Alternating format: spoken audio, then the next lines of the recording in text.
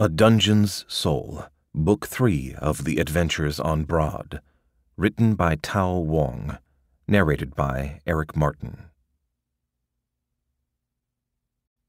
Chapter 1.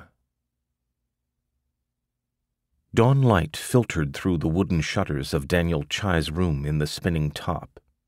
He shivered, pulling his blankets closer to his body for a moment, as the late autumn morning chill made itself known to him. Long years of discipline forced him to sit up now that he was awake. He ran a hand through his hair, smiling slightly at the uneven cut that 𝗂𝗄𝗪, his girlfriend, had given him. She was a dangerous adventurer, a beautiful elf, and a kindly healer, but the one thing she was not was a decent barber. After stretching slowly to his full 5'8" Daniel walked to the windows after wiping himself down, sliding a shirt back on. He threw the shutters open and looked out at the sprawling city of wood and stone before him, then leaned outwards slightly as he stared at the center of town to spot the dungeon entrance and the Adventurers' Guild. Early as it was, he could see streams of adventurers entering and exiting the dungeon, traversing the pathway between guild and dungeon to sell their loot before resting. The Karlak Dungeon had reopened in the last few days, after being closed for weeks as the dungeon reconfigured itself. The wave of relief that had risen through the city when it was made clear that it was still a beginner dungeon had been palatable. As every adventurer had to start again from the first level, the Adventurers' Guild had instituted a lottery system to stagger entry. Eventually, the more experienced adventurers would trickle down to the lower levels, and entry would no longer need to be staggered, as the adventurers would all be spread out across its many levels, eventually. Daniel sighed again, pulled his head back in, and finished dressing. Unfortunately, their party had drawn a slot for tomorrow, leaving them to wait another day. Weeks without their most important income source meant that he needed to work whatever jobs he could find on the quest board if he wanted to eat tomorrow. Staying in bed was not an option. Walking down the stairs, he waved to Elise, the spinning top's owner, who was delivering food to the floor. The matronly blonde smiled at Daniel, nodding to a free table while she delivered watered-down beer, wine, and a mix of eggs, bacon, and leafy greens to the table. Daniel idly noted that the plates were nearly overflowing with greens, as the very last harvest had been pulled from the ground. Soon only canned vegetables and a small variety of magically preserved vegetables would be available. "Morning, Elise," Daniel greeted the innkeeper as she arrived with his breakfast. Elise just flashed him a smile, too busy to chat while he dug into the meal with gusto. As he finished up, Elise dropped off a pair of wrapped lunches at his table. Outside, having retrieved his leather armor, shield, and mace, Daniel quickly joined the flow of humanity as he headed to the guild. Daniel casually eyed the crowds, who were mostly made up of human townsfolk, with the occasional glimpse of a beastkin. Early as it was, most adventurers were either already in the dungeon or still asleep. Once he arrived at the Adventurers' Guild, he found his partner, Asin, waiting for him. "Morning, Asin," he greeted his friend and fellow party member. The smaller catkin was crouched on the stairs that led up to the building, licking at her paw, while her tail lazily waved in the air behind her. Jade eyes glinted in amusement as Daniel handed her the packet of food, which she quickly slipped into her bag, ensuring it was strapped in and out of the way of her additional throwing knives. "Daniel," Asin purred. The catkin, as always, kept her speaking to the minimum, being one of the unlucky few who found it painful to speak in the human tongue of Broad. Unfortunately, as hard as Daniel worked at it, he found it difficult to shape his throat and tongue to speak the common beastkin language. "Checked out the quest board yet?" Daniel asked as he walked up the stairs. Asin stood smoothly, her movements all feline grace. At the shake of Asin's head, Daniel nodded contentedly. Inside, the Adventurers' Guild buzzed as adventuring parties cashed out monostones, hung out regaling each other with tales of the new floors, and generally made a mess. Asin's ears perked up as she swiveled her head from side to side, listening in on the conversation. Being the third day of the dungeon opening, talk mostly centered around the first floor, and as such, Asin learnt nothing new. The quest board was literally a pair of rolling wooden boards upon which the attendants at the guild posted new requests. The board itself was separated into 3 portions depicting the most common quest types: delivery, collection, and miscellaneous. Unlike the previous few weeks, the board was not stripped bare of all quests, as more and more adventurers went back to the dungeon to earn coin. Lips pursed, Daniel slowly read through the posted offers. Unlike many of his peers, the former miner had been taught to read, so he ignored the symbols posted on the bottom right for the illiterate, instead studying the board for a suitable option. "Ah, brave heroes, the morning's fire greets you all!" The roaring greeting makes Asin wince. Everyone in the guild briefly turned to view the youthful barbarian who was the cause of the ruckus. Standing nearly a foot taller than Daniel, the blonde-haired, tunic-clad muscular northerner towered over the adventurers within, a friendly smile on his face as he walked in. Carrying only a single large sword, the barbarian strode over to the quest board, his grin widening as he spotted Asin and Daniel. "Morning, Omrak," Daniel greeted the youngster, shuffling over slightly to give the barbarian space. Is this a quest worthy of a hero?" A brief few seconds later, Omrak was pointing out a quest with a meaty finger. Daniel read the quest notice, lips twitching. "That's a request for beaters for the upcoming fall hunt. It's a few days away, and you'd need to make your way there. Not bad pay, though." Omrak rumbled, staring at the quest. Daniel raised an eyebrow, and Omrak shrugged as he answered the unspoken question. "I have no party. I must wait a few more days before entering the dungeon. This quest work, it is less than heroic, but better than the docks." "No luck with finding a party so far?" Daniel asked.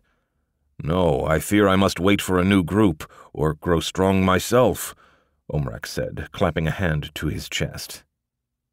"Well, we're going in tomorrow," Daniel began to say, before he was elbowed in the side by Asin. She snarled at him, making him blink. "Hero Asin?" "Later," Asin growled, as she dragged Daniel to a nearby booth. She lowered her voice then, snarling at him. "No offer." "But why?" asked Daniel. "It won't be for long, and he needs some help." "First floor, lousy stones, split 3-way, Asin said, her tail lashing out behind her.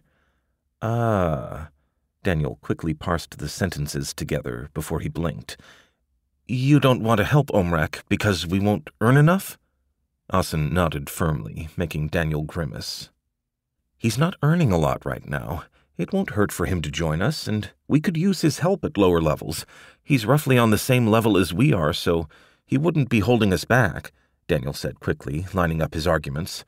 "Expensive," Asin repeated. "Yeah, but he can carry more than we can." Asin paused, clearly taken by that thought. Pressing his advantage, Daniel continued, "You know you can't carry much, and neither can I. With more help, we could potentially clear the second floor in a single day." Asin frowned before she finally answered, "Third." "That's third." "Fine." Daniel grimaced, knowing that pushing to do 3 floors in a single run was going to be difficult.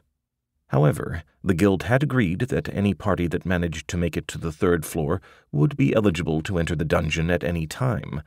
Having won her way, Asin stalked back to the big barbarian who had been watching the argument with interest. "Join, carry, go fast," Asin hissed at the big man, holding her fingers up as she spoke. "Equal share." Omrak grinned, clapping the diminutive catkin on the shoulder and staggering her. "Thank you, hero. You shall not find fault in our progress. I shall be your shield, your sword, and your back." "Loud," Asin complained to Daniel as she grabbed a quest off the board and stalked off to join the line awaiting an attendant. "Omrak, quieter, please," Daniel said, grinning slightly at his catkin friend, who was rubbing her shoulder discreetly. "Of course, hero," Omrak said in a stage whisper. "Tomorrow, at the entrance. Dawn." "I shall be there, but for now I must meet with the Master of Docks.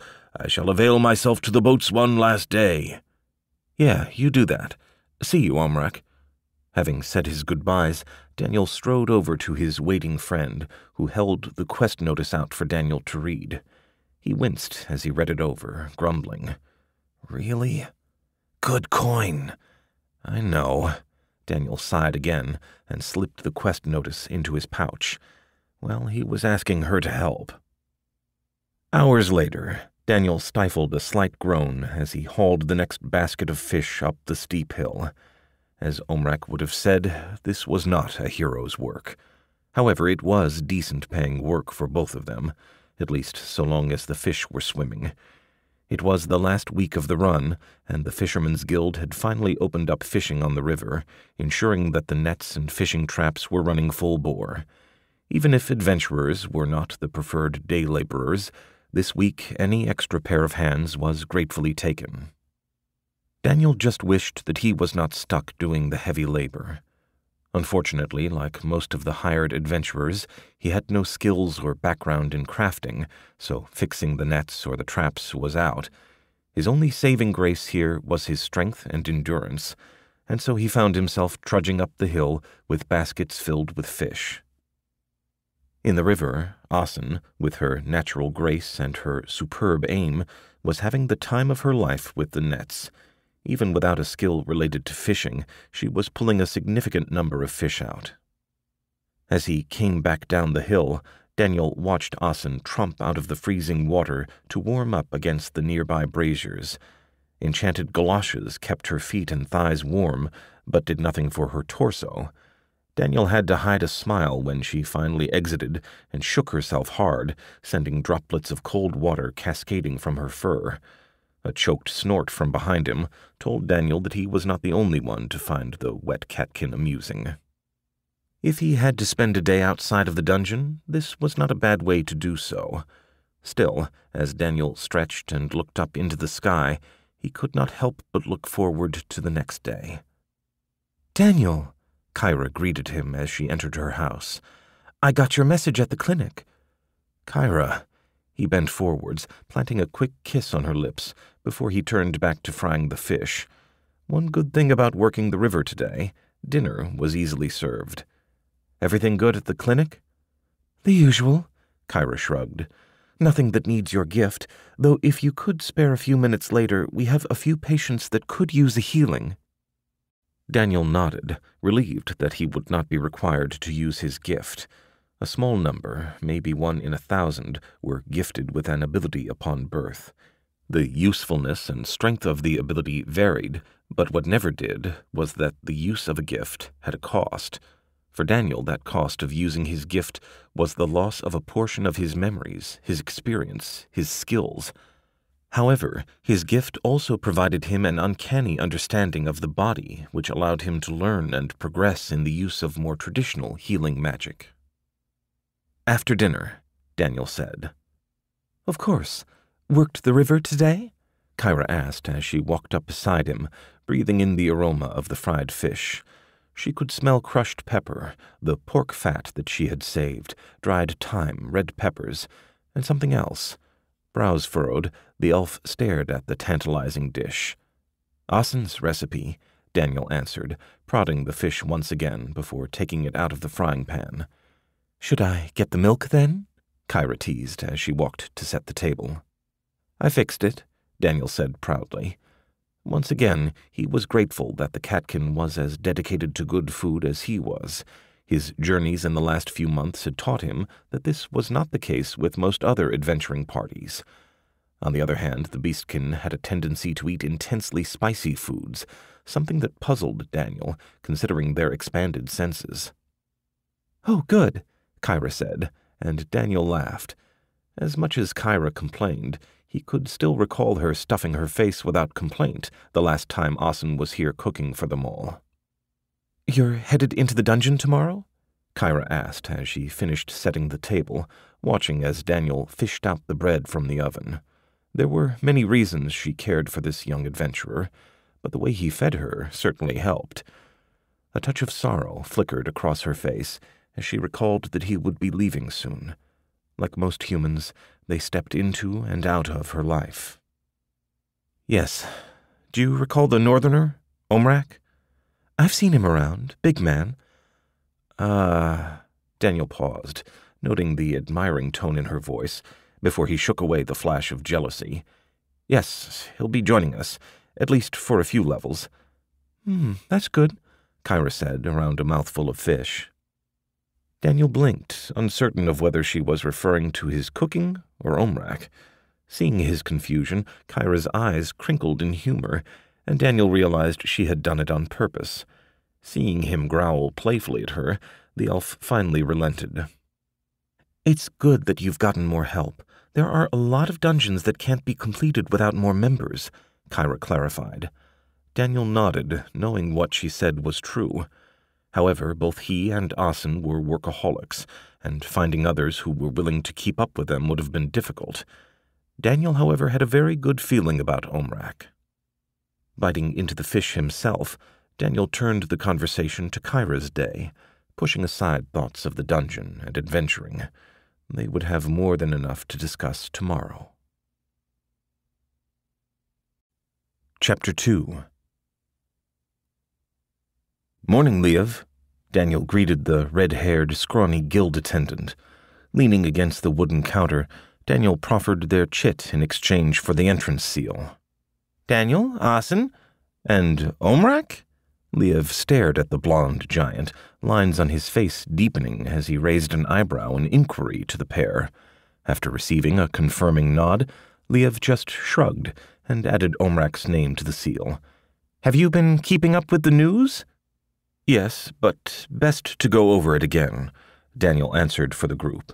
Asin pursed her lips slightly, eager to leave, but said nothing. Behind, Omrak looped his thumbs in his belt, pushing his giant sword that hung by a shoulder sheath down his chest to the side. "Right, first floor has kobolds, no change there," 𝗕𝗑𝗄 said. "Second floor, we've got elemental turtles, slow but tough. You either need to flip them or shatter their shells. As you know, breaking the shells in combat will decrease the chance that they'll drop when the dungeon dismisses the body and the guild is buying the shells. We're paying 2 copper per shell currently, no traps reported. No group has managed to make it to the 3rd floor as yet. The 1st floor is relatively small, about 3/4 the size of the old 1st floor. The 2nd floor makes up for it, being about thrice the size. It's a mixture of water pools and caves, so you'll need to be careful about walking around. There are no natural lights, and the guild has not installed any thus far, so you'll need to bring your own for the 2nd floor. An extra pair of clothing is also recommended, and rope." Having finished his rundown, 𝗕𝗑𝗄 waited patiently for any questions. Seeing none, he finished. "That's about it for the dungeons so far. We did get a letter indicating that we should expect at least a few interested advanced parties soon." Daniel grunted at the news, not entirely surprised.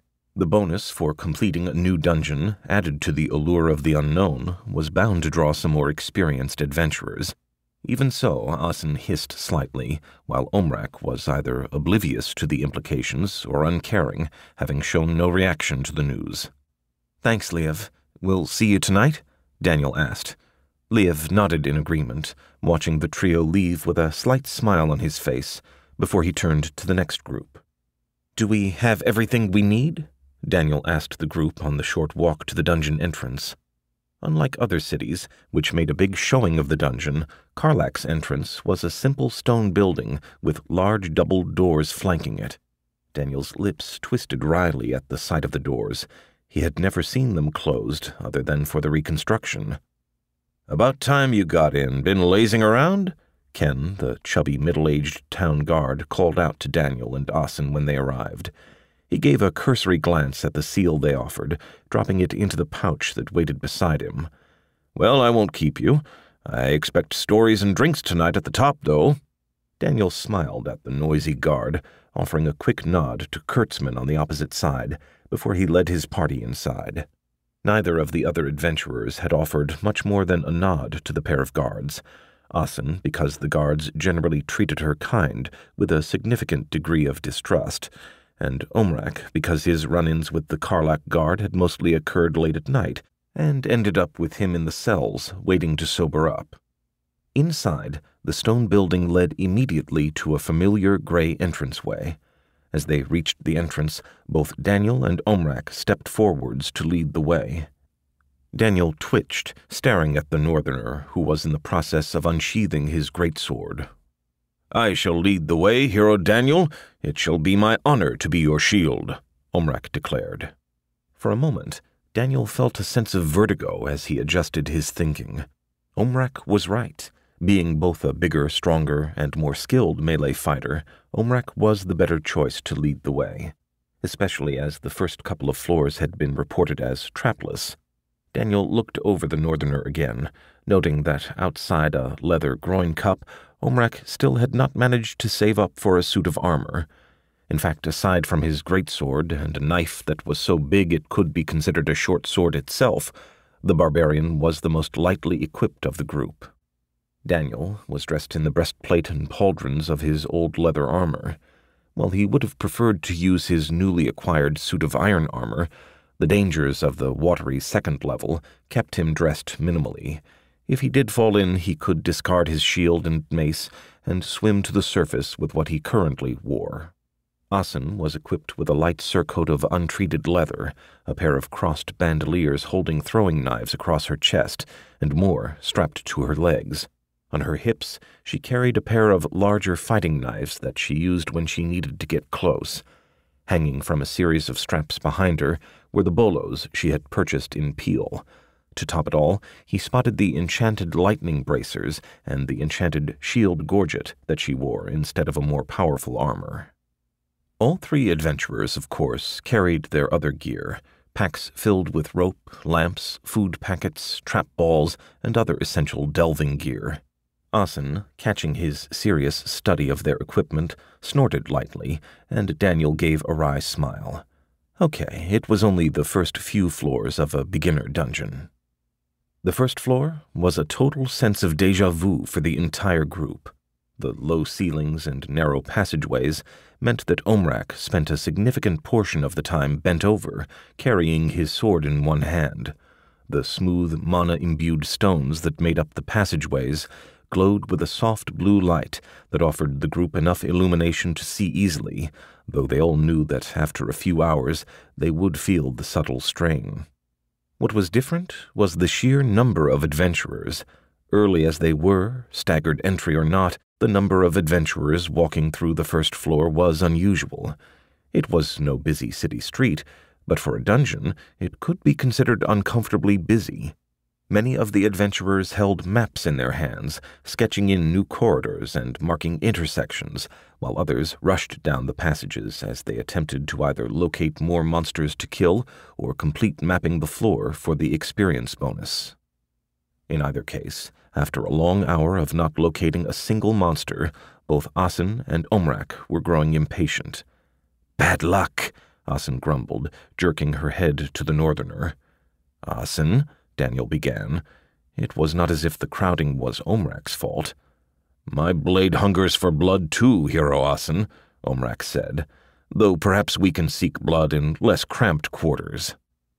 The loud reverberations of Omrak's declaration made Asin wince, her sensitive ears twitching. She growled softly, about to chastise him again, when she heard something. Having glanced back to look at his friend, Daniel saw her ears twitch and her tail straighten.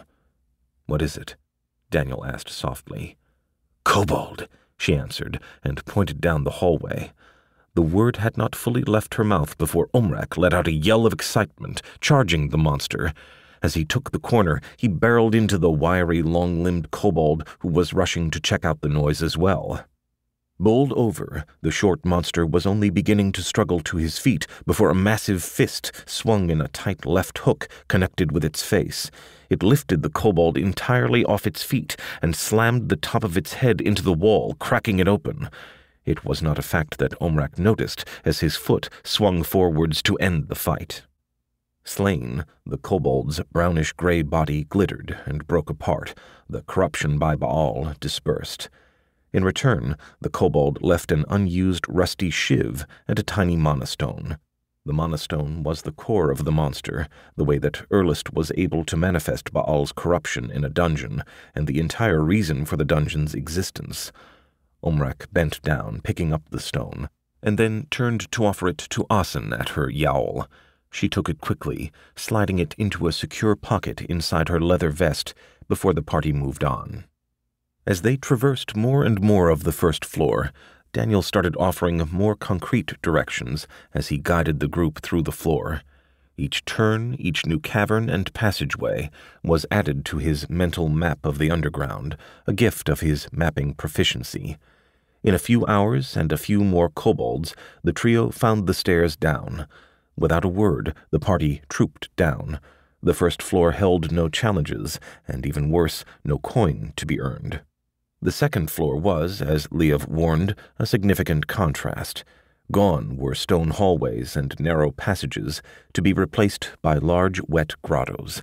Water dripped, ran, and pooled everywhere, with only wet walkways treading through the cave.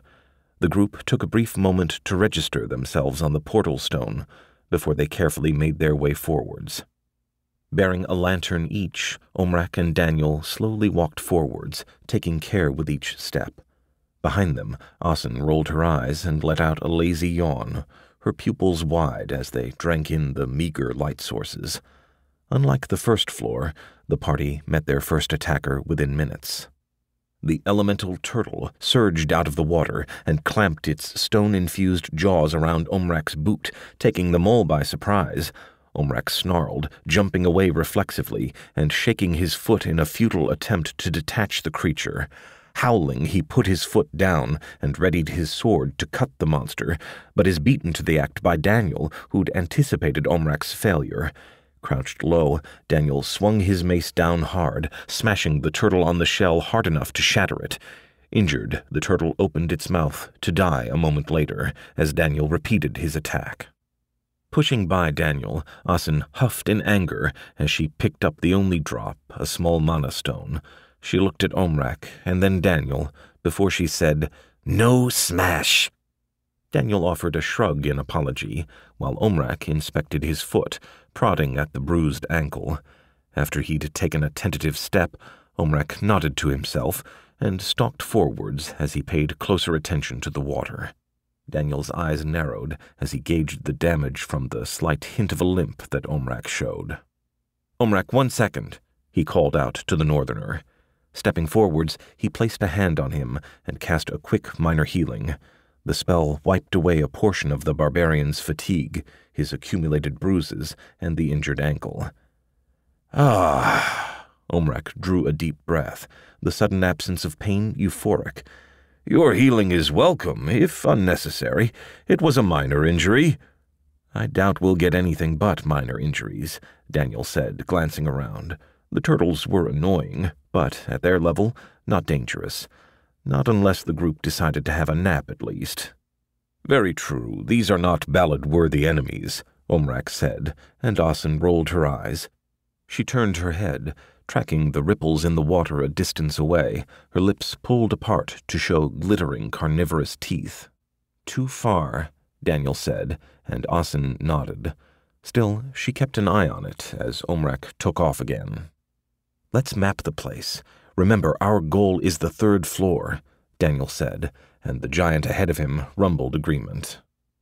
Fire turtles, water turtles, lightning turtles, stone turtles, air turtles, which were just strange with their tiny wings and their tendency to drop onto the party as an attack. Hours later, as they approached evening, Daniel was growing truly sick of turtles. The party had quickly developed a method of dealing with the monsters, but it did not make the repetition and annoyance any less. Omrak had switched out his greatsword for his knife, using the pommel to smash apart turtles or stabbing them in the guts after he flipped them over with his arms. Daniel's trusty mace was aptly suited for killing these monsters, and it was only Asin who lacked the brute strength or proper weaponry, who found herself mostly ineffective.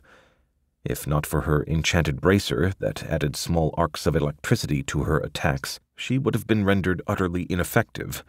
As it stood, Asin spent most of the level spotting for the two melee fighters. On Omrak's back, his bag had begun to bulge with the dungeon-created shells. Outside of a single swirling fire-patterned shell, all the others had been added to the pile. Asin kept that shell herself, intending to add it to her collection of rocks at home. "Break?" Asin huffed as her stomach rumbled. Looking around the cleared cavern, Daniel nodded and unslung his backpack, taking a seat near a rock a short distance from the water.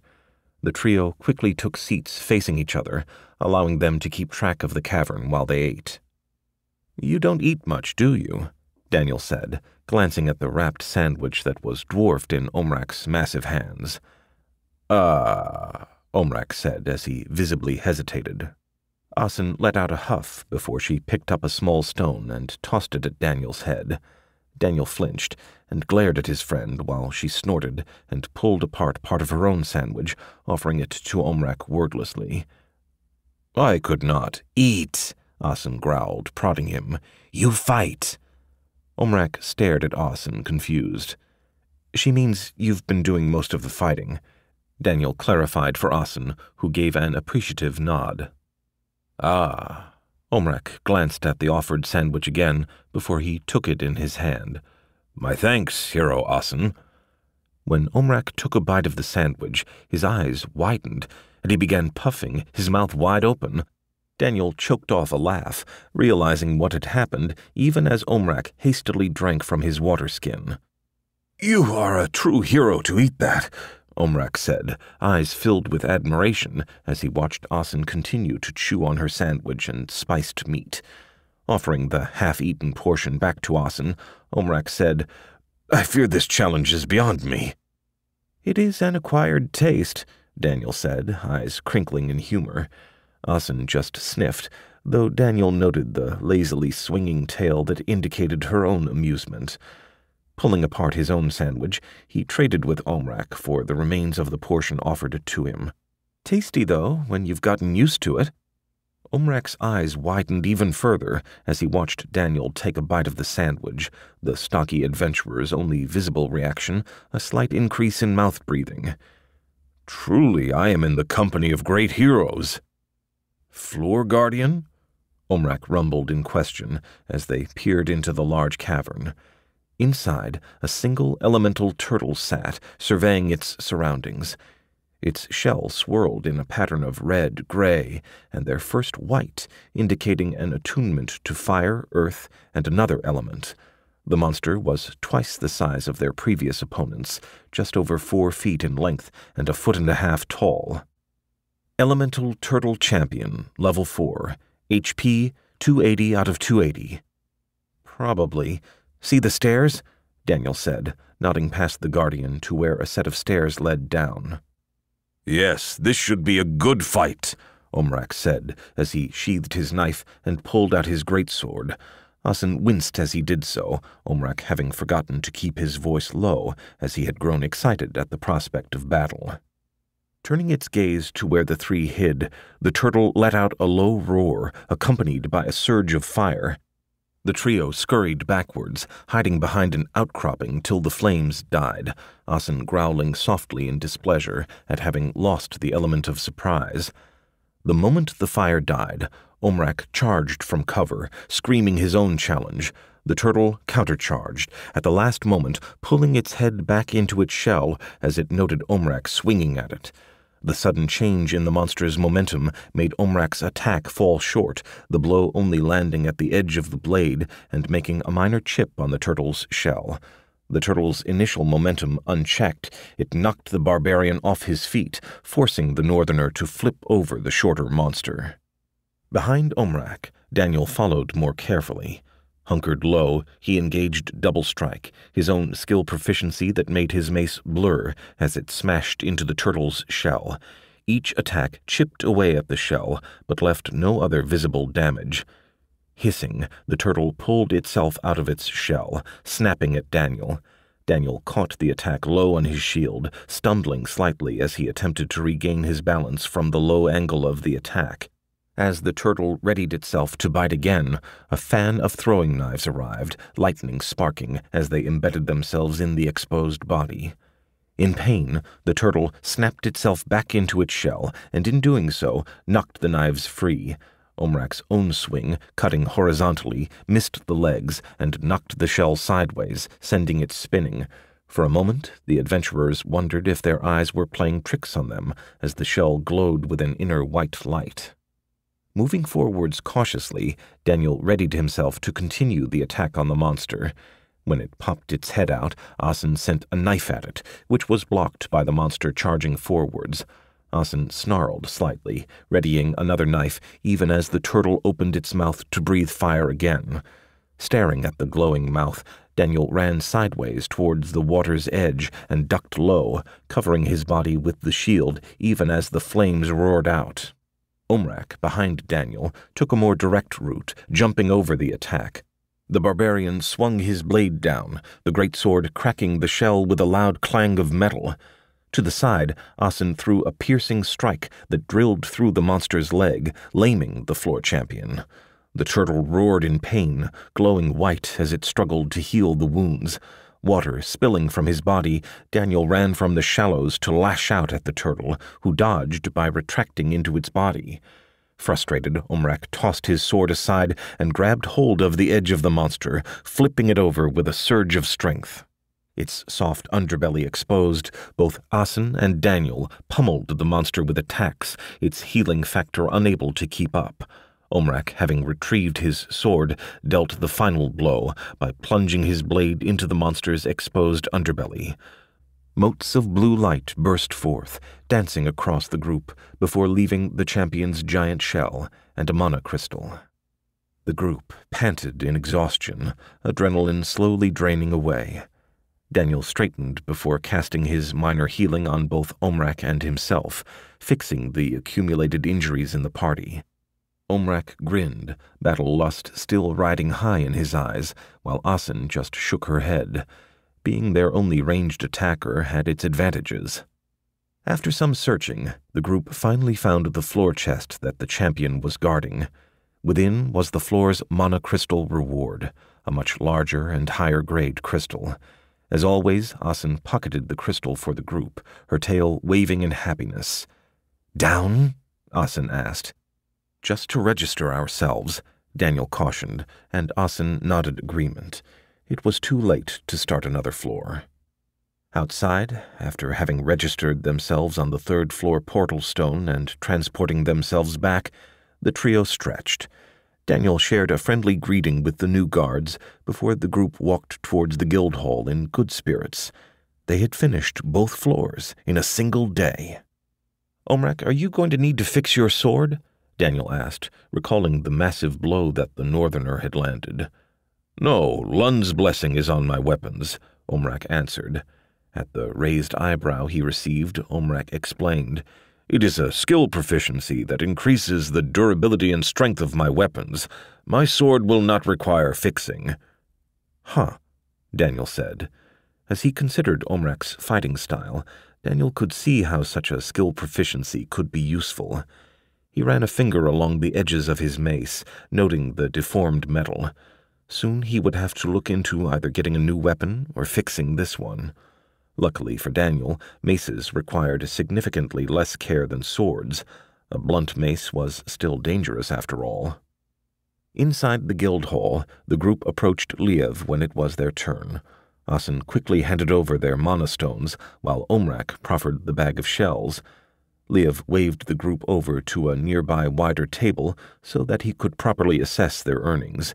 As 𝗕𝗵 sorted and counted their earnings, muttering the totals of each item, both Asin and Omrak watched over the proceedings with rapt attention. 9 silver and 4 copper, announced 𝗕𝗵 as he finished. Asin and Omrak both nodded immediately, and then shared a long considering look at each other. Daniel, on the other hand, had been watching the other adventurers stream in, content to trust in his friends.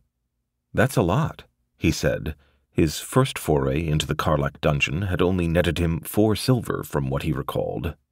"Yes, the champion's shell is good quality and rare, and the monostone you brought back is of slightly higher quality than previously," 𝗬𝗂𝗡 said. Good as the haul was for the level, for a group of their size, the 9 silver worked out to only 3 each. A decent, but not special haul.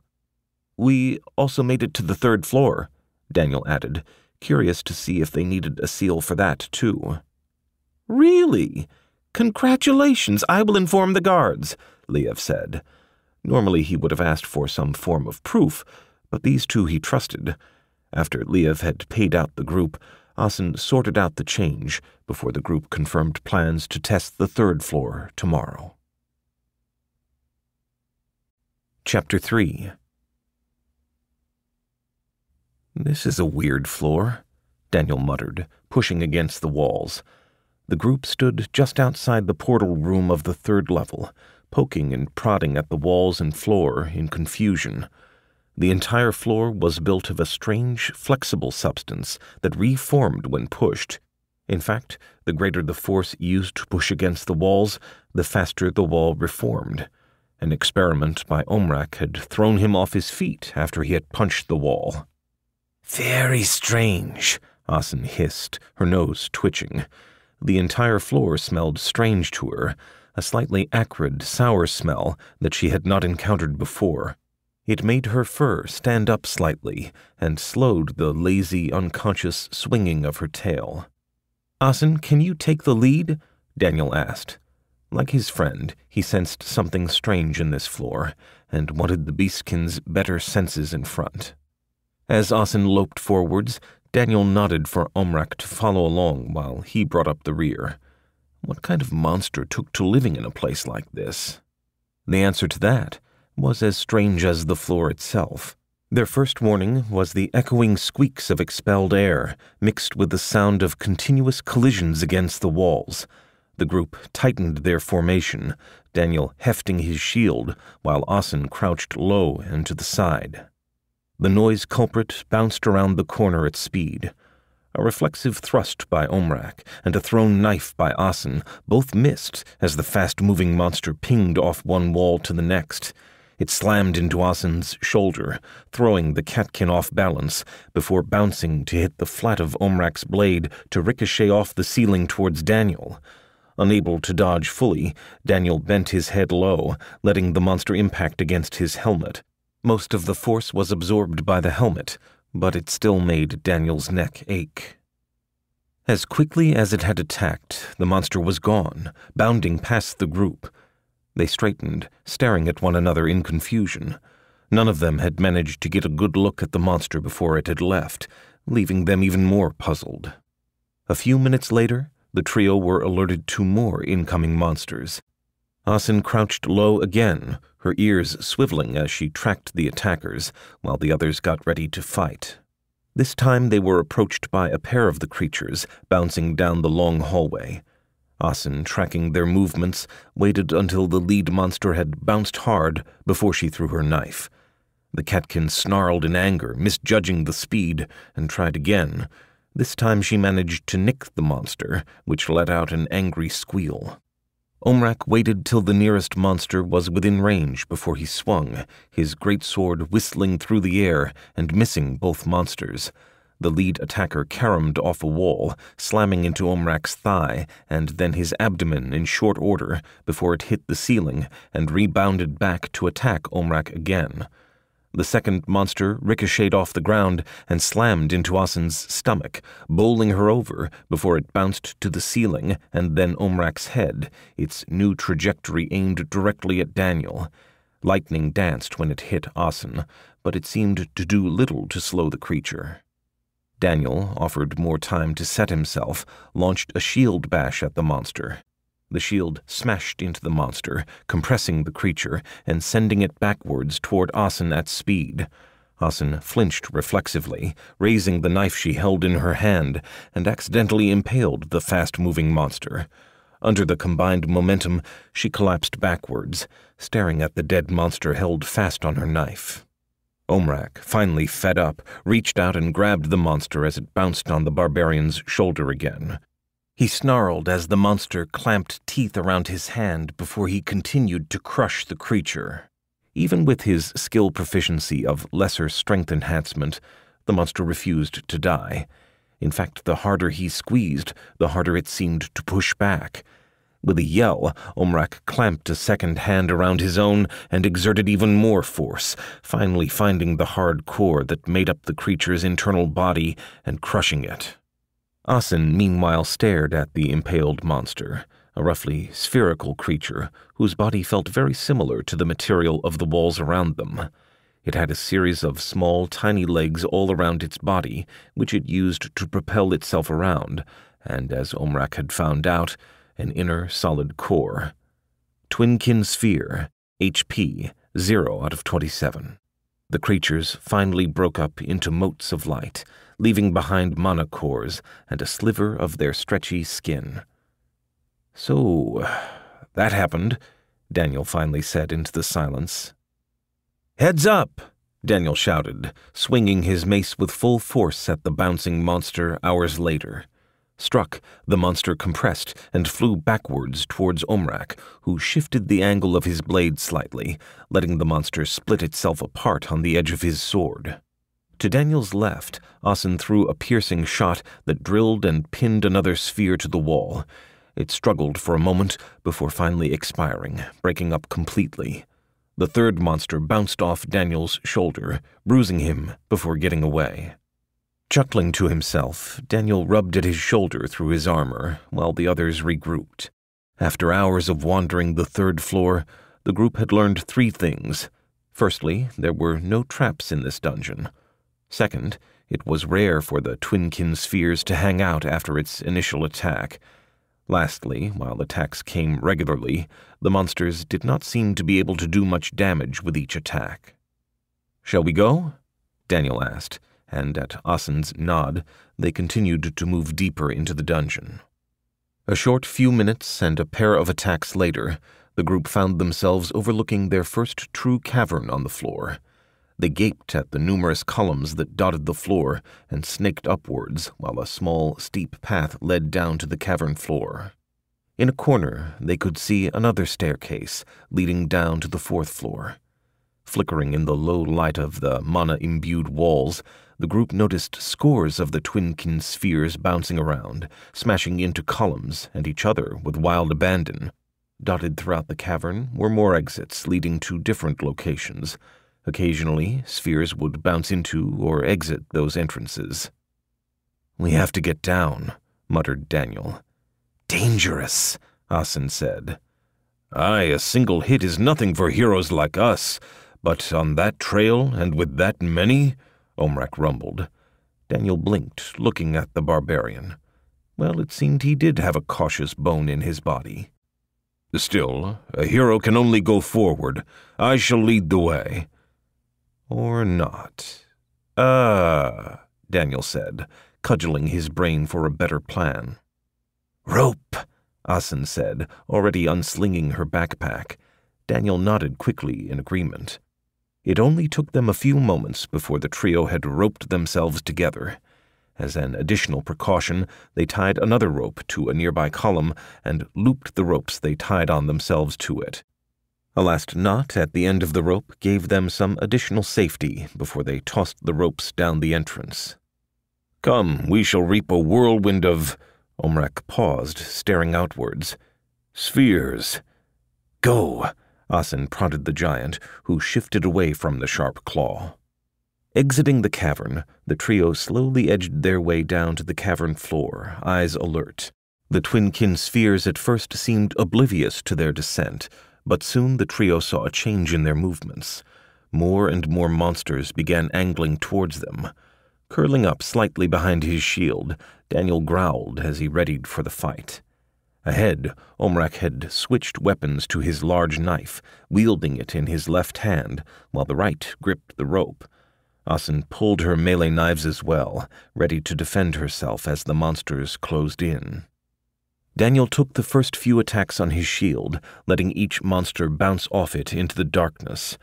His mace was pretty much useless as a weapon against these monsters, and so he could only guard himself as they edged down. Asin twisted and ducked, slashing at passing monsters and occasionally taking a blow to her body. Omrak, the largest of the trio, was beaten black and blue by the bouncing creatures, even as he swung his knife in mostly futile swipes. "Keep moving!" Daniel shouted through the storm of noise as the spheres assaulted them. Under the deluge of monsters that started arriving in greater and greater numbers, Omrak missed Daniel's shout and began to focus on defense and attack, coming to a complete stop. Asin, smaller and lighter than both, curled up closer to the wall. Knives held in her hands, the catkin swung at any movement she spotted, even as arcs of electricity danced all around her as the monsters struck her and her enchanted aura. Growling as she grew increasingly bruised, Asin slapped the gorget and the rune on it, activating the shield spell. It flared into light, her aura strengthened such that the monsters bounced off it before impacting her.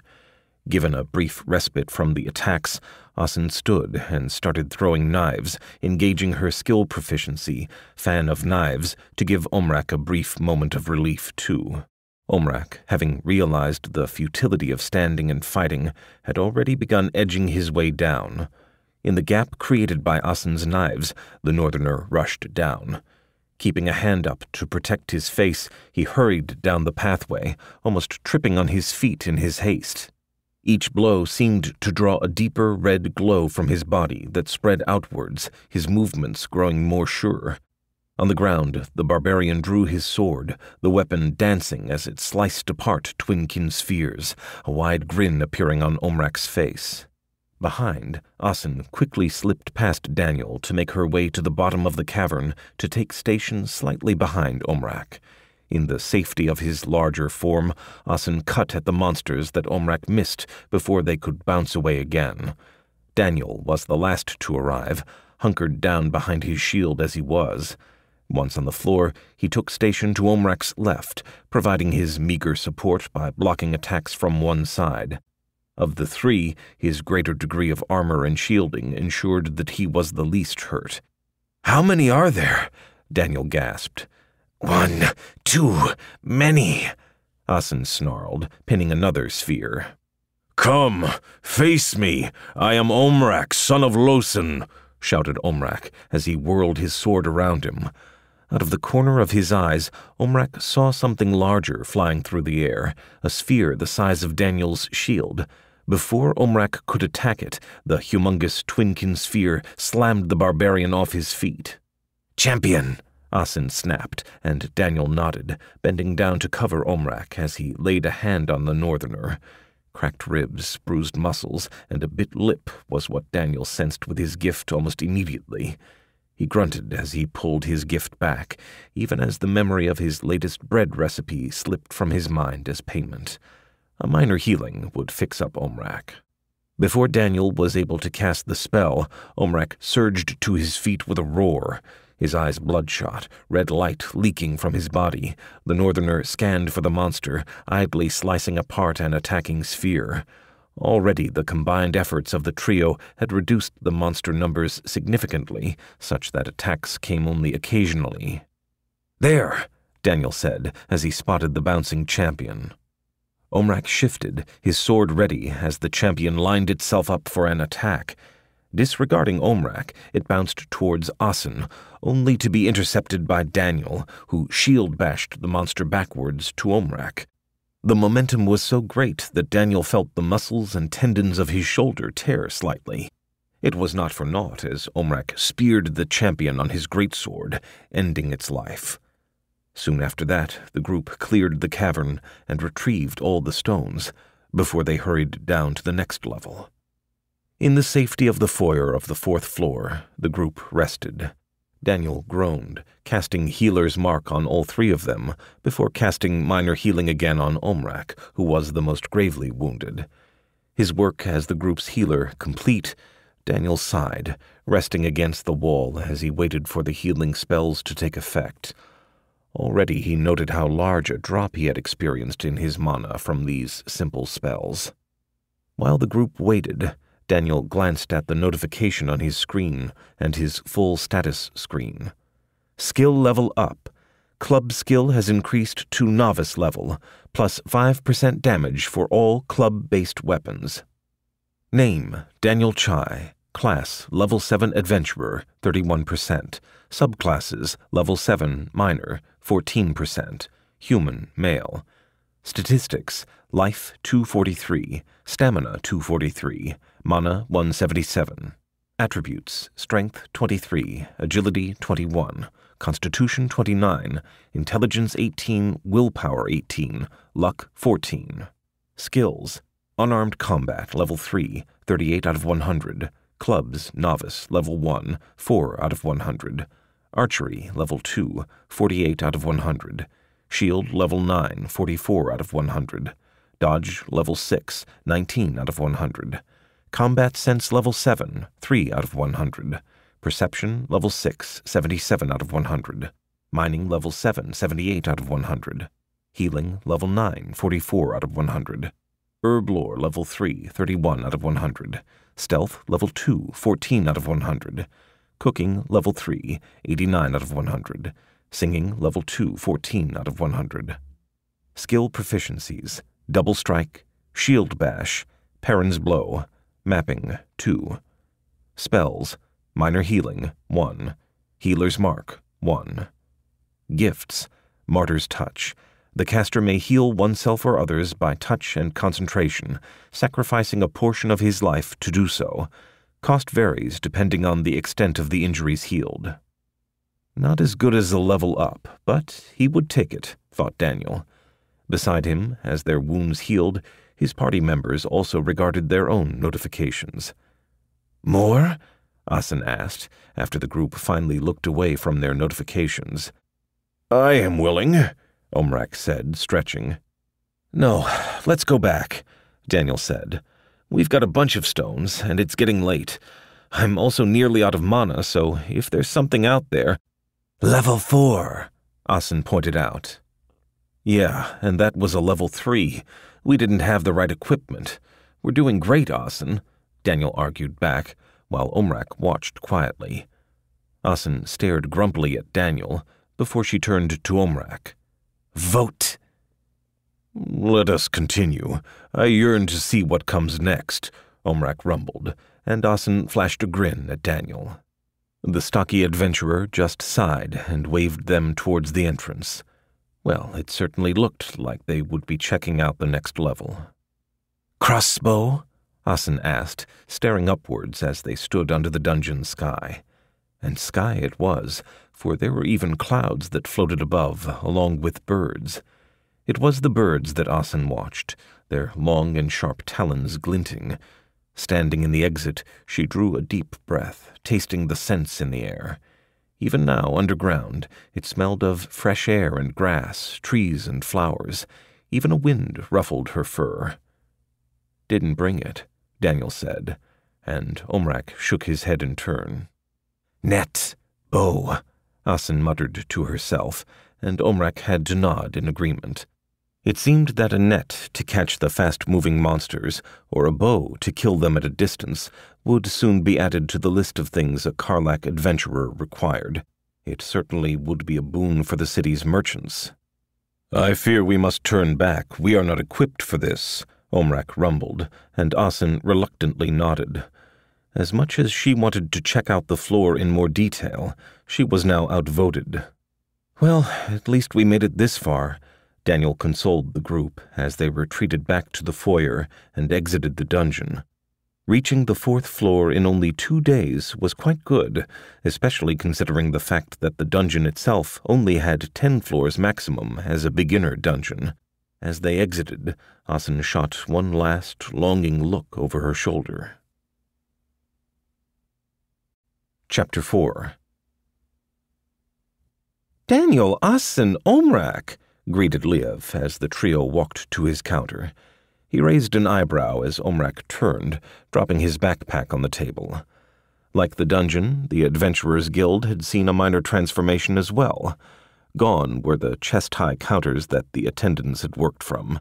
Instead, tables had replaced the counters with sufficient space for adventurers to deposit their loot. Unlike the old Karlak Dungeon, the new dungeon seemed to excel at providing additional drops. "Is it worth anything?" Daniel asked as 𝗕𝗂 examined the Twinkin sphere skin. We can offer you a copper per 5 skins, 𝗕𝗂 said at last, putting the skin back on the counter. Asin hissed at that, her eyes narrowing in distrust. "This is a new loot drop. Until we learn more about what potential uses it might have, the purchase is purely speculative." Asin growled again, while Omrak just shrugged phlegmatically. "Asin, do you want to keep this? Maybe once they know what it is?" Daniel asked.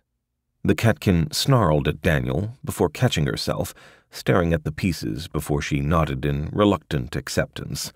Omrak scooped up the pieces and stuffed them back into his bag, clearing the table for Asin to deposit the mana stones. When 𝗕𝗂 reached the large mana stones from the champion and the floor chest, he stopped and raised a bushy red eyebrow. "Did you find the stairway down?" 𝗕𝗂 said. "Yes, we're registered for the 4th floor," Daniel said proudly. "Very good. I do believe that makes you the first group to get that far," 𝗕𝗂 said, smiling slightly. "Well done." "Your thanks are appreciated, Attendant 𝗓𝗂𝗪𝗊, Omrak said. Daniel blinked, trying to recall where he had heard that name before. After a moment, he dismissed it. He had probably heard someone else call 𝗕𝗂 by his family name at some point. It might even be a fragment left behind by his gift. It was uncommon, but occasionally his gift took fragments of a memory rather than complete sections. "You should look at the quest board then. We just posted it today," 𝗕𝗂 said, smiling at the group as he finished counting their earnings. The pile of coin he pushed forwards was significantly smaller than yesterday's, which made Asin grimace as she divvied up the amount. "Thanks, 𝗕𝗂, we will," Daniel said, waving goodbye to the redhead attendant as he walked over to the board. He did not need to ask which quest 𝗕𝗂 had directed him to, for the posting dominated the board. Dungeon completion.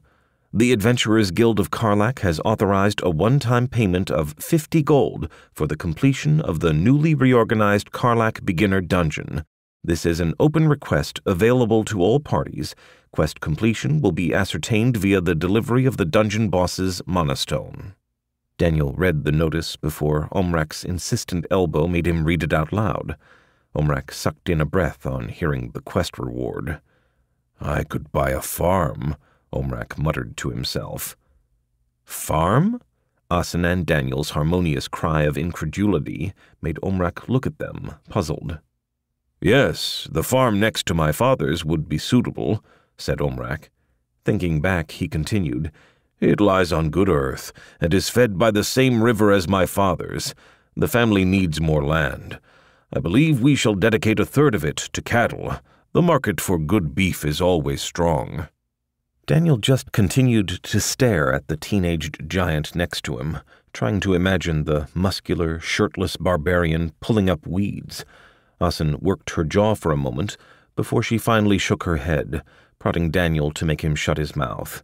Omrak was oblivious to their reactions as he continued to detail his ideal farm. "And 𝗏𝗏 can collect the shit," roared Omrak with laughter at a joke that only he could understand. "Oi, shut it," called another adventurer, to whom Omrak bobbed his head in acknowledgement. "Safe to say we're going to try for it?" Daniel said, filling in the silence. He knew he had no need to ask Asin. It was more likely for her to turn down a meal than a chance to earn more coin, especially as the quest coincided with something they were already doing. "Yes," Omrak nodded again, Asin inclining her head in agreement as her tail lashed out behind her in excitement. As Daniel opened his mouth to continue, a commotion in the guild entrance drew their attention. A party of 4 adventurers strode in. The first wore full plate armor, his face covered by a helmet. Dirt and dust from the road caked the armor, dulling its shine, but Daniel could tell it was of high quality almost immediately by the lack of noise as the fighter moved. Behind him, a scarred older man walked, his shoulders broader than Omrak's, but a few inches shorter than the youngster. The older man carried the largest pack of all, his body bowed slightly under the weight. Following the pair, a bookish younger man walked, looking around with a studied air while a last, shorter and quieter fighter brought up the rear. "Mage," Asin growled softly. "How?" said Daniel. "Pouches." Asin gestured to the belt, and Daniel looked, finally spotting the indicated items. "I don't—" "Mages must carry their spell components with them. The numerous pouches are often a giveaway," rumbled Omrak. "Oh." Daniel shook his head, still uncertain about the reasons for this. "Mana less, crushed crystal expensive," Asin explained. Daniel blinked, nodding. Healing magic never needed a catalyst. The bodies they worked with were the catalyst that was used. When cast, the spell took a small portion of the healthy body as the template and developed from there.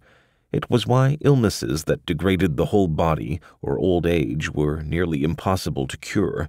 The healer had no template to work from and had to substitute their own mana.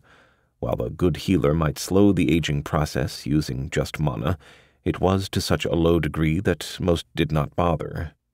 Mages who were attempting to alter the very fabric of nature would need to carry a catalyst of some form to start the process. A crushed mana stone, which was basically pure mana, could be substituted, but of course was expensive. What Daniel had not known was that other reagents could be used. After all, Daniel had never met a mage in person before. Lost in thought, Daniel missed the rest of the entrance of the group. When the stocky adventurer started paying attention again, he was surprised to note that the plate mail-clad fighter was a brunette female who had stowed her helmet under one arm. "We just came from Silverstone. What do you mean you can't let us in till tomorrow?" the woman demanded, her voice cultured and smooth. Around her, the guild had fallen silent as everyone listened in. "I'm sorry, but guild rules are clear. Every group must take their turn on entry. As tomorrow is the last day of the group entrances, I can fit you in then, but not a moment earlier," Liev said, entirely calm. "This is ridiculous. We will finish your dungeon in a week," she snapped, her hands pressing down on the table. "Let us in and get this done, and we'll be gone." The warrior woman either ignored or was oblivious to the indrawn breath and hisses her bold statement caused among the other adventurers. The shorter party member at the rear, though, was not, hunching lower as he squirmed in embarrassment. "Amra, this is sufficient," the scrawny mage said. "I would prefer to rest anyway." The brunette warrior turned, glaring at the mage, but then deflated. "Fine. Get us a token for tomorrow, then, attendant. Make it out to the Crimson Elms." When the group finally left, the guild hall broke into excited babbling. "Advanced party?" Daniel asked Asin and Omrak, knowing in his heart that they were. "Yes." "It is clear." "Damn," Daniel sighed, looking towards the quest reward. Their chance of winning it was now gone. They stood no chance against an advanced team. Asin followed his gaze before she shrugged, tapping her coin pouch as she eyed the deepening sun. "Dungeon tomorrow?" Asin asked to confirm plans. "I fear I might not be able to acquire such equipment as necessary by tomorrow," Omrak rumbled. "It is late." "We can skip the nets for now," said Daniel, staring into the distance. "You don't use a bow or crossbow, do you?" "No, it is not traditional for my people. I am well versed in the throwing axe, though I lack one," Omrak said. "Not a problem. I know someone who probably stocks some." Daniel grinned and said to Asin, "We'll get going then." Asin nodded before she waved goodbye to the pair, who immediately headed out of the doorway. A short while later, the pair of adventurers were banging on the door of Max's shop.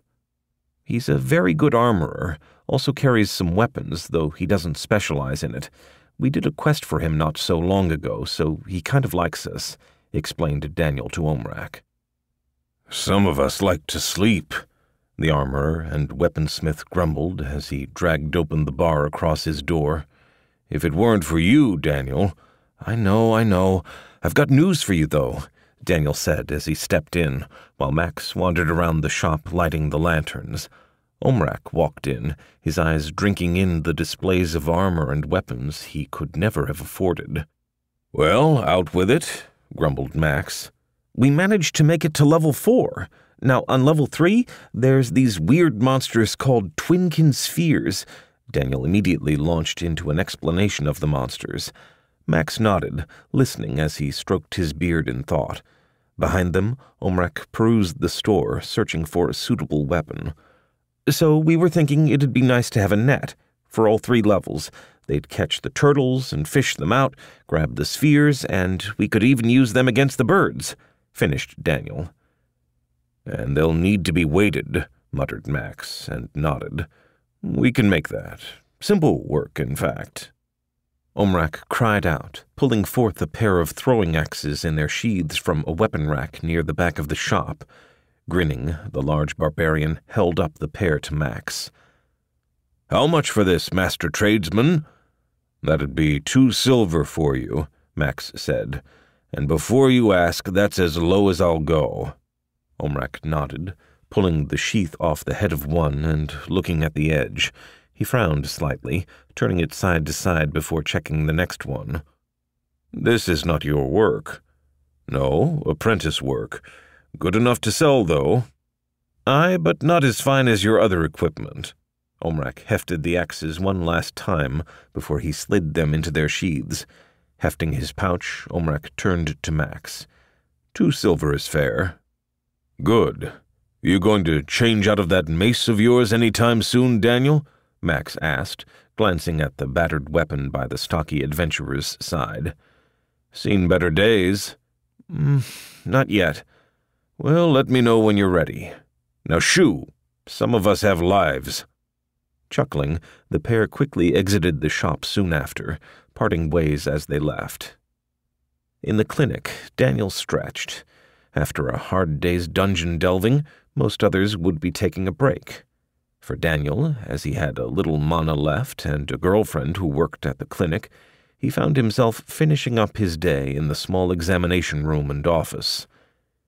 "You need to eat more than potatoes," Daniel sighed, waving a finger at the muscular man before him. "Meat, fruit, have a stew once in a while." "But I don't like anything else," the large man whined. "Then you'll continue to be tired, can't do anything for you," Daniel said, pointing to the door. "Your body isn't getting what it needs. Eat properly." Daniel watched the man leave glumly and shook his head.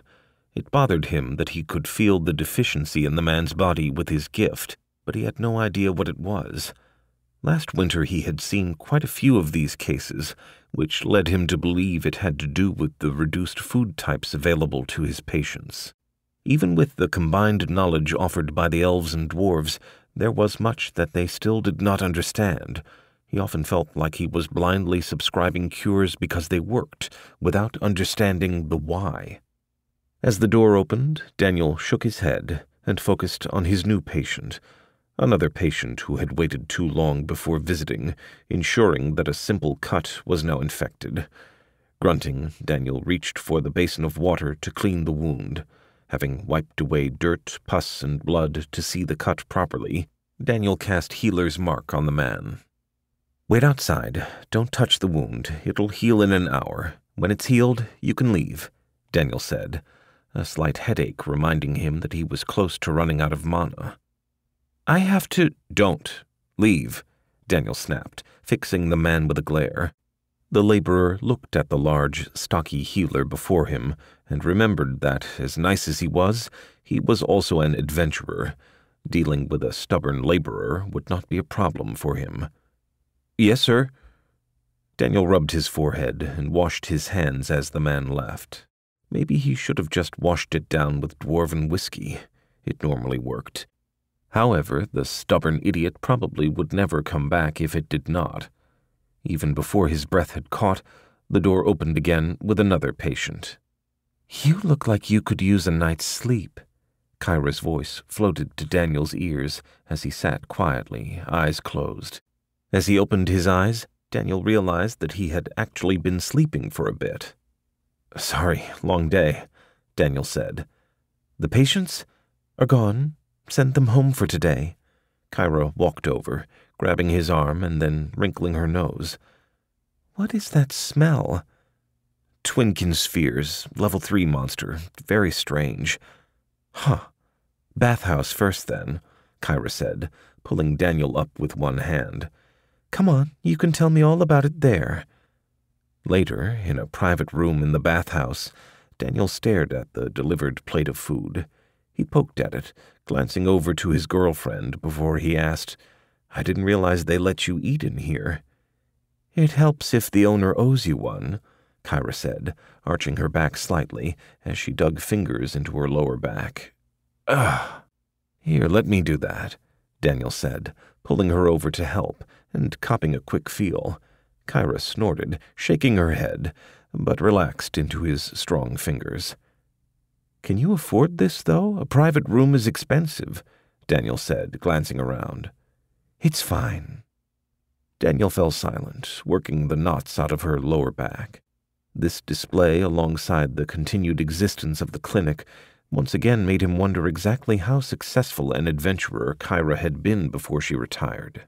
While he knew that she received funds from the city and other donors, he doubted it was sufficient, and if 𝗂𝒃ra lived a mostly austere life, her occasional indulgences seemed to be particularly spectacular. "Thinking again," 𝗂𝒃ra said, interrupting Daniel's musing. "You should be eating before it gets cold." "Yeah, sorry." Rather than admit his actual thoughts, Daniel said, "We had an advanced team arrive today. They'll probably take the dungeon clear quest." "Why?" "Probably for the quest." "Why do you think they'll win?" "They're an advanced team," Daniel said, frowning. "It was obvious, was it not?" "And?" "They've got more experience than we do, better equipment, better skills," Daniel said, exasperated. "Not necessarily, and it's not all important." "I don't understand." "Think about it, Daniel. Would a high-level advanced group travel all the way to just complete a beginner dungeon? How much did that advanced group you worked with make in one day on the first floor?" Daniel opened his mouth and then shut it, thinking back to his visit to Silverstone. She was right. Nico and his party had only completed Peel because it was on their way. They would not have traveled to Karlak just to complete the dungeon. The experience bonus and the earnings, even with the quest, would not have been worth the travel time. "They're still an advanced group. That just means they've completed a beginner dungeon," 𝗂𝒃ra said. "The difference between a beginner adventurer and a new advanced adventurer isn't that great. Not like it is for the gap between advanced and expert. And don't forget, a party is more than their levels.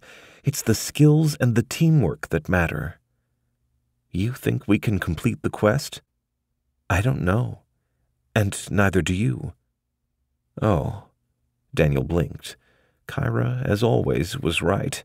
It was annoying sometimes dating a couple of 100-years-old elf who had seen it all before. "Daniel?" The elf frowned, staring at the young man before she shook her head. "What?" "Never mind." "What?" "Why are you an adventurer?" 𝗂𝒃ra finally asked. Caught off guard by the question, Daniel paused in silence as he tried to find the answer to that. "Because I wanted to be" was not really a good answer. Neither was "I didn't want to be a healer or miner." Neither really spoke to why he wanted to be an adventurer in particular. Brow furrowed, he tried to work out a proper answer for 𝗂𝒃ra, who nibbled on the dishes while she waited. "Well, I guess I wanted to see the world," Daniel finally said. So why not be a quester?" 𝗂𝒃ra asked. Questers were adventurers who specialized in fulfilling quests. They rarely, if ever, entered dungeons. "I don't like quests. They're boring," Daniel said. "It's the same thing all the time. There's no thrill, no danger." 𝗂𝒃ra laughed, shaking her head. "And that makes you a true adventurer." But what do you want from it? Well, Daniel paused as he attempted to find a reply. Perhaps something to think about for later. Now, let's eat before the tub gets too cold, 𝗂𝗓 said, pushing a plate towards Daniel. She knew better than to push him. Not now. Chapter 5. Good balance, Asin said as she watched the borrowed throwing axe embed itself in the tree. Inside the dungeon on the 4th floor, the group had taken a short stop to allow Omrak a chance to refresh his throwing skills. Nearby, Daniel sat with his crossbow nocked, clad only in the helmet, breastplate, shoulder pauldrons, and bracers of his plate armor, watching the skies for potential trouble. Thus far, none of the birds had come close. Unlike other floors, this one seemed to stretch forever, a single trail leading forwards through the plains. Daniel knew that much of this was illusion, that there was a definite wall in the distance and all around them, but the illusion was so convincing he struggled not to accept it. As the wind rustled the grass, he stared at the scrawny tree that the pair had taken to punishing. "We done yet?" Daniel asked impatiently. "I believe I have regained most of my former skill. Let us seek glory," Omrak replied, his voice a roar. Asin, next to him, winced, edging away. "Don't go too far, Asin. We'll need to cover each other," Daniel said as they started to walk forwards. Asin just left in a huff, though she slowed down to let the pair close in. Hefting the extra quiver of crossbow bolts over his shoulder, Daniel followed along. "You wear only part of your armor today, Hero Daniel," Omrak mentioned as he walked alongside. "Figured it'd be easier to move without the leg armor," said Daniel. "Truth, I find great freedom in not having armor," said Omrak. "I thought you couldn't afford it." "That too," Omrak replied cheerfully. A few minutes later, as the group followed the path, Daniel spotted the first sign of trouble. A trio of the birds had started winging their way towards them. He hefted his crossbow, waiting. He knew he was a poor shot, so he had no intention of firing early. Ahead of him, Asin had stopped and drawn a single throwing knife. She sniffed, tasting the air as she waited for Daniel to shoot first. Omrak absently flipped his own throwing axe in his hand, being relegated to the last attacker.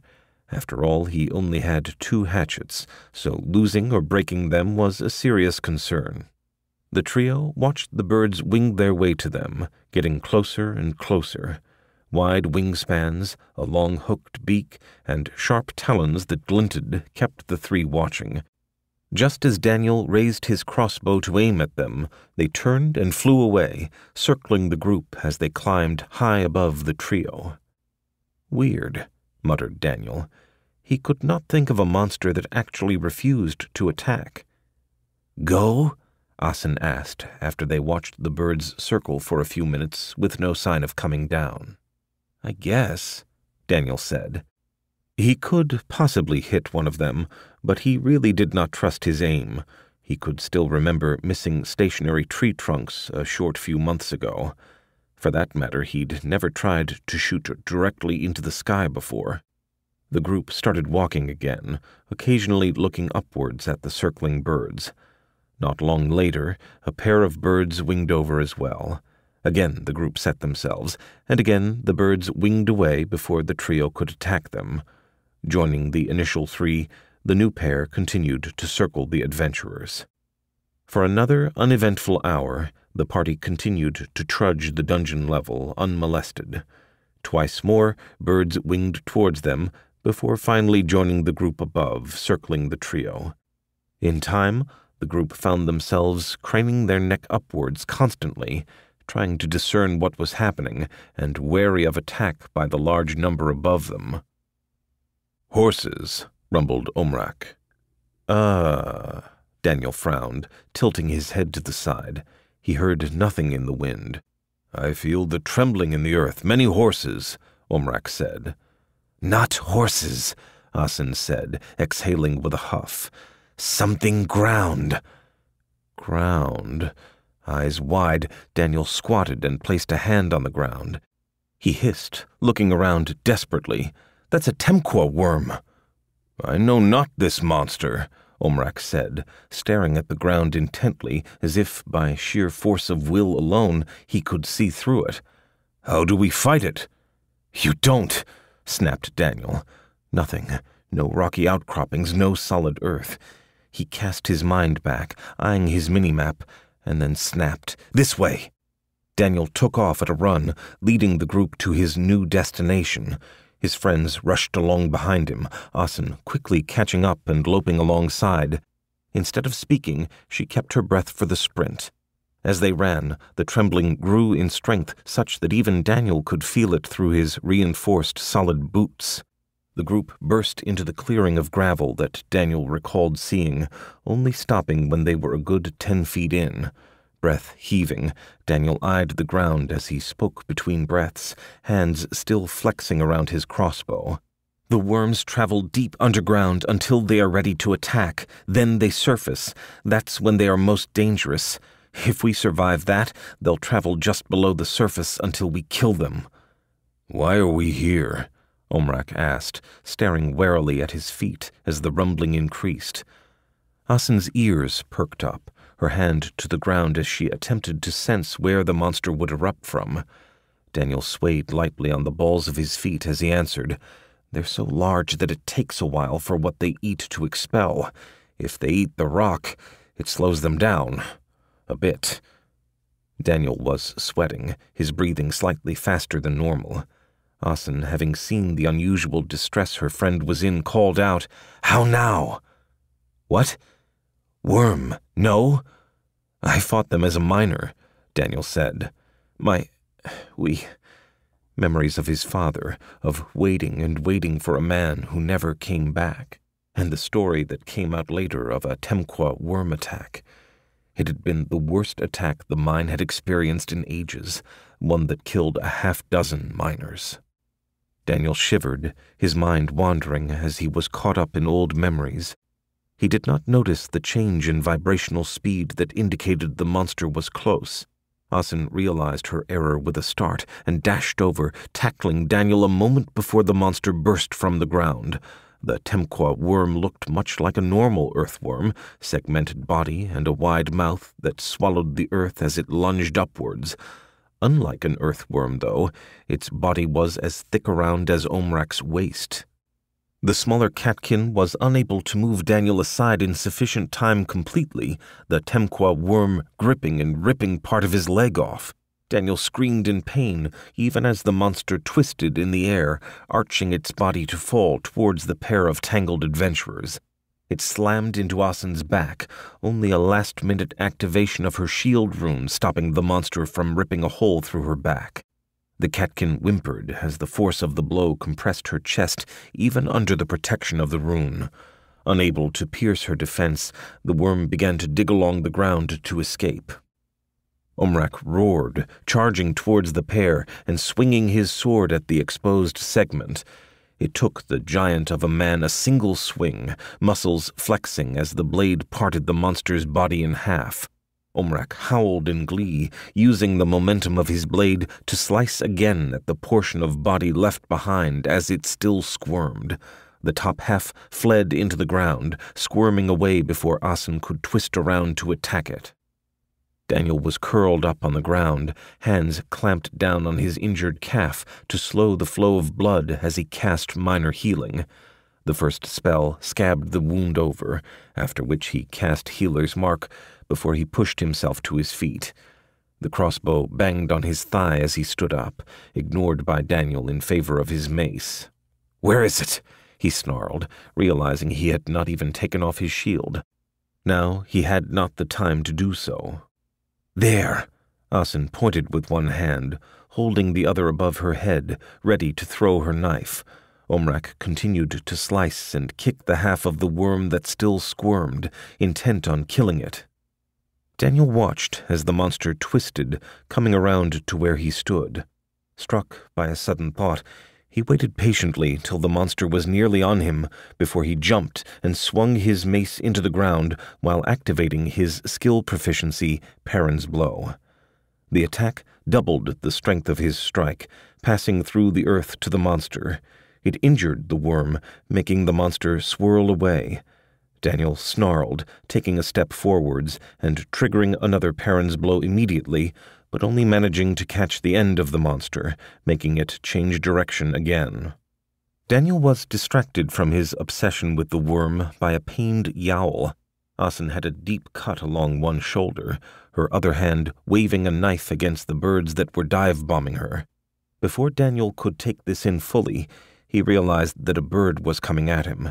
He threw himself to the side, too late, claws screeching against his breastplate from the failed attack. Omrak fared the best of all as he ignored the attacks, preferring to return hurt for hurt. When bird met blade, bird lost spectacularly. Asin rolled and came up with a pair of blades in her hands before she threw them at the birds, engaging fan of blades. Each blade exploded into multiples, spinning through the air. Most missed, unaimed as they were, but some hit and offered Asin more time to continue her attacks. Daniel, relieved that his armor was sufficient to ward him for the moment, refocused on locating the worm. "Omrak, move!" Daniel roared as he charged forwards, desperate to save his friend. Omrak danced aside, moving his feet as he swung his sword above him. Already, red mist filled the air around Omrak as he took more and more damage. With another roar, Omrak buried his sword in the ground a moment too soon to decapitate the worm. Unable to stop, the worm smashed into the buried metal and squirmed to get around it. Daniel finally caught up, swung his mace again, triggering 𝗵𝗏𝗄𝗃 blow one last time. The attack left a deep depression in the ground as the monster was crushed, earth churning as it died. Crouched low, Daniel looked up to see that Omrak was guarding him from further attacks from the birds as he swung his blade around to his own detriment. Blood flowed from open wounds, deep cuts along his torso, including a few inches of flesh that hung loose from his shoulder. Eyes narrowed, Daniel reached out and cast Healer's Mark on Omrak. Already, Daniel could see the blood flow slowing. Turning his head to the side, he spotted Asin continuing to attack the quintuplet of birds that targeted her, her movements as graceful as always as she danced away from them. Still, the catkin was bleeding from a dozen minor wounds, including a scrape along one cheek. No longer distracted, the group focused on dealing with the attacking birds. Daniel even found time to recock his crossbow and fire it, once, and miss. Both Omrak and Asin dealt with the flying monsters quickly, injuring wings and sending the birds crashing to the ground. Panting, Asin gripped her shoulder where she had wrenched it accidentally. Behind the catkin, her tail swung lazily, belying her ragged state. "Bad shot." "Keep laughing and I won't heal you," Daniel threatened as he walked over, his own wound finally healed. Asin stuck her tongue out as Daniel placed his hand on her shoulder, casting Healer's Mark. Turning around, Daniel spotted Omrak, who was busy digging into the earth for the monostone. "Tough," Asin said, her moment of humor gone. "The monsters? Alone? Maybe not. But together..." Daniel shook his head.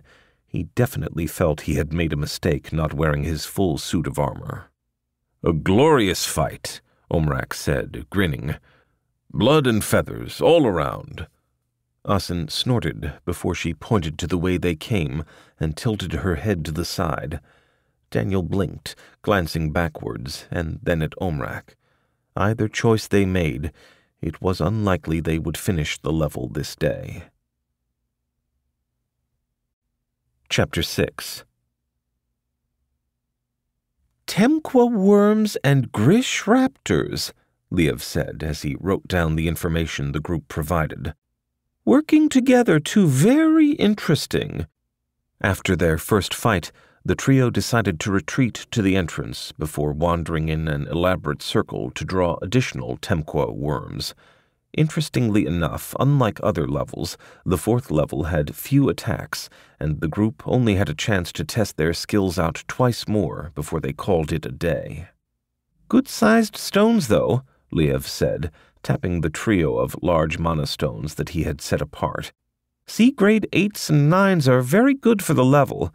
Of course, the raptors are only D-grade 10s, so it balances out." "No drops," Asin added, shaking her head.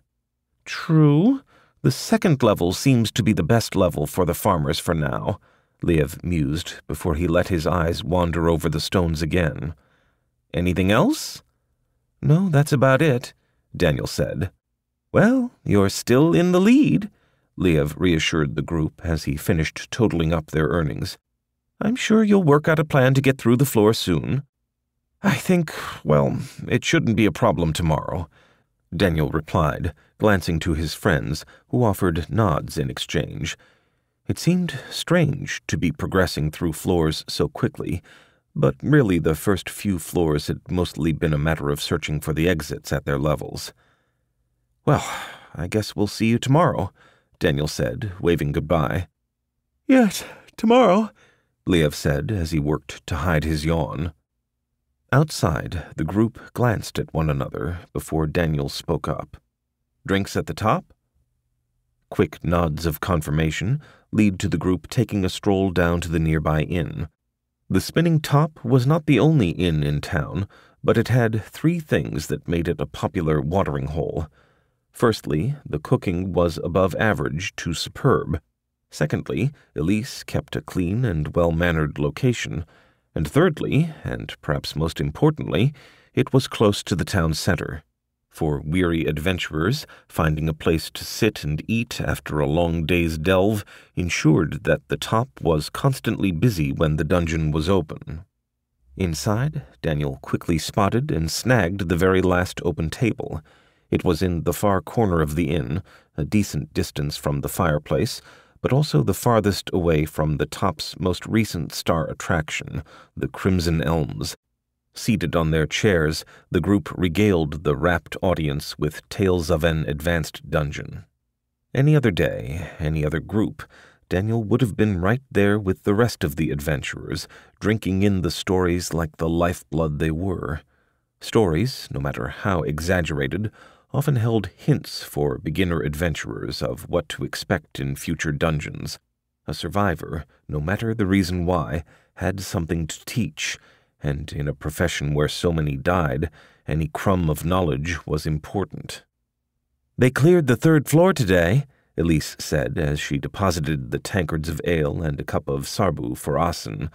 The catkin immediately grabbed her drink, sticking her nose in the rim and inhaling the sweet smell of fermented fruits. "Oh?" Daniel tried to feign unconcern, which made 𝗬𝗃𝗃 smile. "Yes, they were telling that story earlier," 𝗬𝗃𝗃 said. "3 of today's special?" "4, roared Omrak as he lowered the tankard of ale and wiped at his mouth. "And another drink." "Right away," 𝗬𝗃𝗃 smiled, heading back to the bar to pass on the order. "I had to kill the Griffin champion all alone while Rickard and Will were holding the rest off. Harold was out of mana after calling his gravity well spell and grounding the Griffins. Now, Ouch! Daniel snapped as he pulled his arm back and rubbed at the spot where Asin's claw had drawn blood. He turned away from listening to the Crimson Elm's leader to focus on his own party. "Talking," Asin said.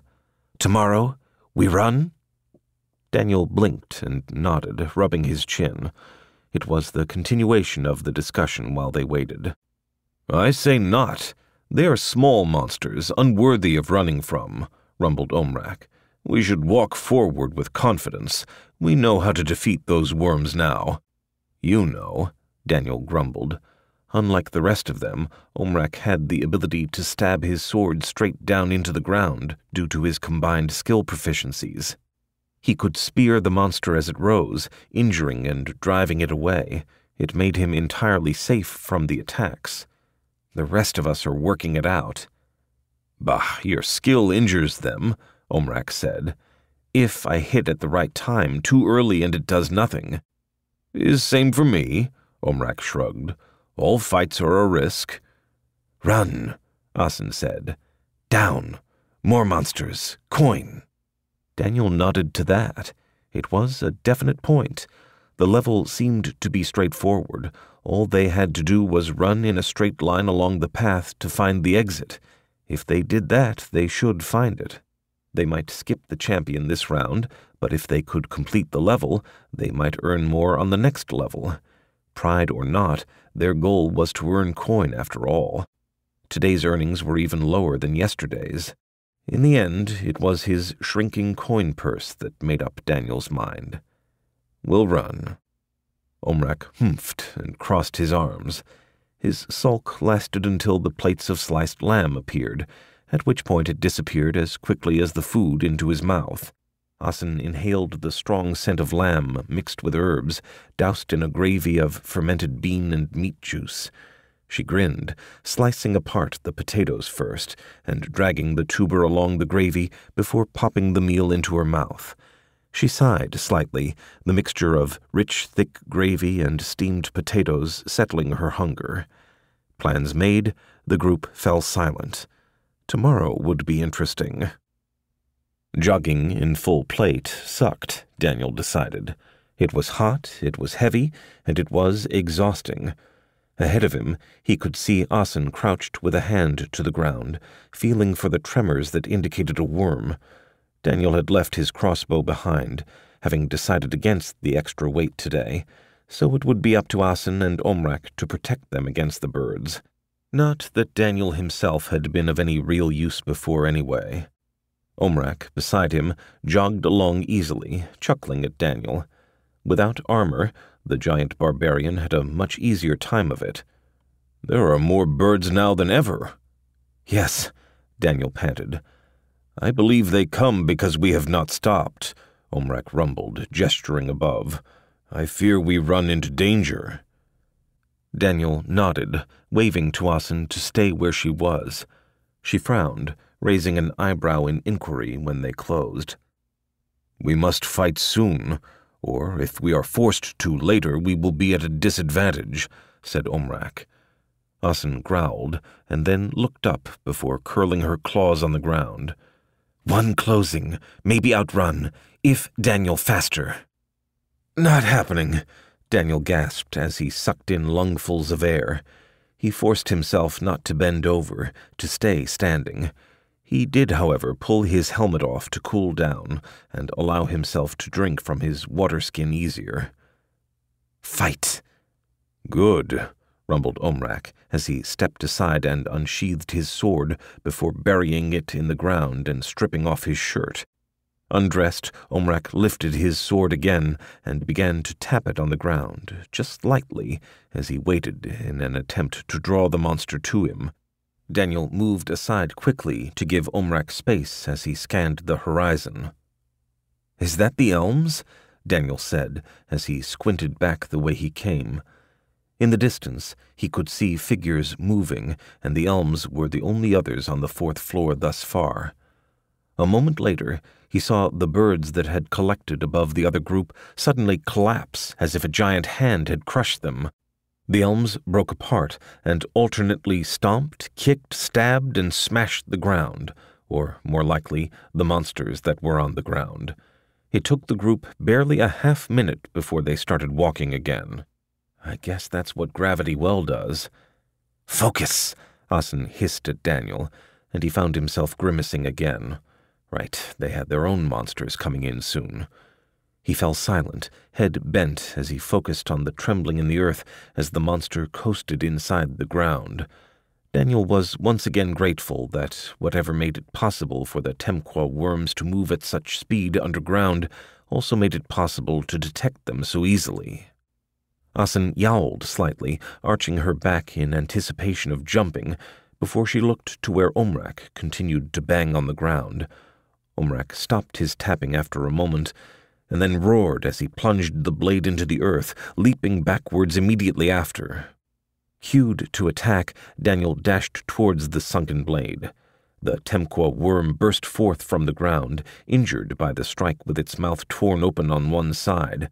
Even as it raised itself off the ground and twisted to hide again, Daniel reached it.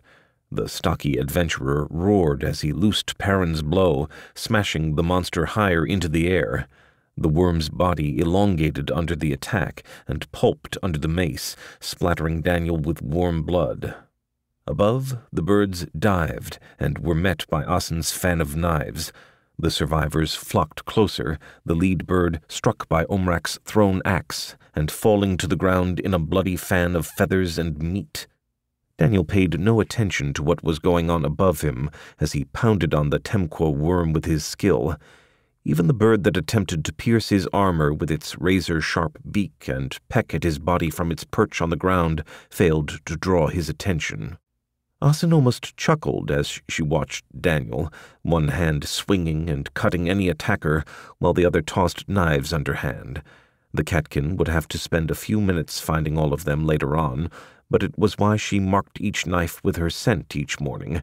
It was a tactic that only worked for a beastkin, and one she had not shared with her party members, nor did she intend to. Asin idly hopped to the side, scooping up another pair of knives she had left in the ground for easy access while they waited, and continued her attack. One last blow, and Daniel rose fully, idly catching a swooping bird against his shield. The raptor smashed directly into it, its claws and wings compressing briefly before it found itself on the ground, stunned by the sudden stop. Daniel stepped forwards quickly, stomping down on an exposed wing as he surveyed the battlefield. Omrak, bare-chested and bleeding again, was swinging his sword around and batting birds to the ground around him. Occasionally, the northerner would take a step aside as injured raptors attempted to hop their way to him. Injured and bleeding though he might be, Daniel could tell that Omrak was not being hindered by his injuries. Knowing that, Daniel took the time to attack the monsters that had been grounded. Omrak's fighting methods were strong, powerful, and dangerous, but they were not designed to allow a healer to approach and lay hands on him for healing. It was a definite concern, and one that had Daniel considering learning the ranged variations of his healing spells. Minutes later, the group found themselves free of monsters. During the cleanup, a second 𝗵𝗂 worm had surfaced and attempted to attack Asin. The agile catkin had proceeded to jump straight into the air and throw a piercing shot directly down its throat, immediately killing the monster, much to Daniel's chagrin. In truth, locating and picking up the various monastones was more difficult than the initial fight. "Better?" Daniel asked as he glanced at Omrak, who stood stretching, his wounds scabbed over and slowly healing under Daniel's spell. "Yes. My thanks again, Hero Daniel. It is a marvelous thing to have a healer in your party." Asin chuffed her agreement before looking around the ground once more. Satisfied they had collected both knives and stones, she pointed down the road. Time to go. The Crimson Elms were on their way. "I need a break," Daniel said, his breathing heaving hours later. The only reason it had taken so long before he called it quits again was his healing magic, and even that was limited by the amount of mana he dared use. "How big is this level?"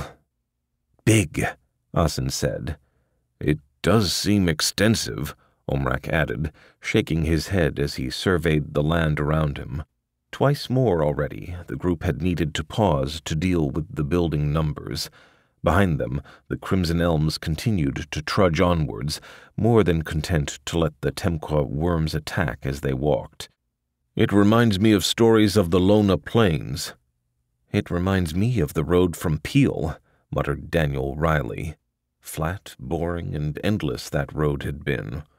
"You know, this level might end up being an easy one for most groups." Asin growled as she chewed on a strip of jerky. "The monster attacks are few and far between. Once you know what to expect, it isn't difficult to deal with. It's also a single flat plain, so if there are a lot of parties, you might not even be attacked," Daniel explained. "In other levels, you don't want to cluster up. Too narrow corridors, too small caverns. Here, there's no reason not to." Omrak nodded slightly, rubbing his chin. Yes, and the features are the same as before, unlike the second floor, where the water levels alter the paths. Exactly. No surprises, no changes. This will be an easy level, Daniel said, his breathing slowly coming under control. Pulling some jerky from his own pouch, he began to chew on it as he waved for the group to start walking. They would eat and move. "Why?" Asin asked, and waved her hand around the dungeon at their puzzled glances. Daniel shrugged, and Omrak stayed silent. It was generally believed that 𝗵𝗃𝗃, Ernest's son, was the one who managed the actual dungeons. Apocryphal stories even had adventurers running into the god in dungeons, gifting reward and punishment for those who succeeded and failed spectacularly in equal measure. Still, stories from the church or not, no one actually understood why or how he did what he did or when. Because of that, most adventurers ignored what little was known, focusing on the rather more important day-to-day aspects of surviving the dungeons. It was late afternoon by the time the elms finally caught up with the group. As the day lengthened, Daniel found himself slowing down even further, such that the group had taken to just walking for the last few hours. That had increased the number of worms who latched onto the group, which forced them to slow down further and wait for each attack. "Not running anymore?" their leader said the moment they had caught up. Daniel pressed his lips together, refusing to rise to the bait, while Asin just growled. "No," Omrak replied cheerily. "We see no end to this level as yet." "Well, you did well, for a beginner group," she continued. "If you follow close enough, we'll keep the monsters off your back, too." "It would be our honor to join in glorious battle with such great heroes," Omrak said. "That's not— Ah, you would prefer not to fight such paltry monsters? We will be honored to ensure your weapons are not demeaned by their blood." No need for thanks, great hero," Omrak continued, waving his hands around. "We will do our best to fight under the eyes of one so great. Perhaps some pointers would be helpful." "Look, you leave it, Amra. We'll move faster if we aren't having to deal with the monsters," said the mage. Amra looked dissatisfied at that, growling softly beneath her breath. Still, she said nothing further as she stomped onwards. The large warrior on their side followed quietly, though the slightest smile could be seen on his lips. "Thank you, great heroes," Omrak called. In answer, the mage raised his hand and called forth his spell, the birds that had gathered falling to the earth. The crimson elms continued their walk, while the trio found themselves dealing with the injured monsters. When they were done, the elms had already moved on, leaving them to collect the mana stones. "Did you do that on purpose?" Daniel said. "Do what?" Omrak replied, a wide smile still on his face. Daniel squinted at the large barbarian suspiciously, while Asin just snorted, continuing to pick up the mana stones. "Hurry, catch up," Asin said, pointing to the group a distance ahead. Right. This was going to be a long day. Chapter 7. "A day-and-a-half journey, eh?" 𝗬𝗪 said, rubbing his chin. He stared at the tired, dusty trio that stood before him. "That explains the lack of monster attacks." Daniel said. "Levels require mana to create. The larger the level, the more mana.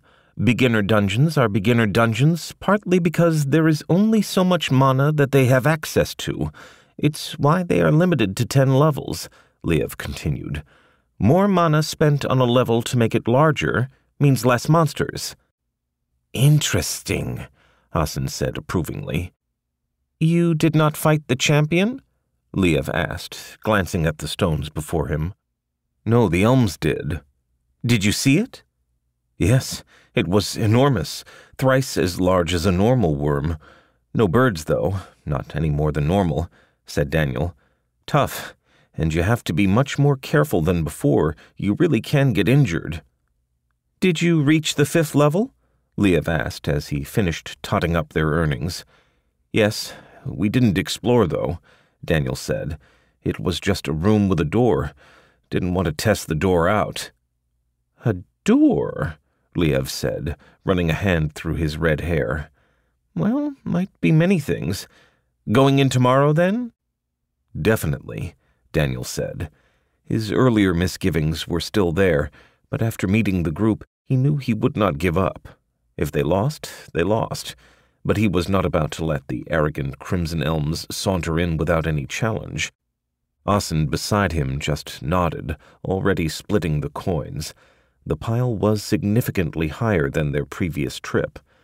Playing cleanup for the Elms had been at least highly profitable, if demeaning. She quietly handed the coins over to each group member before flashing the group a grin and offering a wave before she left. Omrak picked up the coins, sliding them into his pouch. The barbarian stretched before he spoke. "I shall see you tomorrow, Hero Daniel, Attendant 𝗪𝗵𝗲." Daniel nodded goodbye, pocketing his own coin as he headed out. In the inn, Daniel sighed, stripping a shirt off to wipe himself down. As frustrating as the day was, he did have one small thing to smile about. Name: Daniel Chai, Class Level 8 Adventurer, 2%, Subclasses Level 7 Minor, 31%, Human, Male. Statistics: Life 257, Stamina 257, Mana 186. Attributes: Strength 25, Agility 22, Constitution 29, Intelligence 19, Willpower 19, Luck 14. Skills: Unarmed Combat Level 3, 43 out of 100. Clubs: Novice Level 1, 14 out of 100. Archery Level 2, 48 out of 100. Shield Level 9, 74 out of 100. Dodge Level 6, 23 out of 100. Combat Sense Level 7, 18 out of 100. Perception Level 7, 4 out of 100. Mining Level 7, 78 out of 100. Healing Level 9, 64 out of 100. Herb Lore Level 3, 31 out of 100. Stealth Level 2, 24 out of 100. Cooking Level 3, 99 out of 100. Singing Level 2, 14 out of 100. Skill Proficiencies: Double Strike, Shield Bash, Perrin's Blow, Mapping 2. Spells: Minor Healing 1, Healer's Mark 1. Gifts: Martyr's Touch. The caster may heal oneself or others by touch and concentration, sacrificing a portion of his life to do so. Cost varies depending on the extent of the injuries healed. The increase to his attributes was, as always, extremely helpful and been quickly allocated. Daniel also had a skill proficiency point to allocate this level. He had a few options, including taking some of the skills he had ignored or upgrading an existing skill, but there was also new options to consider. The first was from achieving a novice level in club proficiency.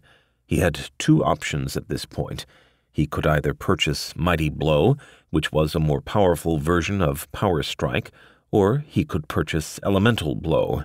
It imbued his own attacks with an additional elemental force, much like the elemental bracers that he once wore, and that Asin still did. In addition, with a higher skill level in Combat Sense, he now had the option of purchasing a new Combat Sense-related skill called Find Weakness. It was a skill proficiency that innately made him understand where he could attack to increase the amount of damage. This was particularly important when fighting new monsters, since their weak spots were not always apparent immediately.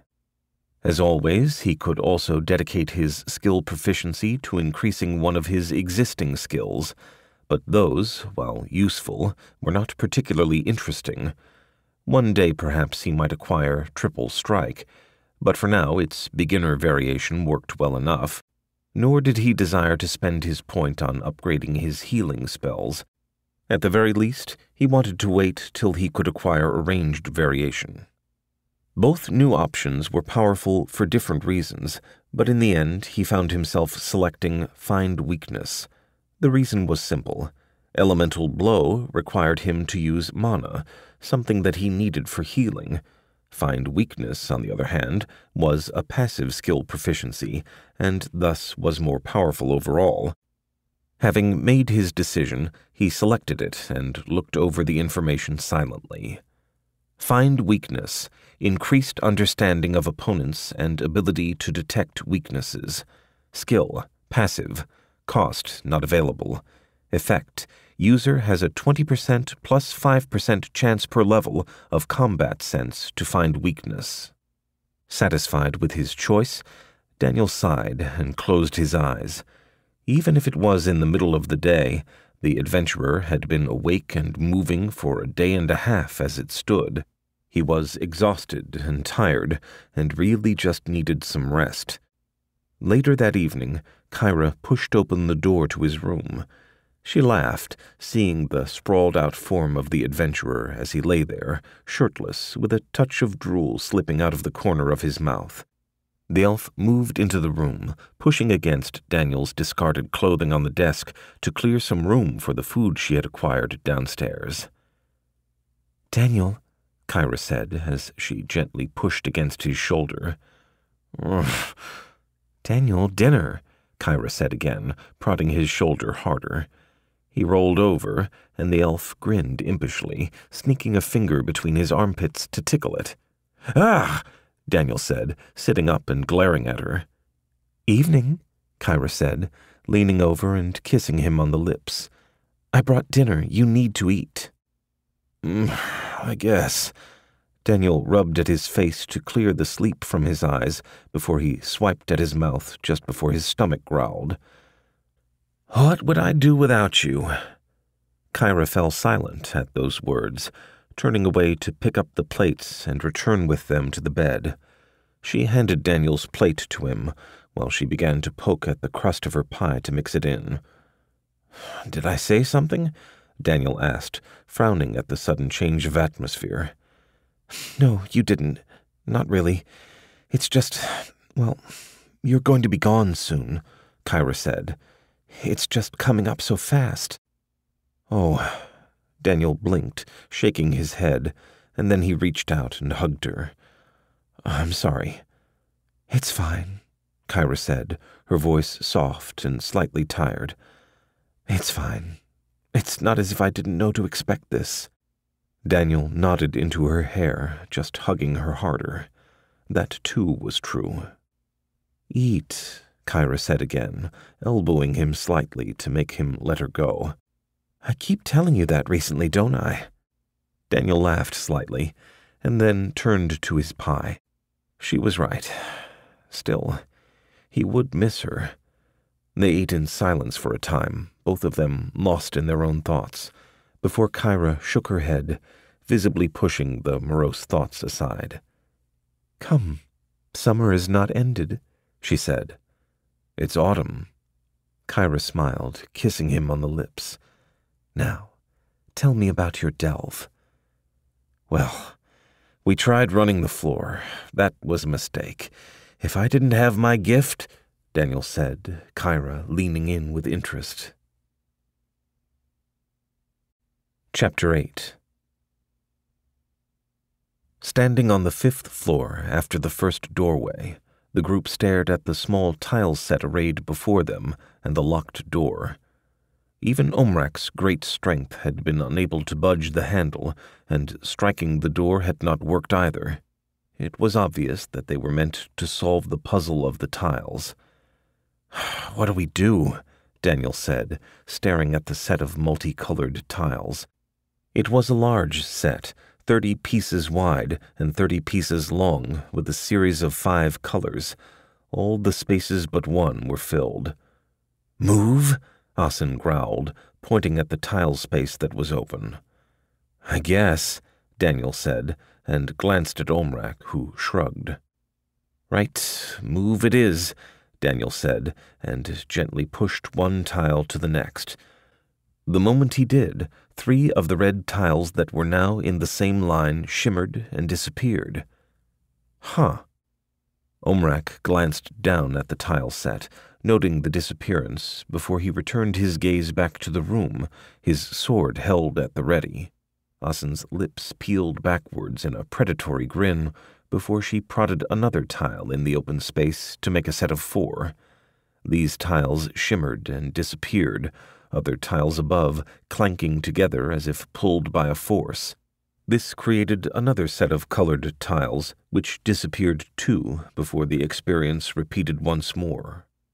Without being asked or asking, Asin began to move the pieces. Daniel watched her for a few moments more before he finally turned away to stare around the room. A few minutes later, Asin let out a frustrated yowl. The catkin had 7 pieces left and 3 colors, none of which could be shifted. Unable to continue, the board shimmered. At the same time, a portion of the wall lowered, and a trio of elemental turtles waddled out. Immediately, Omrak jumped forwards and started attacking the creatures, his giant sword cutting and smashing the monsters. Daniel jerked himself to a stop, waiting for a monster to make its way past Omrak before he could attack. Asin just waited, the room too small for her thrown weapons to come into play safely. After the monsters were killed, Asin looked back to the board, which had reset itself with a different configuration of tiles. Lips pursed, she nodded to herself and started to move tiles around. "Asin, can one of us have a try?" Daniel asked as he watched Omrak pick up the ex-kobold's mana stone. "No," Asin snarled, glaring at the board. "Okay." Daniel backed off. After over a dozen rotations, Asin seemed to have gotten better, with only a few final tiles left. "The better you do, the easier the monsters that come out when you fail." "I would almost ask you to fail more, Hero Asin," Omrak said, glancing around the walls. "The monsters we have fought have been less than challenging." "No, pass," Asin said as she prodded at the board. Daniel sighed, and he went back to leaning against the door. So far it seemed that every wall could open, so the doors themselves were the only stable portion of the room. "Chaka!" Asin shouted, jumping to her feet and laughing. "Finished?" Daniel asked as he pushed himself off the door. Asin nodded, proud, as Omrak walked to the door, his sword held ready. Asin jumped over to the door, grabbing at the handle and yanking it open. Inside, there was just another room. "Oh, hell," Daniel muttered as they all walked in. "This is a puzzle floor, isn't it?" Asin nodded, and the trio looked around the room, taking it in. There was a single mauve-colored door in the room, with a small cylindrical tube that was attached to the door where a handle would be. In the center of the room were 3 containers filled with red, blue, and yellow-colored liquids, and a separate, empty container. "We must match the liquid colors to the door," Omrak said. "You know of this?" Daniel said. "It is a common puzzle," Omrak said as he walked forwards. "May I?" "Sure," Daniel said. Asin blinked as the large northerner began to pour the colored waters into the empty container without hesitation. It took barely a few seconds before Omrak was done, holding the container up to the light. "Good?" Asin asked, peering at the container and its contents. An unfortunate aspect of being a catkin was her reduced ability to judge colors, at least as the humans saw it. "A touch more red," Omrak said, and walked back, fixing the liquid quickly before he poured the entire concoction into the handle. The door shuddered for a moment, and Daniel hefted his mace, wary of additional monsters. He only relaxed when the door popped open and another empty room was showcased. "Good." Asin loped forwards, clapping Omrak on the shoulder. Omrak just shrugged, accepting the compliment. "Did we just get transported back to the start?" Daniel asked, staring around. The last puzzle they had faced was a riddle. A single wrong answer, and they were back in the tile room. Daniel exhaled roughly as he stared at the tile set Asin had taken charge of once more. "It does appear so, Hero," Omrak said. "Daniel, it's Daniel," Daniel muttered irritably as he rested against the door again. "Of course, Hero Daniel." "No, just Daniel." "Yes, hero just Daniel. You're joking, right?" Omrak just smiled while he glanced back to Asin and the tile set to see how far she had gotten. After a second failed attempt by Asin, Daniel turned to Omrak. "What made you come to Karlak? There must have been closer beginner dungeons." "4," Omrak said. "None were suitable for melee fighters alone. I had planned to complete Karlak by myself." "What changed?" "Coin," Omrak answered with a self-deprecating laugh. "I could not progress as fast as I earned. A group aided that." "Huh," Daniel said. The grinding of a wall rising made the stout adventurer turn, glaring at the kobold that came out. Idly he caught the attack high on his shield and twirled his mace around, slamming it into the space between the kobold's third and fourth ribs, pulping its heart and killing it immediately. "Asin, how are we doing?" "Close. Easier now," she muttered, staring at the option she had now. Daniel just bent down to collect the monostone before resting against the wall again. This was going to be another long day. "Late day," 𝗬𝗂 murmured, staring at the small portion of coins the trio offered. "Puzzle floor," Daniel grumbled. At 𝗬𝗂's raised eyebrow, he detailed the floor for 𝗬𝗂, who nodded. "Ah, those were always enjoyable," 𝗬𝗂 said, smiling at his own memories. "Huh. For you, maybe," muttered Daniel. 4 times more the three had managed to get past the first room. They had even finished the third room once, but each failed attempt after the first room sent them back to the first room to start again. It did not help that the questions in the third room, like all the other puzzles, changed constantly, such that a correct answer once was no guarantee of a correct answer the next time. Each new room was a different puzzle. The fourth, a series of levers and ropes which controlled weights that had to be perfectly aligned. This puzzle Daniel had taken a shot at and failed. Omrak continued to be the star performer of the group, never once failing to match the door's color. "Are the elms out yet?" Daniel asked. "No," 𝗬𝗂 said, shaking his head. He paused, staring at the trio, before he continued slowly. "They might decide to spend a little time on this floor on purpose." "Why?" "They have a mage with them," 𝗬𝗂 said, as if that explained everything. The confused looks he gets from the others makes him continue. "Mages gain experience from knowledge and puzzle solving. A puzzle floor like this could progress a novice mage by a few levels." "Oh," Daniel said. Well, that made sense. Healers, real healers, with the class and all, gained experience from healing. It made sense that mages would gain experience from puzzles and gathering knowledge. "Best not to rush," 𝗬𝗂 cautioned. "We lost Ilona's group today. Pearson's group found their corpses on the third floor next to the champion." "But they were," Daniel said, stuttering a little. "Stronger than that? Not if you push too hard. A mistake, and you're dead. You know that," 𝗬𝗂 said, shaking his head. "Just because it's the lower level, it doesn't mean you can push it too hard." Daniel grimaced as he accepted the coins from Asin. 𝗬𝗂 was right, even if Daniel hated that fact. Caution, no matter what rewards were available, was important. They needed to slow down and take it more cautiously, even if the 5th floor did not pay well, even if they were not gaining much in terms of experience. "Take care, 𝗬𝗂," Daniel said, waving goodbye to the red-haired attendant. Already the others in his party had broken off, heading home after taking their share of the day's earnings. They had an early start tomorrow. Chapter 9. "We should be exploring level 7, not playing stupid puzzles," snapped Omra, as she stared at the mage over dinner a week later in the top.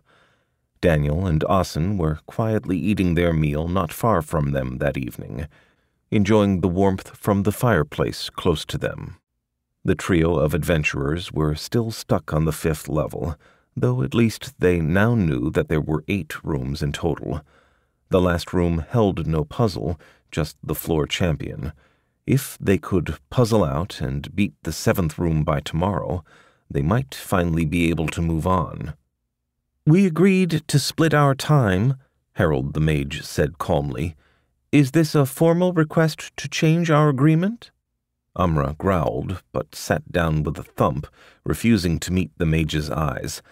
A slight smile crossed Harold's face before he turned back to his drink. It had been over a week since their arrival, and by now the lure of an advanced party had died down.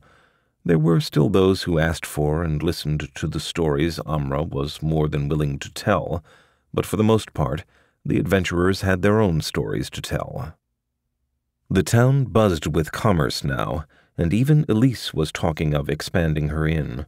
The new levels had sparked the imagination of many wannabe adventurers who were arriving in a constant flow and taking up all the rooms in the inns throughout towns. Even experienced beginners were willing to test out the new dungeon, especially as the wider range of floors provided a more diverse training experience. Karlak was fast becoming a city that catered to a wide variety of adventurers. It was said that 𝗏𝗏, the only bowyer in town, was now so busy that he had tripled his prices. Daniel glanced at Asin, curious to see if she had noted the conversation. The catkin offered a simple nod while she sipped on her 𝗓𝗪, ears twitching a moment before she turned to the door with a smile. Kyra entered a moment later, dragging along a protesting, red-haired attendant. Spotting the two, she beelined towards them immediately. "Daniel, Asin?" Kyra greeted them before bending down to place a kiss on Daniel's lips. "Keep an eye on this one. And you, sit." 𝗬𝗏, grumbling, sat next to the bemused pair. "I'm here under protest." "Healer's orders," Kyra said, as she plunked down a pair of foaming beer mugs. "Scoot, you're not dating Daniel." 𝗬𝗏 grunted, shifting seats and letting the elf sit next to the stout adventurer. "Where's Omrak?" "Doc," Asin said. "He's still working down there?" Daniel asked, blinking. That he did not know. For that matter, how did Asin? "Coin." Kyra smiled slightly, listening to the pair, while 𝗬𝗏 sucked down his beer. "Not seen you out in a while, 𝗬𝗏." Daniel turned to the redhead. 𝗬𝗏 coughed, clearing his throat as he finished up his beer. "Yes, well, a new dungeon requires a significant amount of work, a very large amount of work," 𝗬𝗏 said, and sighed. "I really should be back there. There are reports to file, maps to be commissioned, complaints to be dealt with. Ow! No, you need a night out, and some decent food," Kyra said, pulling her hand back. "You didn't have to hit me," 𝗬𝗏 muttered, rubbing the top of his head. "No, but it was fun," Kyra mocked the old attendant before she shook her head. "Gods, this reminds me of the last time I had to drag you for a break." "In 𝗂𝗏𝗶𝗀?"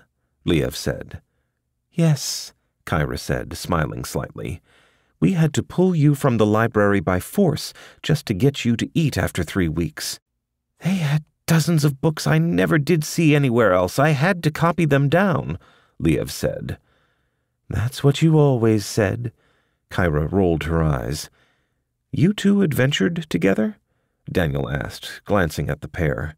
"Yes, it's good to get out once in a while and keep the hand in," Kyra said, smiling. "Not that we do it much these days, but bills must be paid," 𝗬𝗏 finished for her, "and we've all got expensive habits." "The clinic isn't a habit," Kyra pouted, and Daniel nodded, giving her a quick squeeze around her waist. The waitress walked by, dropping off their plates. "Of course not," 𝗬𝗏 replied, smiling quietly as he scooped up some mashed potatoes on his fork. He paused, holding the fork in hand, and added musingly, "We never did make it to the 𝗕'𝗓 spires."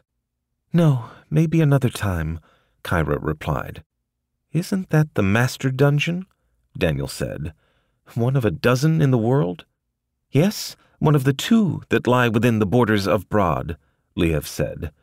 It was actually part of the reason why the kingdom had as much sway as it did. As adventurers made up a significant portion of the kingdom's armed forces, Their ability to conveniently progress within the confines of the kingdom ensured that they could contribute significantly to any conflict. It also meant that they often would act as ambassadors when they visited nearby kingdoms to clear those dungeons. 𝗓𝗏 cave? Asin said, pointing between the two. Not me, 𝗕𝗏 answered, shaking his head. Nothing interesting there for a mage. No spell books or tomes or anything else. Just a couple of times, 𝗓𝗏 answered. Couple? Asin's eyes widened, staring at the elf. I was led through it the first few times, 𝗓𝗏 reassured Asin, waving a hand down. It's not as difficult as most think. 𝗕𝗏 snorted at her mock humility. Daniel just sat there, staring at his girlfriend. There obviously were a few things that he did not know about the beautiful elf, or, considering how old she was, probably more than a few things. Still, he leaned over and murmured into her ear, "Is that how you keep the clinic funded?" "Mostly. I get donations, of course, and they help," she replied in a whisper, glancing over at 𝗕𝗏. "I hope you don't mind. He just needs some time away, but he won't take it." "No." Daniel chuckled and then suddenly grinned. "𝗕𝗏, so you've delved with 𝗓𝗏 before. I'm sure you've got a few stories." 𝗓𝗏 let out a little gasp and proceeded to glare at Daniel. He chuckled at his girlfriend's reaction until she elbowed him in the ribs, whereupon he gave her a quick kiss before looking back to his new prey. The red-haired attendant watched the byplay between the two before he smiled, saying, "Well, there are a few. There was this time in 𝗂𝗶." Daniel settled in with Asin to listen to 𝗕𝗏 talk of 𝗓𝗏 and their old adventures. Yet, in the corner of his mind, he turned over the idea of the 2 master dungeons, one of which even his accomplished girlfriend had not completed. Chapter 10. "Is it just me, or is this dungeon a lot weirder than it used to be?" Daniel asked the next day, his eyes wide. It only took them a single try to make it all the way through the other rooms, and now they stared at their last obstacle, the floor champion. The champion's room itself was bare bones, illuminated by a series of torches with flames of varying colors. "Weirder," Asin confirmed. "What do we attack?" Omrak said, his voice puzzled. Daniel squinted at the monster, which was made of colored squares that constantly shifted. The monster had no head or true body, the entirety of its form morphing and twisting. Stranger, the colors in each block shifted as well. Daniel's new skill proficiency did not seem to be giving him any hints as yet, as the monster lacked any eyes, ears, or other clear weaknesses. "Hit them all and see what happens?" "Fan?" Asin asked, pulling a series of knives from her hand. "That works. Omrak and I will follow up if we see anything. Omrak, go high, and I'll go low," Daniel decided firmly as he leaned back around the doorway and cranked his crossbow to insert a bolt. "Ready," Daniel said. Asin flicked a glance to Omrak, who gave a single nod before she spun around the corner and dashed into the room, throwing her knives and triggering her skill proficiency. Her knives bloomed, multiplying and striking the monster across its cubed bodies. Most deflected off the creature's armor, only a pair sinking into a blue cube. Immediately, Daniel sighted and fired his arrow at a blue cube that was holding the creature off the ground. Omrak cast his throwing axe as well, but both attacks bounced off. Daniel hesitated, confused for a moment at this unexpected development. A moment, and then he released his crossbow, allowing it to drop to the ground as he charged the monster. Omrak was ahead of him, swinging his sword at each cube while dodging the sudden changes in direction as best he could.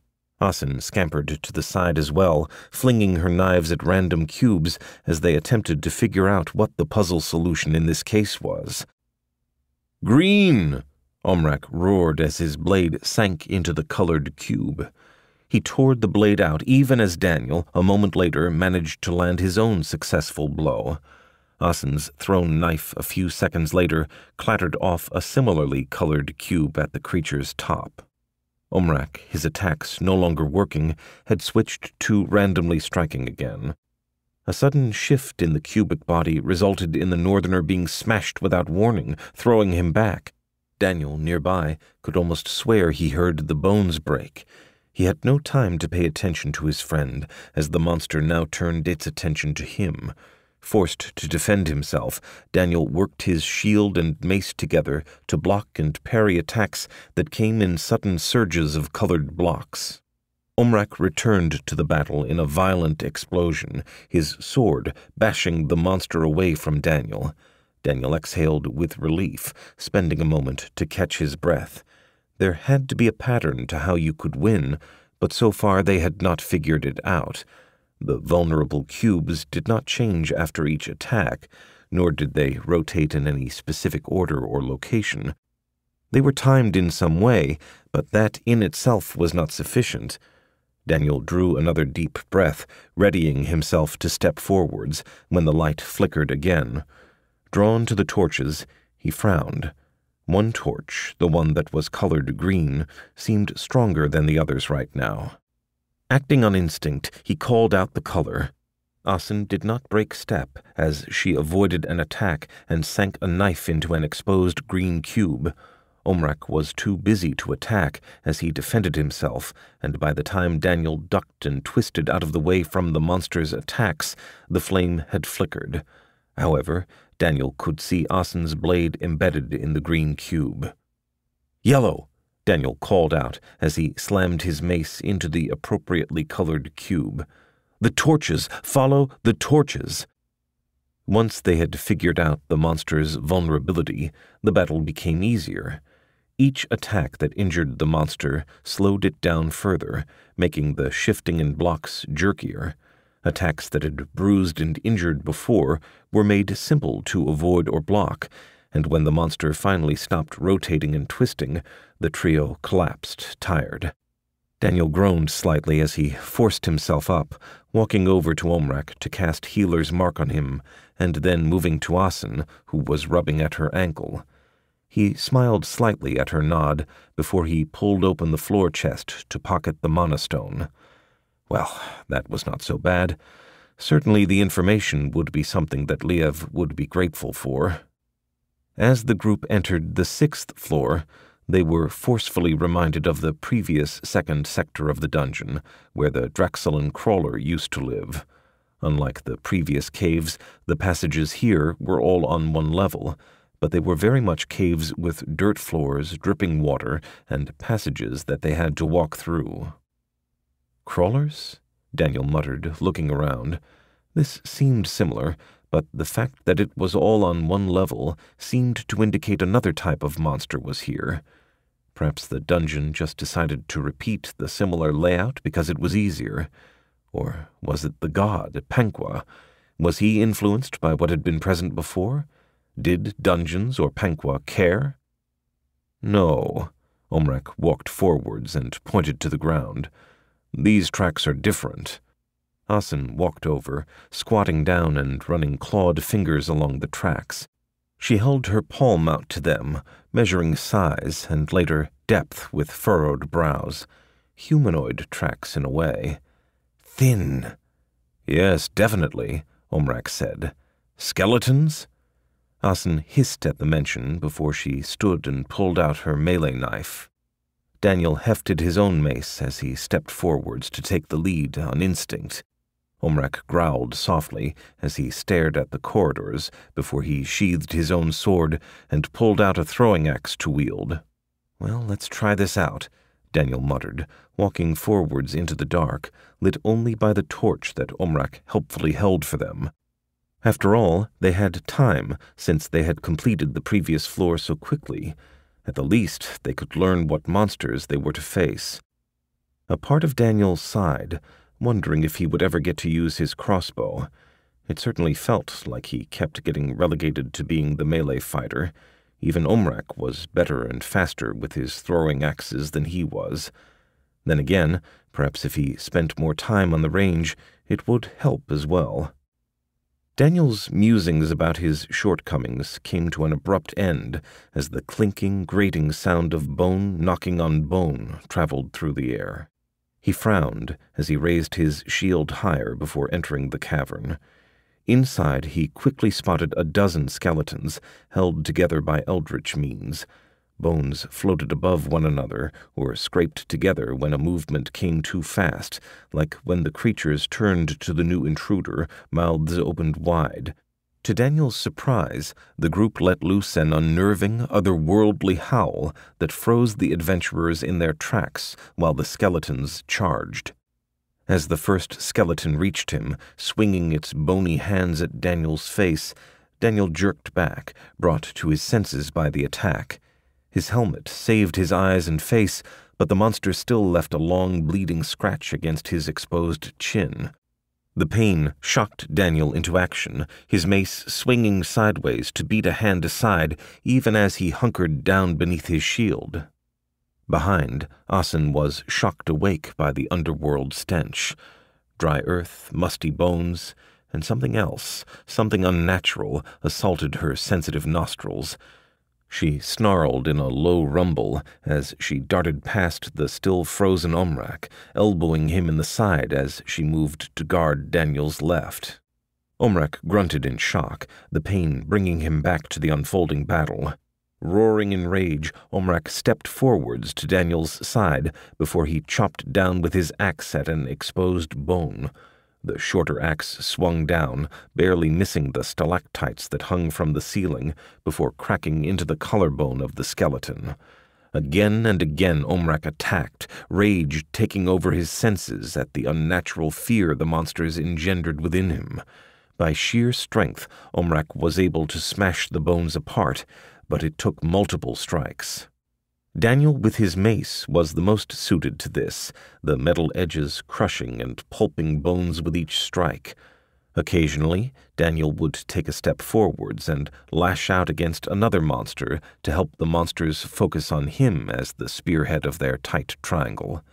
Without weapons, the monsters were unable to injure the well-protected adventurer, allowing him to wade into the group. As Daniel pulled back from crushing the ribcage of one skeleton, he found his mace arm grabbed. The adventurer jerked backwards as he attempted to pull away, but was unable to loosen the monster's grip.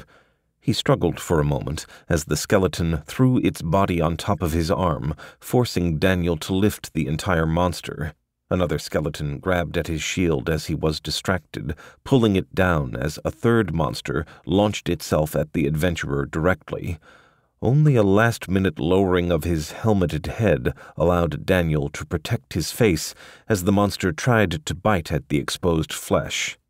Even still, the monster managed to sink its teeth into his cheekbone, ripping the flesh free. Asin hissed, seeing Daniel trapped and fighting the monsters, but was unable to move to help. Each cut with her knife sent arcs of lightning along the opponent's yellowish-white bones, but the attacks seemed to do little. She could only buy time, distracting the monster as she attacked it, keeping it from piling on her friend. Help came in the form of strong fingers as Omrak reached between the ribcage of the skeleton holding Daniel's mace down, gripping the spine and lifting the monster upwards before tossing it at Omrak's former opponent. The action freed Daniel's arm at the cost of his mace. Able to move again, Daniel spun and smashed his gauntleted fist into the skull of the skeleton that had latched itself onto his body in its attempt to eat his face. Daniel snarled and punched the monster again and again by instinct, fear, and anger mixed in equal measure as he pummeled his attacker. When the skeleton's head finally shattered apart, the bloody jawbone and skull falling to pieces, the creature dropped from Daniel's body. Panic subsiding slightly, Daniel stared at the skeleton that still clutched at his shield and triggered Shield Bash, slamming the shield a few inches forwards and throwing the skeleton away. "Here," Omrak growled, tossing Daniel back his mace. His weapon returned, Daniel stalked forwards to finish his own opponent. It took a brief few seconds for Daniel to smash apart his single enemy before he returned to give aid to Asin, whose opponent was chipped but still standing. "Looks like they die if you smash the skull open," Daniel said after he cast Healer's Mark on himself to begin the healing process. "Yes, but it must be smashed fully," Omrak said, glaring around at the fading bones. Asin pulled her knife to her, testing the edge and grimacing. "Knife no work," Asin complained, her tail wagging side to side. "It is only my skill that allowed me to use my axe," Omrak agreed, "and I am unable to use my sword in these caves." "Back?" Asin asked, frowning as her tail lashed out behind her. "I'm doing okay," Daniel pointed out. "Mostly." "Do you believe we can complete the level with you leading the way?" "Probably," Daniel said, surveying the damaged skeletons that lined the floor.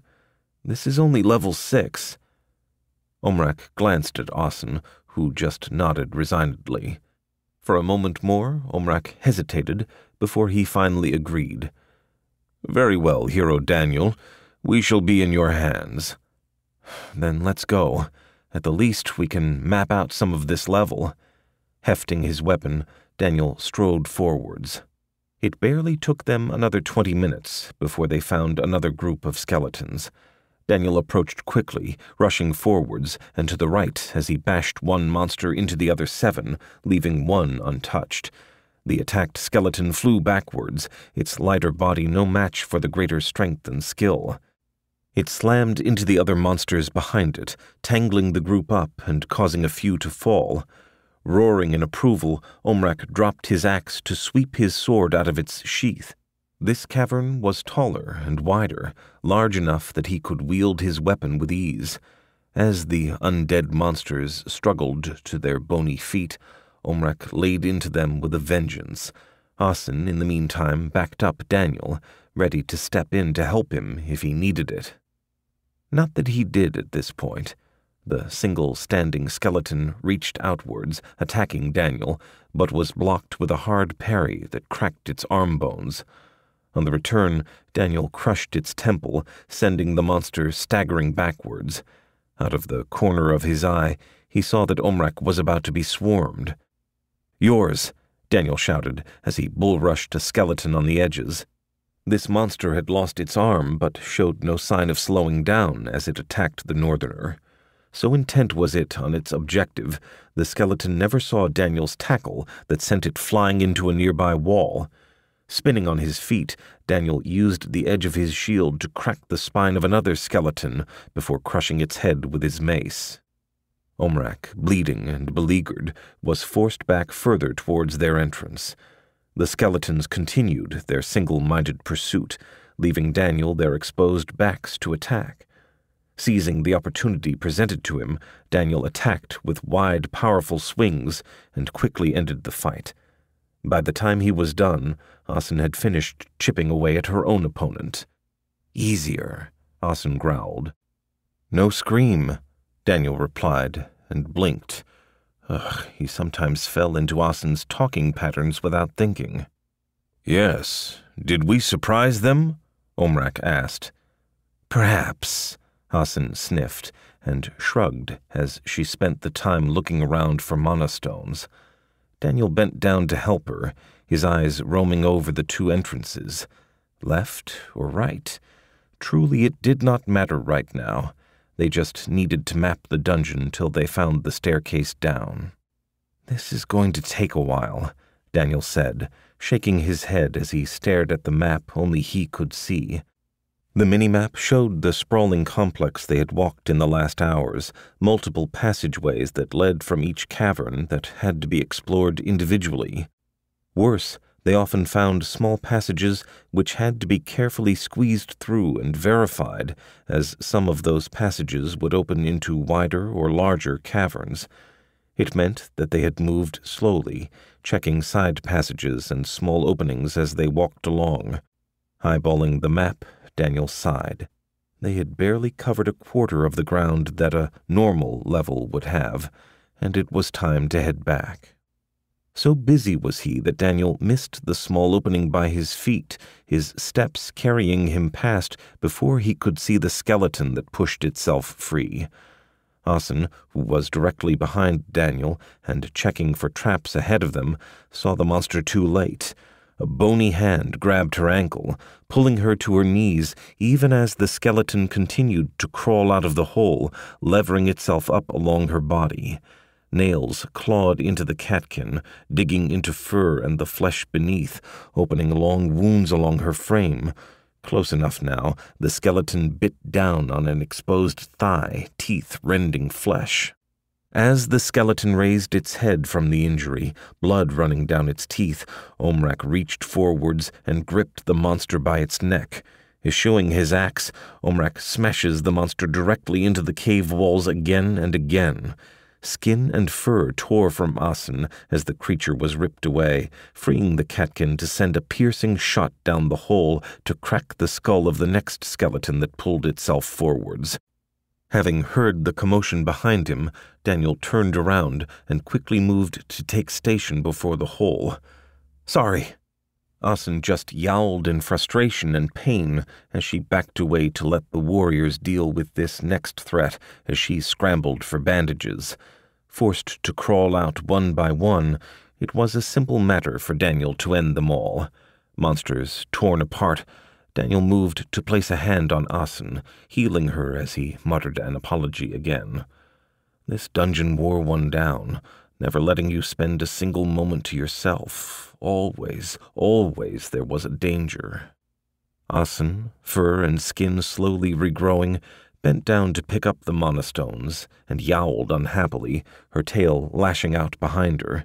So many were in her pouch now, but each monostone dropped was tiny and dark, lacking none of the luster a good stone might have.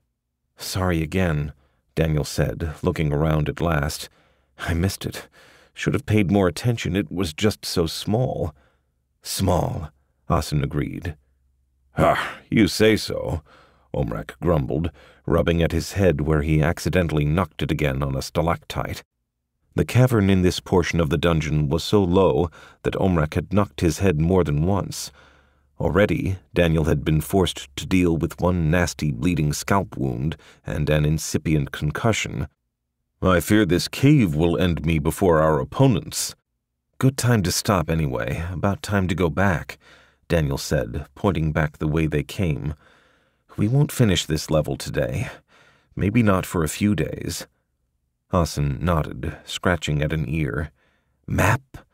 I'm making it," Daniel said. "Bye," Asin said, shaking her head. "𝗪𝗵𝗔? "Oh." Daniel frowned, but finally nodded. The catkin was right. If there was a faster option here, they should go with it. Though he doubted the elms were that confident that they would sell the location and route to the next stairway down. He pondered that thought while he led the way back, their return uneventful but for a few further attacks, which the group dealt with simply enough. Still, by the time the party finally made their way into the Adventurers Guild, the group was dragging their feet. It had been a long, cramped, and tiring day. "6th floor?" 𝗬𝗓 said, glancing at the crystals arrayed before him as he did the calculations. There were a lot, certainly. "I hear it's infested with skeletons." "Infested, that works," Daniel said. "The elms didn't sell a map, did they?" 𝗬𝗓 shook his head, swinging his pad around for Asin and Omrak to confirm before he drew forth the requisite cash. "Didn't think so," Daniel sighed. This was definitely going to take a while. Chapter 11. "How's it going?" Kyra asked Daniel as she lay in bed, watching the young man working at his desk. Daniel blinked and looked up from the parchment upon which he was drawing the map for the 6th floor.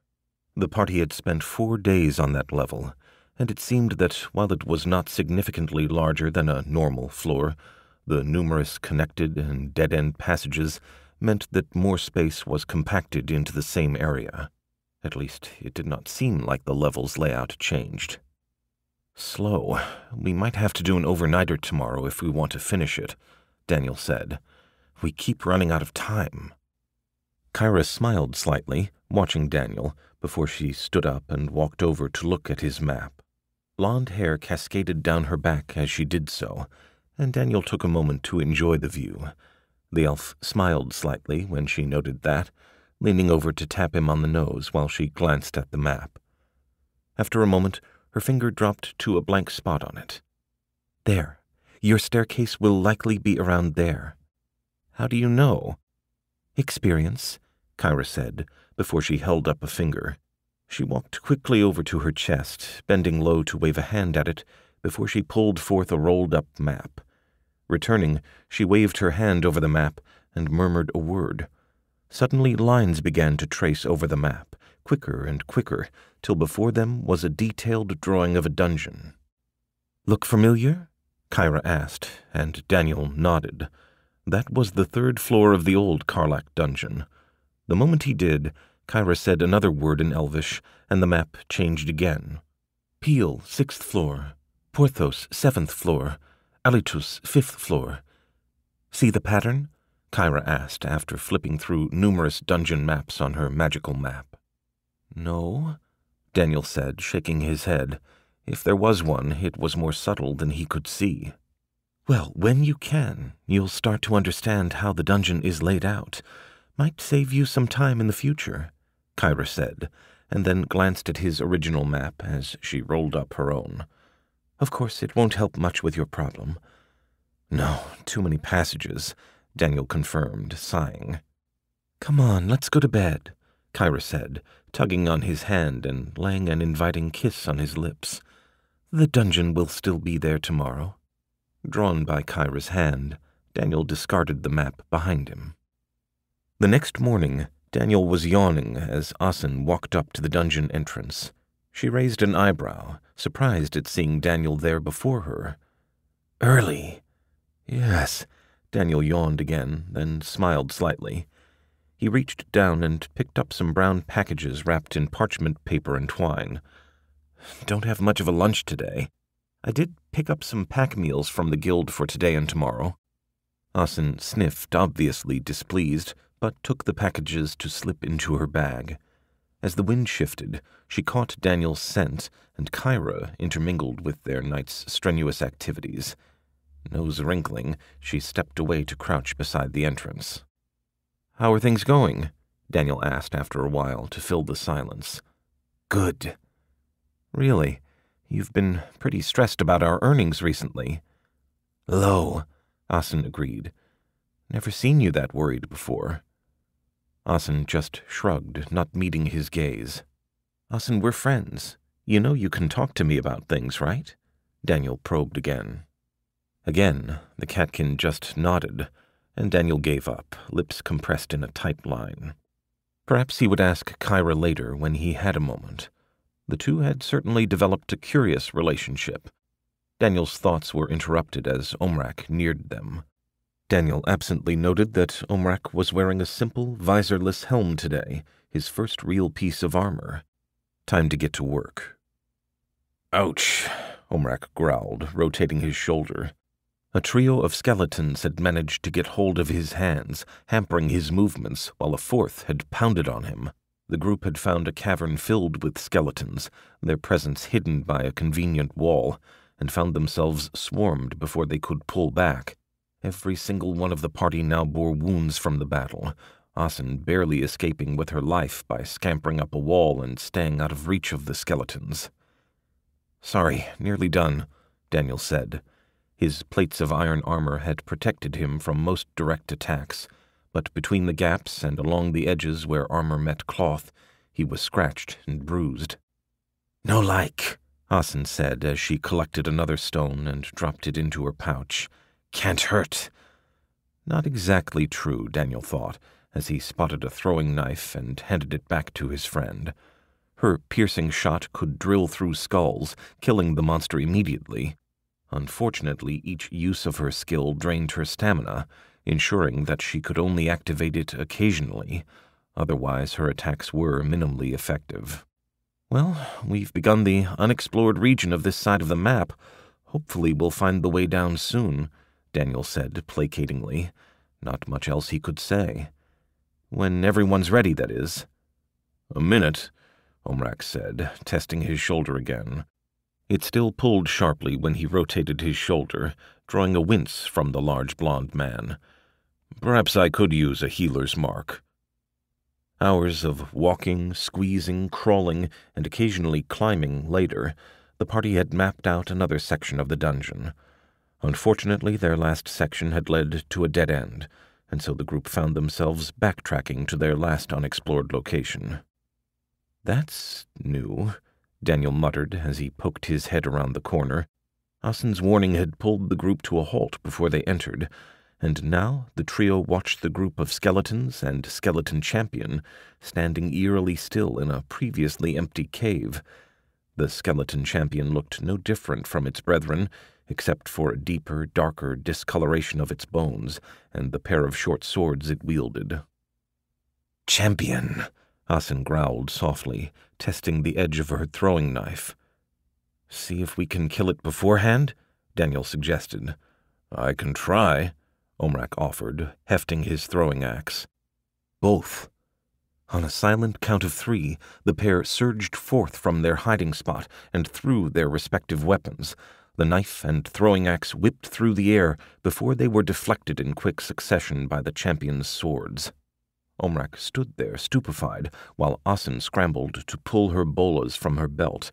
At least those worked, especially in such a large crowd. Daniel, seeing that the attack was finished, stepped forwards to take the charge. The normal skeletons rushed forwards, bones clicking together as they came on with their hands outstretched. The champion stood still, however, instead issuing its paralyzing scream. The group winced as one, feeling the supernatural fear course through their limbs to slow them down. At least now they had gained sufficient experience to resist the initial freezing effects of the scream.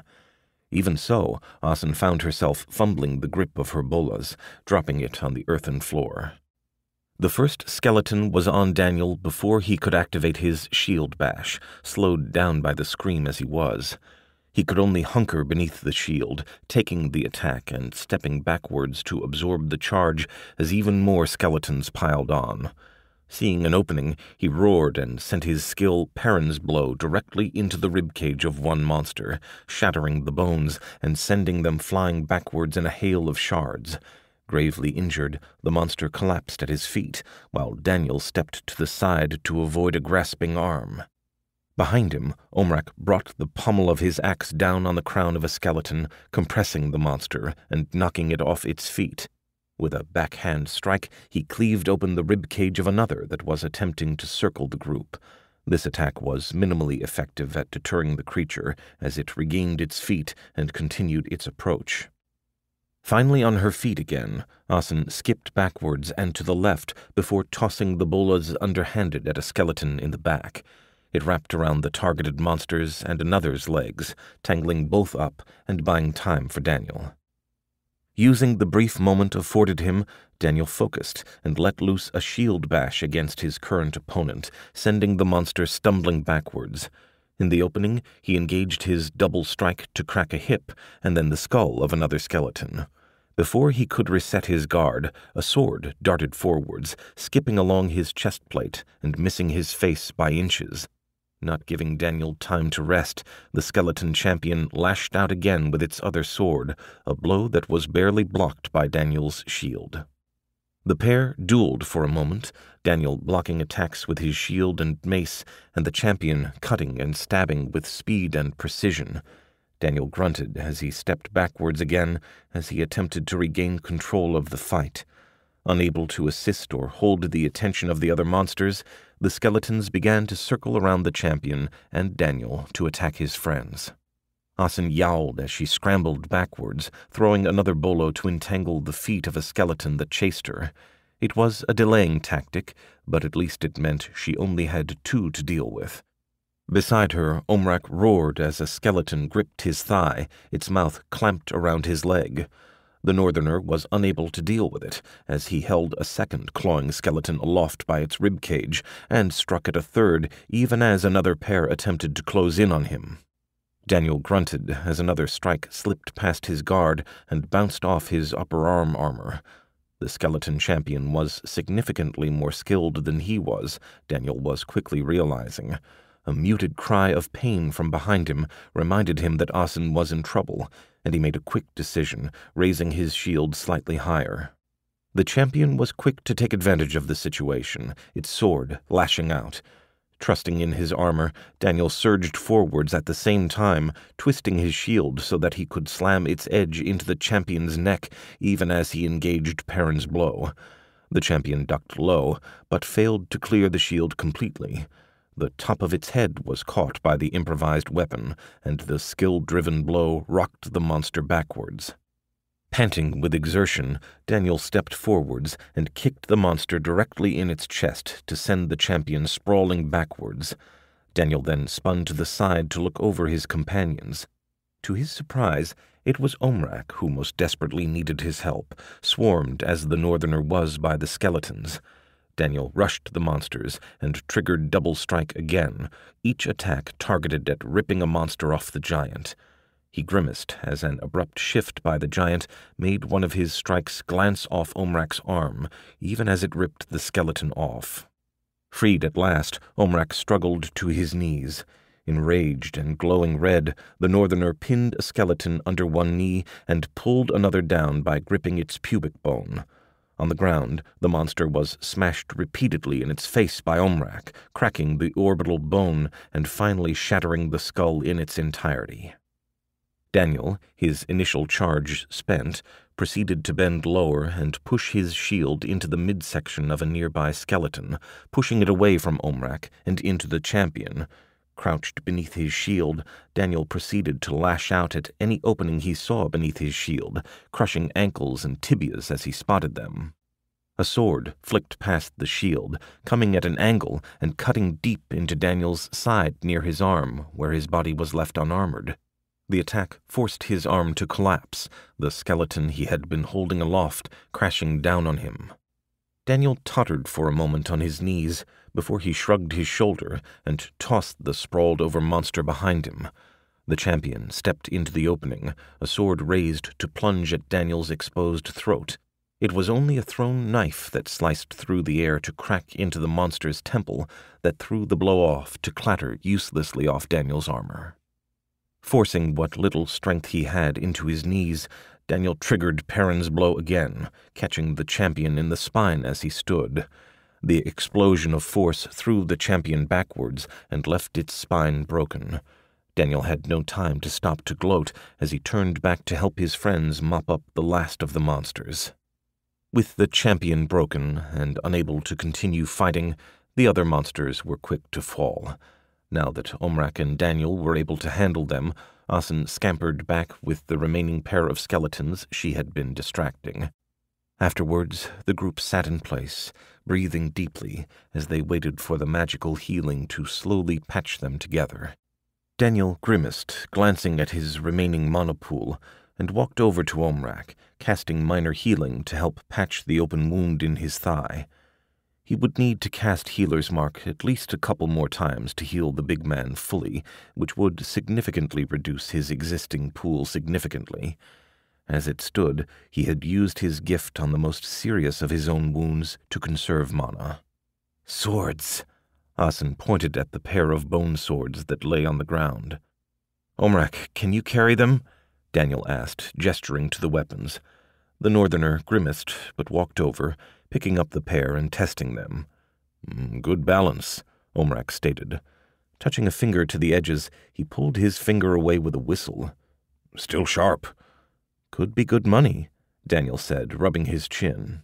Omrak nodded as he began to tie one sword to his own, electing to hold the second in hand. Asin, having recovered her breath, had pulled open the chest to reveal the floor stone. She held it aloft for everyone to see, a grin on her face. This was a stone she could be happy about. "Better?" Daniel chuckled slightly, and then winced, his ribs bruised from the repeated pounding. Better to get moving before they stopped for the day. Pulling himself to his feet, Daniel led the group to the next passageway, keeping his eye out for more skeletons. A short half-hour later, Daniel's eyes widened slightly as he received a notification as constant use of his healing skills finally resulted in an upgrade to its abilities. It did not take him much time to make the decision. Minor Healing 1 upgraded to Minor Healing 2. Heals minor wounds. Effect: heals intelligence plus healing skill level of wounds. Cost: 20 mana. It was still an expensive spell, but it now healed a third more. It was comparable in terms of the amount healed now with Healer's Mark, but unlike Healer's Mark, which healed over a period of time, this was close to instantaneous. That was the reason Daniel decided to choose to upgrade this spell rather than Healer's Mark. One could keep them going on long delves, the other could save a life. "Daniel," Omrak growled, bringing the healer's attention back to the present. Daniel stared forwards, his attention drawn to the skeletons stumbling forwards towards the party. They were in a small space here, which meant there was no way for the monsters to flank them, but it also meant their continual screams would jar his nerves. Good thing they couldn't get past his armor. Settling into his stance, Daniel hefted his mace. No need to waste stamina on special attacks here. Seated in a larger cavern, the party rested their feet after a long day of searching. They had covered miles of underground passages, their only source of light the mana lantern carried by Omrak. Miles of mapped passages behind them, the trio sat eating their meal together. "How much more?" Omrak asked as he bit into his sandwich. "No idea," Daniel said, looking up at the minimap. "Still, I think we're close. Maybe a few more hours if we are willing to continue pushing it." "Tired," Asin growled, rubbing at her calves. "There is danger in continuing without rest," Omrak said around a mouthful. "We risk running into further ambushes." "True," Daniel said, frowning as he assessed his own body. He had less than a fifth of his mana left, and that needed to be held in reserve for combat. Fatigue ran through his muscles, his eyes bloodshot and aching from constant squinting. They could attempt to rest here, but the way the skeletons roamed, it was unlikely to be a restful night. That left them one last option. He focused internally, pulling on his gift and sending it coursing through his body. He felt his memory, his experience, slip from him as he washed the fatigue away. Refreshed, Daniel walked over and placed a hand on Omrak's shoulder. A quick assessment made him blink. He had not even noticed the broken rib. That the Northerner had managed to walk and fight so long without complaint was amazing. Focusing, Daniel patched the rib and then cleared the chemical fatigue from Omrak's body before doing the same for Asin. "We good?" Daniel asked, stretching slowly. The physical exhaustion was wiped away, though the mental tiredness was still there, if lessened. A few more hours. He could do that, Daniel told himself. "Aye, thank you again, Hero Daniel," Omrak rumbled, and Asin nodded in agreement. Together, the trio stood and walked forwards into the darkness, a single light illuminating their way. In the clatter of their footsteps, Daniel wondered what new memory he had lost. Chapter 12. "A labyrinth," Daniel exhaled, staring at the maze that sprawled in front of them. As he had thought, it had only taken them another few hours to find the way down.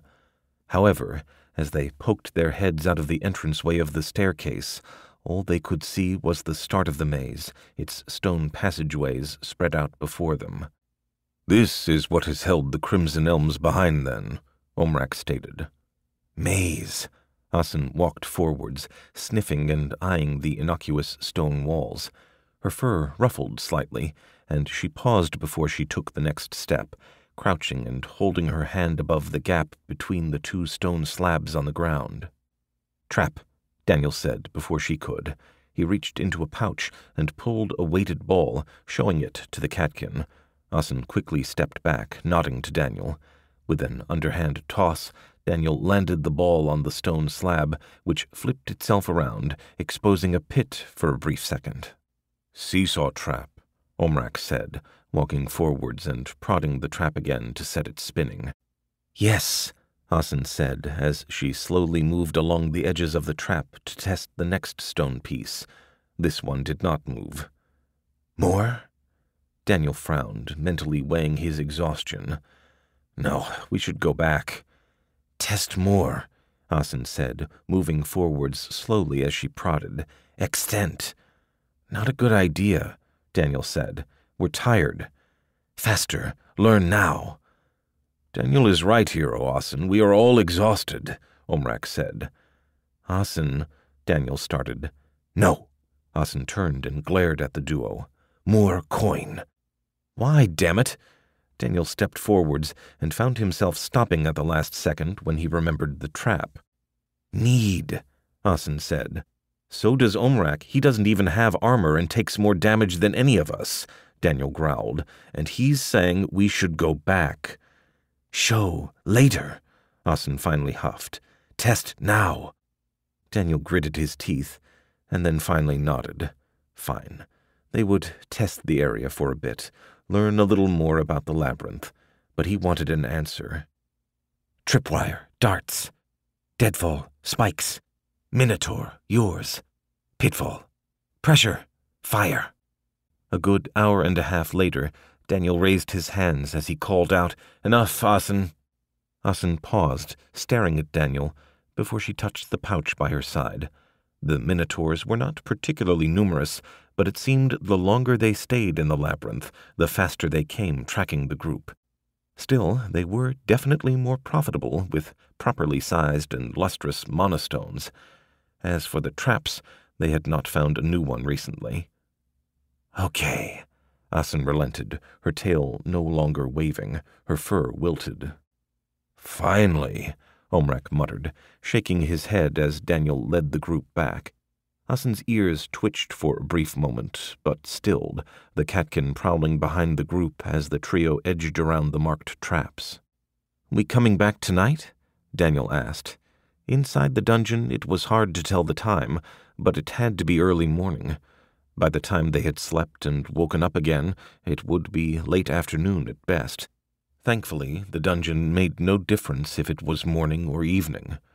"Yes," Asin nodded. "Need gear." "We'll take some of today's earnings for the trap finders and more rope," Daniel said. "Omrak, buy?" Asin tilted her head to the side, looking up at the large adventurer. "I can do so. I believe I know what is necessary." Omrak nodded agreeably. "Good." Daniel blinked, having thought that he would be the one to do it.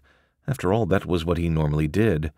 He frowned slightly, wondering what it was all about, but then shrugged as he hopped over the tripwire. It did not matter, not really. Still, he wondered. "Daniel!" The knocking on the door woke Daniel from his sleep, making him groan. It felt like he had just gotten to sleep before he was woken.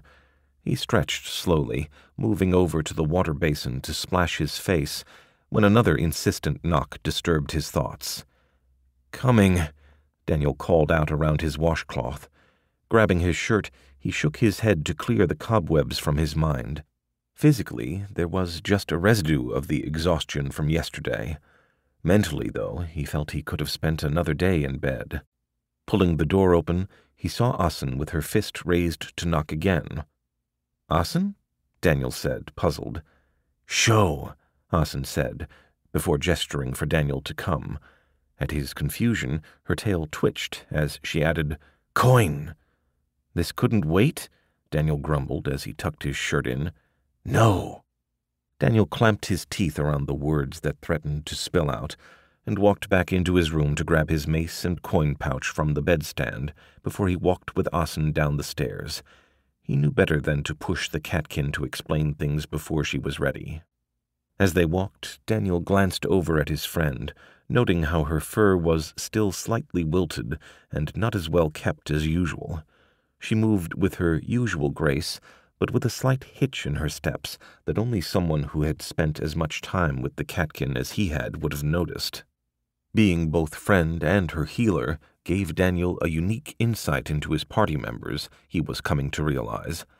As Daniel walked, he idly noted their route, realizing that he probably knew where they were going. "Are we headed to the butcher?" Daniel asked, frowning. "Yes," Asin answered, before falling silent. She refused to answer any further questions, not even after she burdened Daniel down with the carcass of a pair of pigs, carrying a large bag herself too. After that, she threaded her way through the streets towards the Beastkin quarter. "Am I just here to carry things for you?" Daniel grumped as he lurched behind the catkin, carrying the meat. "Wait!" The encumbered pair finally came up to a sprawling 2-story building in the Beastkin quarter. Asin skipped past the main door immediately, leading him to a side door, which she proceeded to kick. When it opened, she handed her bag over to the large bullkin inside, who gripped it and held a hand out to Daniel. Daniel frowned before handing his own burdens over, the glimpse of the inside detailing a large kitchen. The bullkin snorted and growled afterwards to Asin, who yowled back, the pair holding a brief and noisy discussion before the door closed suddenly in their faces. Finished, Asin turned away and gestured for Daniel to follow. "Is that it?" Daniel asked, shaking his head. "That's your explanation? Meat to some building?" "Yes." Asin stopped and pointed backwards. "School." "You're feeding a school?" Daniel said slowly, frowning at her nod. "I'm going to need more than that." "City no pay, no food, children hungry I buy," Asin said slowly and exaggeratedly. "Expensive." "How many children are in there?" Daniel asked as he reached for his pouch, his own generous nature tugging on him. Asin hissed at him, stalking off. "What?" "Beastkin," Asin growled, and pointed around and then added, "Human. No help." "Then why did you show this to me?" Daniel said. "Insisted," Asin said as she turned back to her friend. "My problem, ideal. Tired now, evening." "Asin," Daniel started, and then fell silent, watching her walking away. "Damn it, Asin." Chapter 13. Labyrinths were a traditional level in most dungeons, and, depending on the level of the dungeon, could sprawl over a few kilometers or tens of kilometers. However, no matter which level of dungeon it was, the monster that inhabited it was the same, the Minotaur. Bipedal, 7-foot-plus monsters with muscles that rivaled Omrak's and a bull's face, they were equipped, or not, dependent on the dungeon level.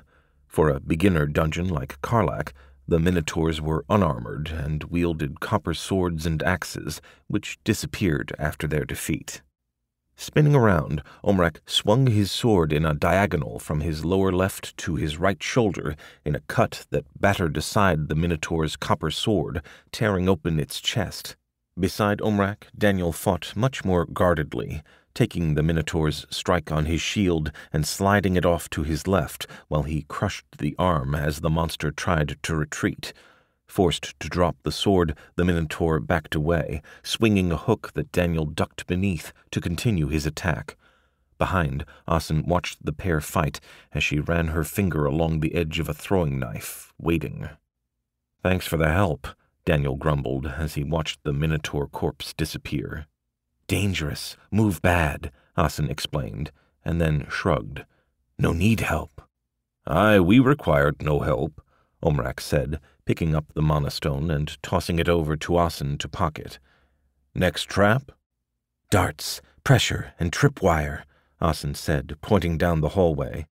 "Right," Omrak said, pulling out a ball to roll along the ground. Afterwards, he walked forwards slowly, with the sword pushing ahead of him to trigger the tripwires. Daniel followed along slowly as he stared at the map inside his head. The labyrinth was huge, and while they were following the time-honored tradition of staying to the left, it did mean they constantly found dead ends. Interestingly enough, he had a nagging feeling that something was not right about this maze yet. It was a feeling that had yet to crystallize, which was why he kept silent, for now at least. Either way, there was a lot of ground to cover this evening. A few hours later, the catkin paused as she was about to take a step forwards. She pulled her leg back, crouching down as her ears twitched. In a moment, both Omrak and Daniel could hear it, a grinding noise that slowly increased in volume that seemed to surround them all. "What is this?" Omrak growled, hands tense on his sword. "The walls are moving," Daniel said, looking around himself. "The labyrinth is reshaping itself." "Midnight," Asin guessed. "Yes, probably. So that's why the elms have been stuck," Daniel said, sighing. Between the traps and the shifting maze, each party had only a single day to attempt this. "Problem. Out," Asin said, pointing back the way they came. Daniel frowned before he realized what she was saying. If the way back had changed, they were now lost in the middle of the maze without a way out, or through. While the group obviously carried enough food for a few days, the possibility of getting stuck in the maze for all that time made Daniel shudder. It was a miner's worst nightmare. Both Asin and Omrak were silent as well, as they considered the fact that now they had no choice but to find a way out. As the grinding and rumbling slowly came to an end, Daniel hitched up his bag, glanced at his friends, and said, "Let's go." Nodding, Asin stepped forwards and started checking over the ground in front of them for traps. Omrak followed behind, watching for traps as well, and monsters. An hour later, with no attacks, the trio glanced at each other. It was possible that the monsters had pulled back during the transformation and were only now filtering into the rest of the dungeon.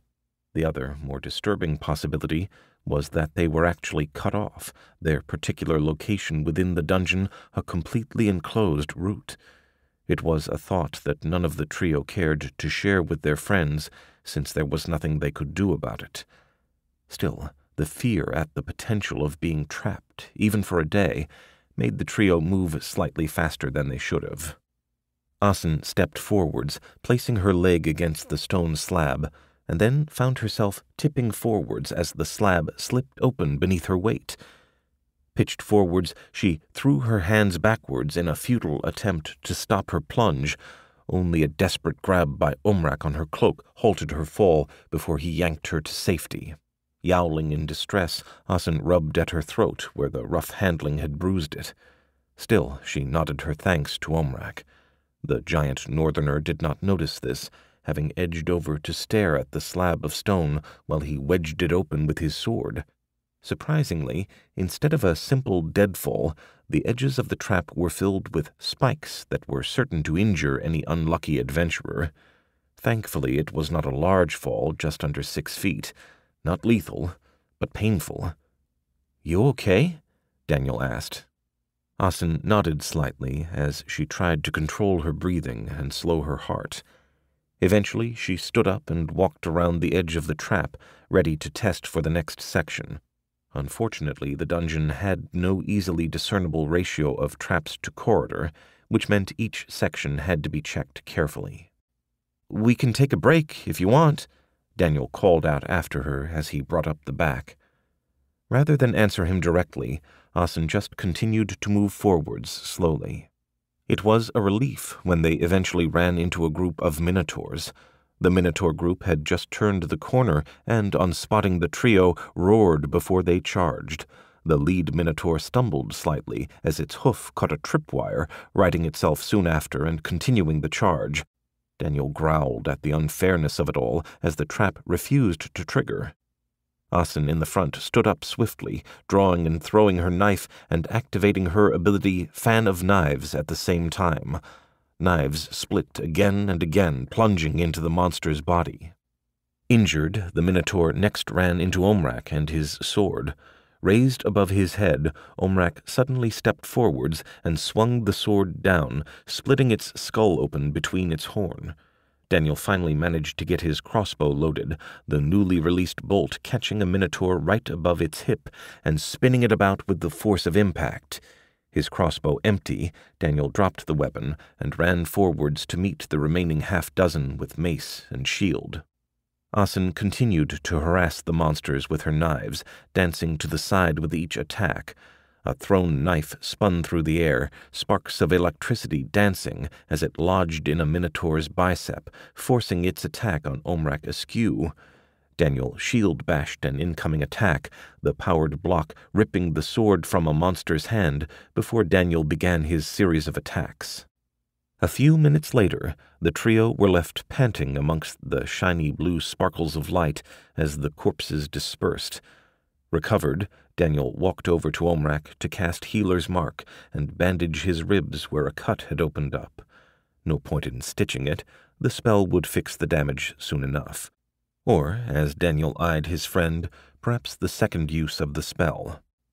Asin limped over and prodded Daniel, pointing to the cuts on her thigh and upper arm in order. At the end, she had been forced to jump into melee combat to ensure an injured minotaur did not flank the pair. Unfortunately, the huge height and strength difference had left the catkin at a serious disadvantage. Still, for all their injuries, the fight had lifted the mood of the group. Fighting for their lives was a danger that the trio were used to. Slowly starving to death trapped underground was not for Asin and Omrak.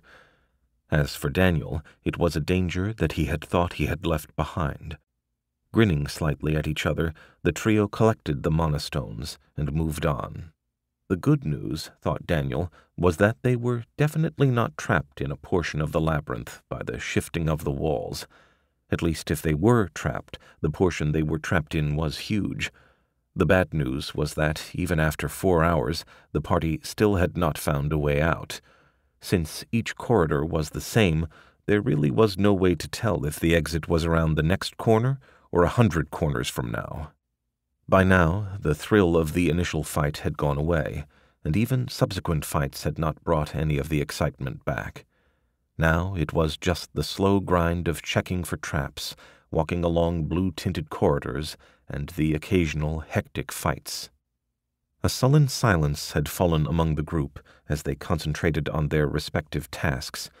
Daniel scanned for trouble ahead and behind them, while Asin checked for traps, and Omrak watched her and marked the traps they found. Occasional grunts and whispered words of warning were the only sounds that emanated from the group as they plodded through the labyrinth. Eventually, it was Omrak who broke the silence. "Is this the same passage again?" "Yes," Daniel said, pointing down to the third of 4 passages that split from here. "Did we just walk in a circle?" Omrak growled, hands tightening on his sword.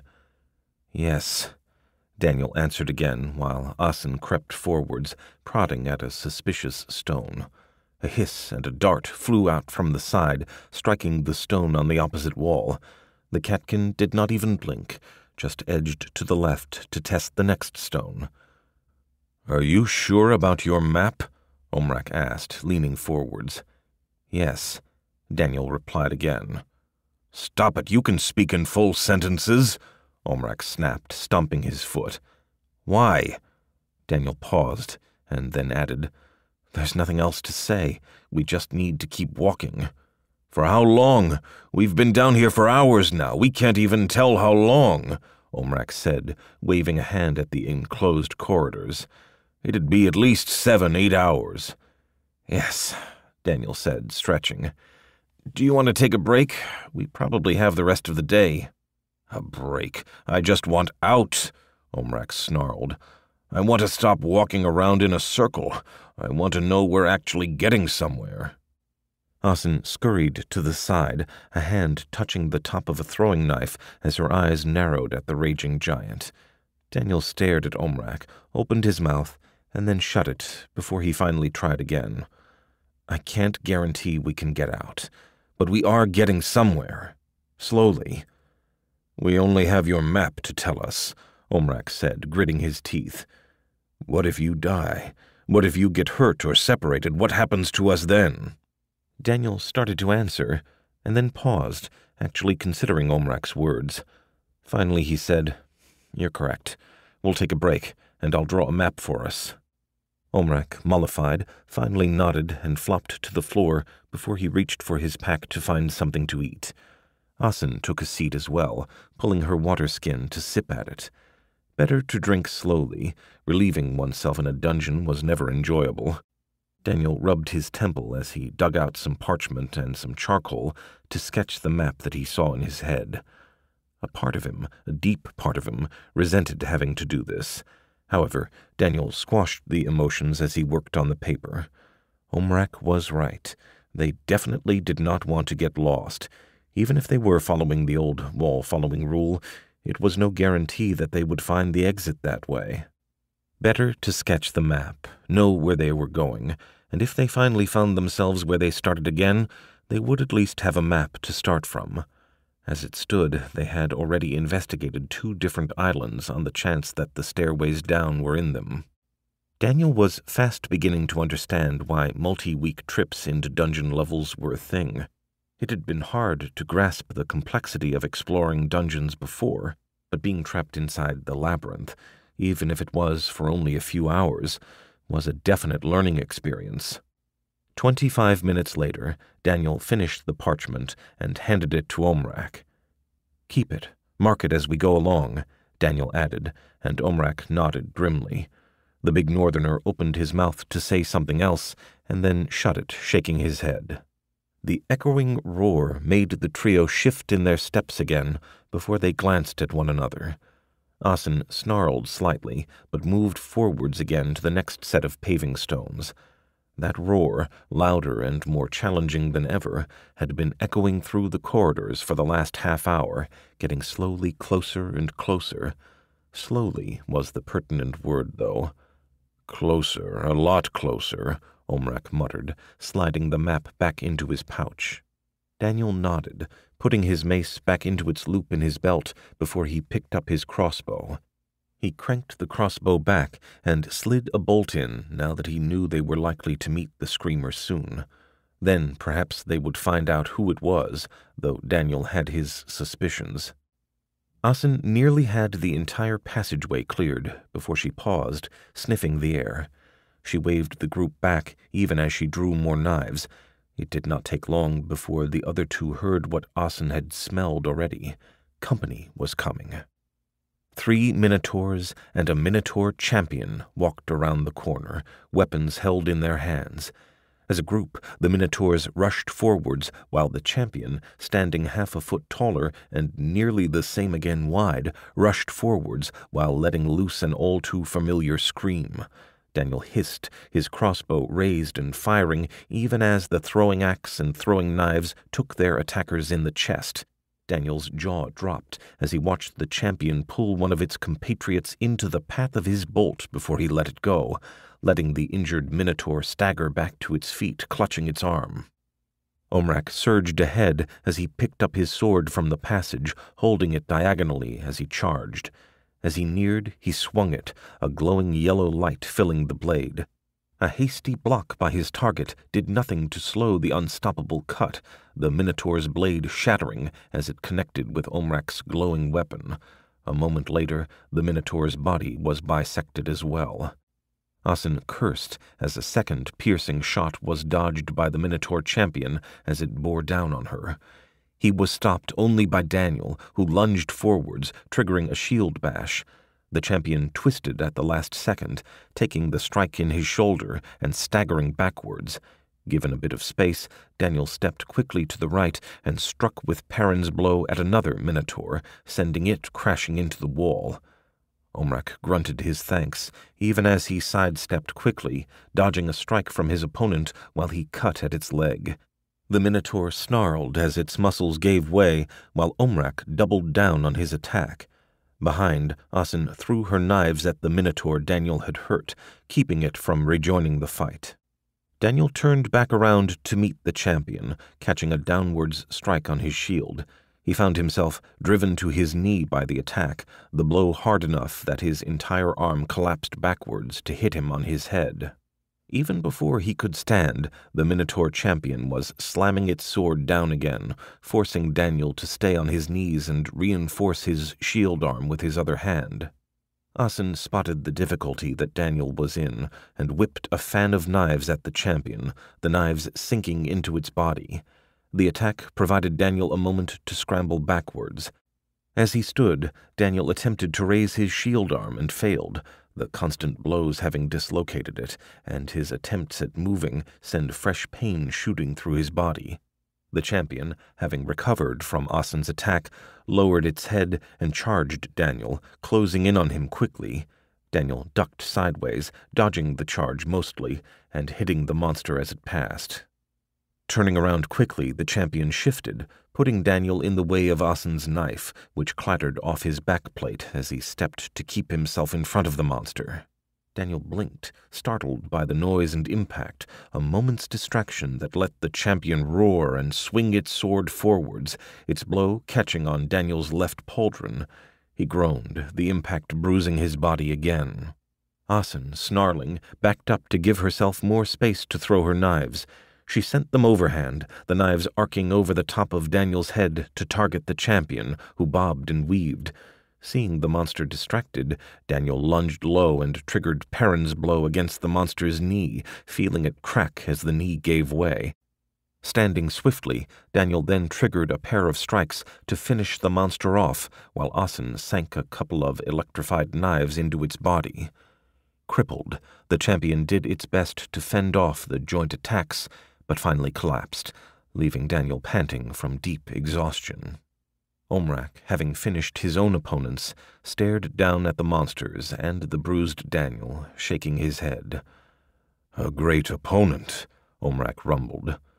"Ugh," Daniel groaned, leaning against a wall as he healed himself. "Well, at least I'm not the one injured this time," Omrak said, grinning. He frowned suddenly, twisting to the side as lights began to play along the ground. "What's that?" The pair just shook their heads, staring at the lights and gripping their weapons.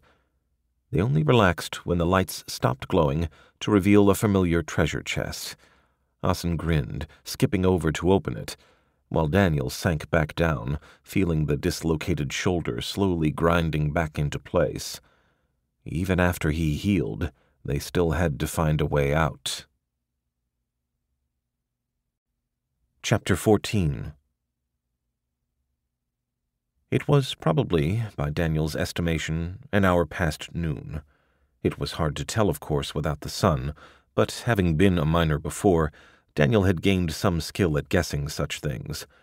The group had finally decided that it was best to rest for a few hours after Asin had been speared in the leg from a trap she had missed. After healing her, Daniel was completely out of mana, and further attempts at exploration from the exhausted party had been left for later. In an attempt to ensure their safety, the party had backtracked to a single, relatively trap-free corridor and set up camp in its center. After a hurried discussion, both Asin and Omrak bedded down, while Daniel refreshed himself with his gift. He would, in a few hours, take a nap himself to refresh his mind, but his gift left him able to withstand the rigors of the dungeon better. Now, if only he could remember what it was that had left him when he had activated his gift. Somehow Daniel knew that the memory was important. Shaking his head, Daniel chewed on the beef jerky as he watched both sides. His crossbow lay next to him, fully loaded and ready for use. Alone with his thoughts and the insistent snoring of the catkin, Daniel could only sit on watch, attempting to keep himself from falling asleep. This was their first true test as a party with Omrak in it, and, thus far, Daniel felt things were going well. Sort of. Everyone was short-tempered, and the once talkative northerner had slowly grown more and more sullen. That actually helped, since Daniel knew that Asin found the constant chatter annoying, so Omrak growing silent helped her not lose her temper. The only downside was that Omrak's temper was somewhat more volatile, but it could be worse. Eyes half closed, Daniel blinked as he heard the clink and scrape of movement. He reached for his crossbow, waiting for the noise to resolve itself. Eventually the noise faded, and Daniel leaned back, resting once more. It was going to be a long few hours. Daniel groaned, rolling to his feet. He'd only had a half hour of rest as it stood. and his head felt worse than before, filled with wool and grit. Still, they could not waste any more time. They needed to complete this level before it reset. "Coffee?" Omrak offered Daniel the mug as he stood up. "Thank you." Daniel sipped on the mug, and then blinked, staring at the warm mug. He frowned, looking around and not seeing the fire. "How—" "Northerner's secret," Omrak said, grinning hugely. "Drink up. We should begin." Daniel glared at how chipper Omrak was, but fell silent, deciding to just drink up and enjoy the unexpected luxury. In a few moments the group was packed and on their way back to where they last left off, searching for the way down or the exit. An hour later, Asin's ears twitched. She held a hand up, calling the group to a stop as she listened to the voices. Frowning, she tapped her ears and then waited for the pitiful humans to finally hear what she did. Seeing that the catkin did not seem perturbed, the pair waited patiently. Soon enough, they picked out the voices in conversation before the Crimson Elms came walking out from a side corridor. Leading the group was the short, quiet man from before, and directly behind him, staff held aloft, was the mage. His staff was glowing red, and where the light fell, traps that were hidden glowed. "Cheating," Asin muttered, and Daniel could only nod. Still, the pair were quick to note where the traps on this corridor were. No reason to not make use of the unexpected bonus. "Well, look who it is. We heard you might be down here," Amra said, her eyes dancing over the trio scornfully. "Heroes," Omrak greeted them with a smile, absently tucking away their map. "Did you just enter?" "Of course not," Amra said, snorting, and then raked her eyes over the disheveled group. "Get caught in the change?" "Yes," Daniel said, stepping forwards as he eyed the other group. "Are you charting your way in?" "Of course," Amra smirked. The larger fighter said nothing, just watching the group while the mage tapped his staff on the ground impatiently. "Amra, we should be moving along," Harold said. Amra glanced at the staff again and nodded, moving to walk past the group. Daniel, however, stepped sideways slightly, blocking their way as he cleared his throat. "We were actually hoping you could share your map. It'd help us get out." Amra frowned and then glanced to Harold, who shook his head. Daniel grimaced and stepped aside without being asked to. The Crimson Elms moved right past the group, stepping between the adventurers, and, in the shorter fighter's case, brushing against Omrak as he walked past. The party stayed silent, watching them leave, before the group headed down the corridor, skipping past the traps that had been highlighted. "That's the way out," Daniel said, pointing to the way the elms had come from. "Eventually," Omrak said, rubbing his chin. "Probably." "Definitely. Though it'd take a while to get there," Daniel added. "No, go on," Asin said, pointing down the corridor. "We've been in here for a while," Daniel said as he surveyed the tired group. "No, go on," Asin said, shaking her head.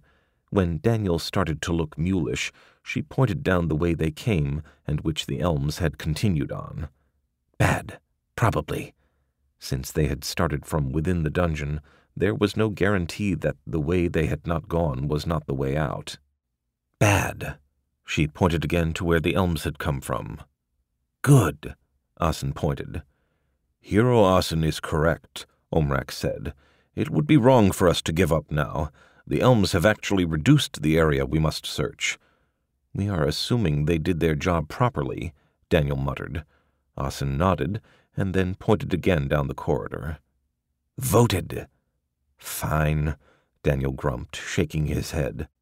It seemed they were going to do or die then. Well, preferably not die. It was a short 5 minutes before they reached the next turn.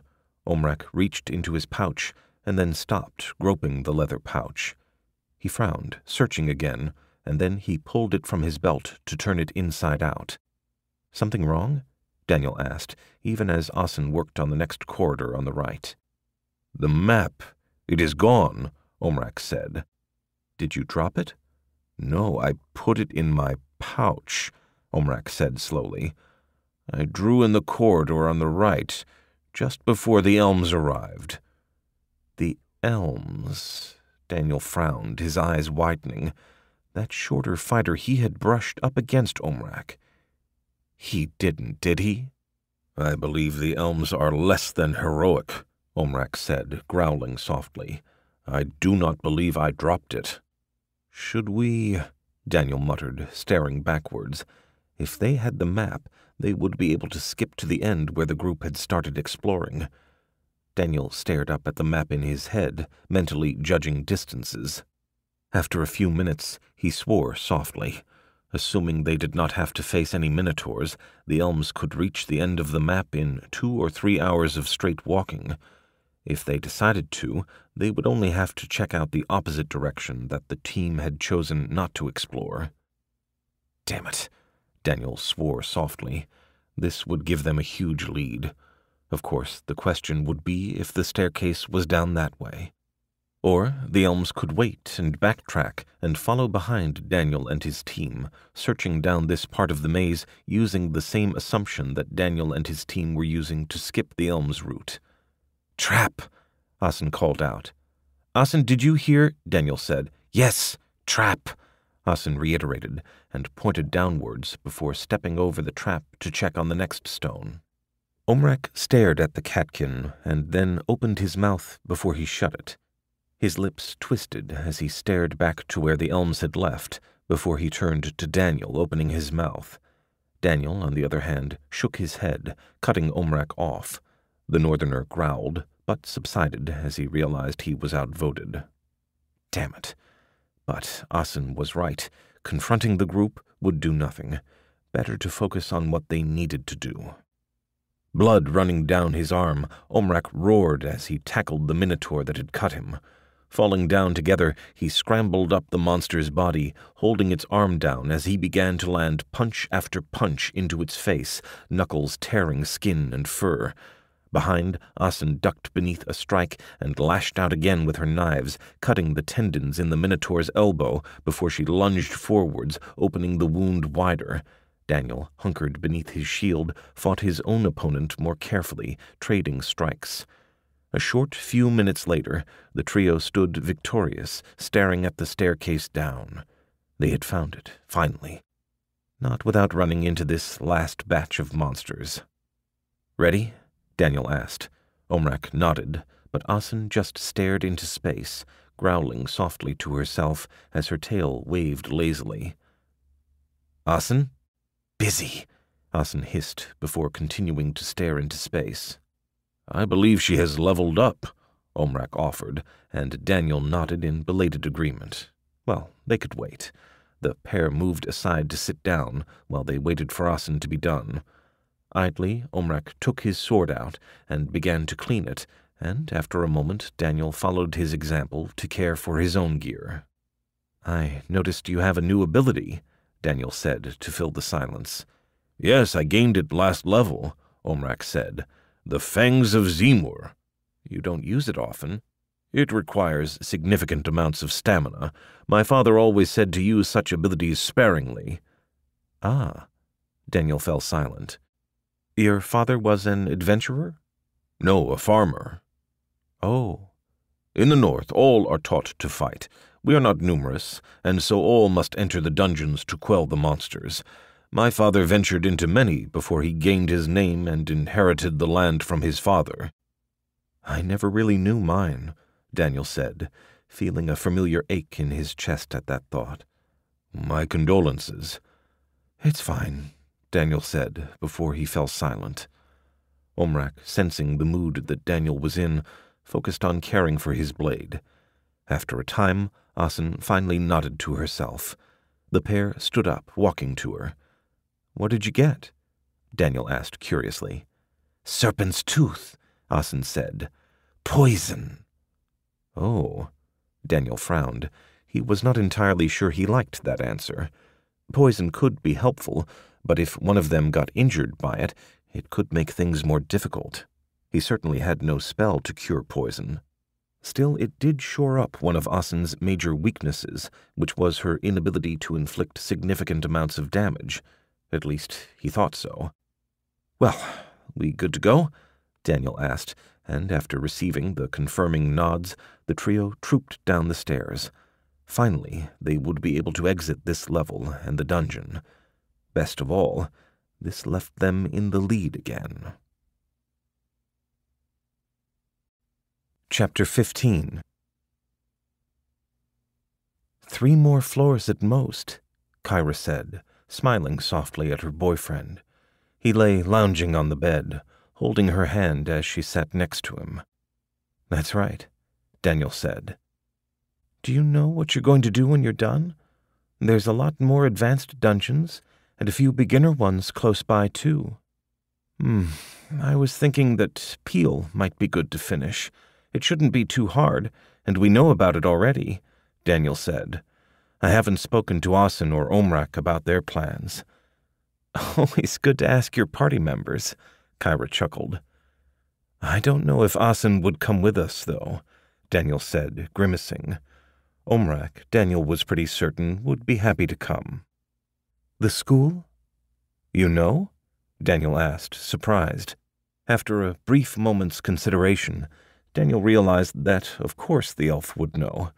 𝗂𝗓 was an important part of the city and spoke with a wide range of citizens every day. It's important to her, and if she left, there wouldn't be anyone helping out, 𝗂𝗓 finished for him. She wasn't doing this before, was she? Daniel said, and 𝗂𝗓 shook her head. The council cut the budget when the dungeon was closed, said they couldn't afford it anymore. But the dungeon's open again. Oh, Daniel, 𝗂𝗓 smiled softly at her boyfriend. It's never that easy. They've been wanting to cut it for ages. This was just an excuse. Is there anything I can do? To this, Daniel received a quick kiss on the head. If I think of anything, tell me, Daniel said. He knew Asin had told him not to get involved, but this seemed so unfair. However, he could think of nothing that he could do. He did not even know where to start to help. A city budget was not something you could hit or delve, and contributing to the school, well, it was a short-term solution. A day later, the group found themselves on level 8, staring at a familiar vista. The trio glanced at one another before laughing, walking forwards into the large caverns. As Daniel stared at the map in his head, he laughed softly. This was literally the same level 8 as before the dungeon had changed its configuration. Feeling more relaxed, Daniel directed the group down to where they last left off, and the staircase to the 9th level, glad to finally be on familiar ground once again. With a grace that belied his stature, Omrak ducked beneath the ogre's club and swung his sword in a short horizontal strike that ended in the monster's knee. Twisting his blade, the northerner ripped it upwards, opening a wider wound on the creature's thigh. Using the impetus of standing, Omrak kicked forwards and sent the injured ogre sprawling backwards before he reset himself for his next opponent. Should we help him? Daniel asked, having dispatched his own ogre. Asin shook her head, squatting on the corpse of the ogre she had stabbed in the eyes. The giant northerner had rushed forwards to meet the first group of 6 ogres on his lonesome, wielding his sword and screaming with battle lust.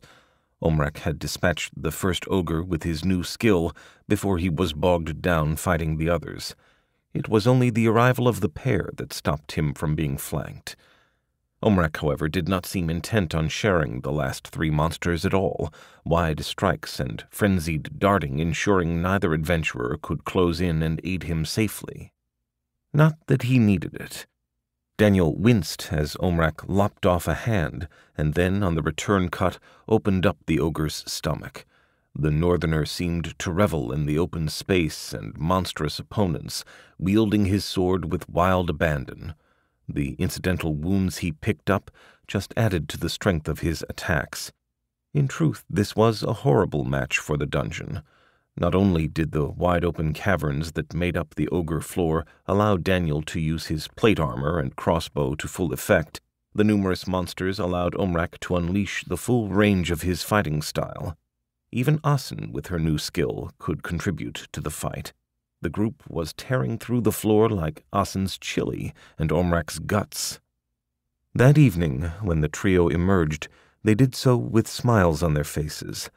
Not only had the party cleared the ogres without a problem, the mana stones each of the ogres dropped was of good value and as frequent as the attacks. They had even inadvertently managed to stumble upon the ogre champion and the floor chest, a battle that had ended with Daniel spending nearly half his mana patching up the stubborn northerner, who had traded blows with the champion till one fell. It was quite apparent to Daniel that the group had grown stronger during their time through the new dungeon. The fact that they knew what traps, what terrain, and what tactics to expect had made the floor so much simpler than their previous experience on this floor. In addition, Daniel could not help but smile at the fact that he had now reached level 9. In a good mood, the party tramped into the Adventurers' Guild to drop their day's earnings off with 𝗕𝗂. "Good day?" 𝗕𝗂 asked, noticing the smiling group. Quick nods from all three made him return the smile before he sobered up. He hated to tell them this, but it had to be done. "The Crimson Elms were just in. They've cleared the 8th floor, too." The trio stared at 𝗕𝗂, their good mood suddenly deflated. "How?" Daniel said. "It's not a hard floor," 𝗕𝗂 said, lips twisting slightly. "No puzzles, no difficult traps, no mazes, and they bought the map to it since the layout didn't change at all." "Oh," Daniel groaned and rubbed his temples. There were only 2 floors left that were possible, and the last floor might just be a boss monster. Asin growled, tugging on Daniel's arm. She pointed back the way they came to the dungeon entrance. Daniel shook his head automatically, already mentally assessing his mana stores and the weariness in his body. "No, Asin," Daniel said. "I just used most of my mana healing us before we came up. There's daring, and then there's reckless. This is reckless." Omrak watched the pair argue, his hand absently stroking the hilt of his pommel. "Quest," Asin said, her tail lashing out behind her. "It's a whole floor, maybe 2. We've never fought a dungeon boss either, Asin," Daniel growled, shaking his head. "No, it's too dangerous." "Try," Asin said again, pointing. "No," Daniel said. Omrak, watching the two, cleared his throat. "Perhaps, heroes, I might offer a suggestion."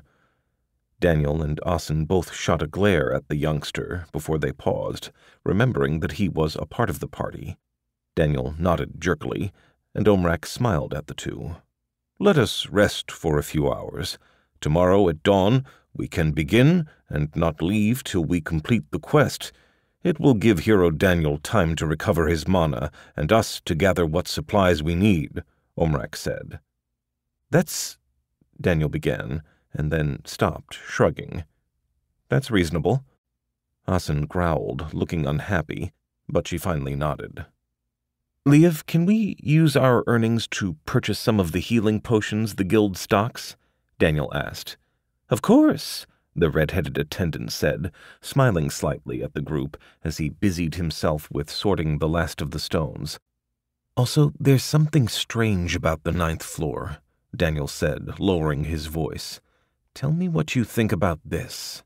The 9th floor annex looked like every other annex they had seen thus far, a simple carved stone room illuminated by mana-imbued stone. Daniel hefted his mace, rolling his shoulders as he banished his doubts concerning their plan. If they pushed through on this floor, perhaps they had a chance to win the quest rewards. Waking up early in the morning, packing for a multiple-day delve, this was the last roll of the die for them. When the group stepped out, familiar underground cave corridors awaited them.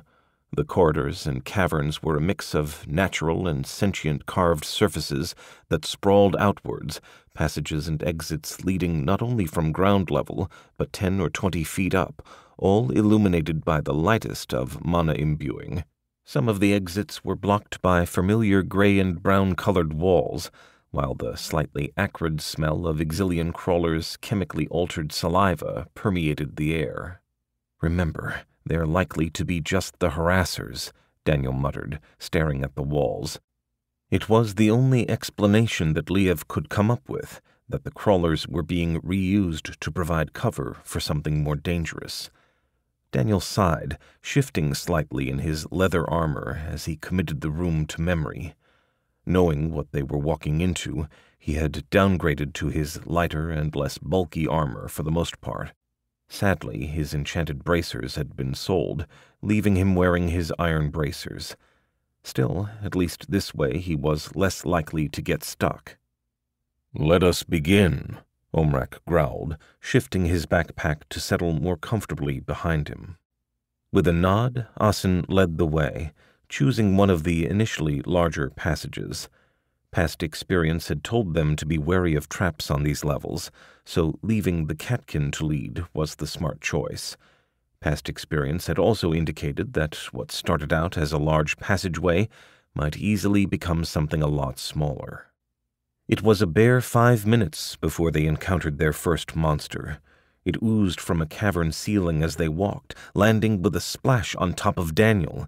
Immediately, the slime's acidic body began to eat into Daniel's armor, its body flowing around his protection to burn his skin. Daniel's shout of surprise was enough to warn the other two, which allowed Asin's quick reactions to dodge another falling monster. Omrak was not as lucky, the creature having missed the northerner's torso, but still managing to wrap a flailing appendage around his thigh. Unlike Daniel's, Omrak's began to let loose a series of light shocks, making the big adventurer's thigh muscles clench and release. Daniel swiped at the slime on his shoulder, his gloved hand brushing through the monster and doing no damage. He frantically tried again as the creature burned through his flesh, setting his nerves alight. Omrak, knife in hand, swiped at the main body of the creature attacking him with as little success. It was only Asin who managed to hurt her opponent. A thrown blade passed through a slime body, sending sparks of electricity shooting through it. Left behind by the blade were traces of poison that began to discolor the purple, gelatinous monster, tendrils of green creeping deeper and deeper through the gelatinous body. The purple monster shook and shuddered at the attack, lurching forwards in its attempt to attack the catkin. Daniel saw none of that, his focus on the monster on his shoulder. As he swiped again at the creature, something caught his eye. A small, floating blue stone within the creature. Inspiration struck, and on his next attack, he reached out and grabbed the stone that attempted to float aside. Too close and too spread out on his body to get away, the stone was easily grasped and pulled from the slime. In a moment, the entire slime's body broke apart without its core, falling away from Daniel's body. "The stones! Destroy the stones!" Daniel shouted in relief. Heeding Daniel's advice, Omrak attacked the slime's glowing core. Unlike Daniel's, though, this monster had only laid a few tendrils on the northerner, and as such was better able to dodge and shift its stone. Eventually, Omrak landed a blow that shattered the stone and ended the monster. "Bad! Destroy stone!" Asin muttered, pointing at Omrak's. Her own slime had expired from the poison and repeated shocks shortly before Omrak's. "It was killing me," hissed Omrak. "Yes, not dead, good," Asin said and pointed to the stones. "Less coin, bad." Daniel ignored the pair arguing, his hand on his own shoulder as he cast his healer's mark on himself. Silently, he assessed the damage with his gift and hissed at the results. In the short battle, the acid slime had eaten not only through his skin, but into some of the underlying muscle and nerves itself. Daniel gritted his teeth and focused, healing nerves and muscles before stopping. Better to let the spell finish the job. "Slimes," Daniel said finally, rejoining the conversation that had finally stalled between the other two adventurers. "Is there another way to kill them?" "Poison? Electricity?" Asin said. "Neither of which Omrak or I have," Daniel pointed out. "Fire?" Omrak said, touching his backpack. "I have torches." "Wet." Asin pointed to where the slime had been, the body having dispersed. "True, but we might as well try it," Daniel said, nodding to Omrak, who was already pulling out a torch from his backpack. At least with his mace, he had a better chance of hitting the stone than Omrak with his knife or sword. When Omrak had the torch lit, Daniel jerked his head to Asin, and the group started off. Now that they knew what to expect, the imposing 9th floor seemed less threatening. Dangerous, lethal, but less threatening. Fire worked, sort of. It was not a strong weapon. A torch thrust at a slime could burn it, hurt it, but you also risked the torch being extinguished. Omrak soon learnt that it was actually better for him to almost hit a slime, to keep the torch close to the body and let the heat that emanated from the torch do its job, rather than stabbing it in like a sword. It was not perfect. It was, in fact, nearly as ineffective as using his bladed weapons. Nearly. At least they were not fighting a fire slime. Exploration over the last few hours had made it clear that there were a multitude of different forms of slime present on the 9th level. Each carried its own danger. Fire slimes spat out flaming portions of its body that refused to die off and exploded upon death. Earth slimes carried numerous rocks within their body, giving the slime the potential to strike and defend itself from Daniel's mace. Air slimes no longer crawled, spread, or glooped their way, but floated through the air in an attempt to enclose and suffocate. And, of course, the crawlers made their presence known, sometimes at the most inopportune times. Armored carapaces that crawled through the dungeons, walling off sections and attacking with little care for their lives. They were not deadly if taken on alone, but when combined with the slimes which were resistant to most normal attacks, had proven a dangerous combination. Daniel shook his head as he surveyed the surroundings, while Asin explored the cavern they had exited into. The catkin, as always, was checking for new traps, though thus far there were none but the usual pitfalls, which were easy enough to avoid. Behind, Daniel could hear pained grunts as Omrak pulled himself along the final narrow passageway. For some reason, the crawlers never finished sealing the passages, leaving the adventurers a small but tight exit, tight enough that the large northerner was finding it difficult to squirm his way out. "Do you need help?" Daniel said for the 3rd time.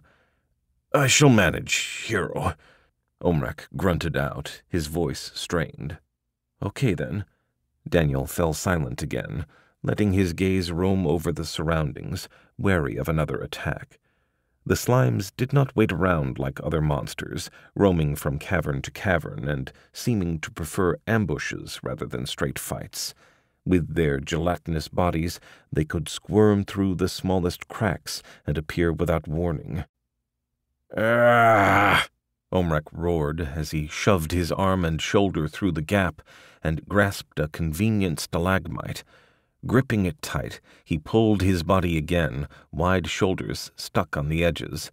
His shirt, abused once too often, tore, and the northerner found himself swearing. Daniel, his attention drawn to the partially exited giant, never saw the swarm of air slimes float down from a passageway high up in the ceiling. They made no sound as they controlled the winds around them, the group of 5 slimes splitting off, with one going after Omrak and 2 others for the free pair. It was only the shift in air currents that gave Daniel a fraction of a moment's warning. He shifted to the side, shield rising and bashing the slime away. He jumped back quickly as the 2nd slime swooped in on him and then raised his shield up to bash it. He surged forwards, and his shield smashed the slime backwards, sending the gelatinous blob to smack into a cavern wall. That dealt with, Daniel spun around, only to have to throw himself backwards in an ungraceful sprawl as the monster attempted to land on his face again. Asin, on the other hand, took a more direct route, sprinting around the cavern and throwing her knives at the monsters. Each attack sent dancing sparks of electricity and purple streaks of poison, injuring the monsters that attempted to catch the elusive catkin.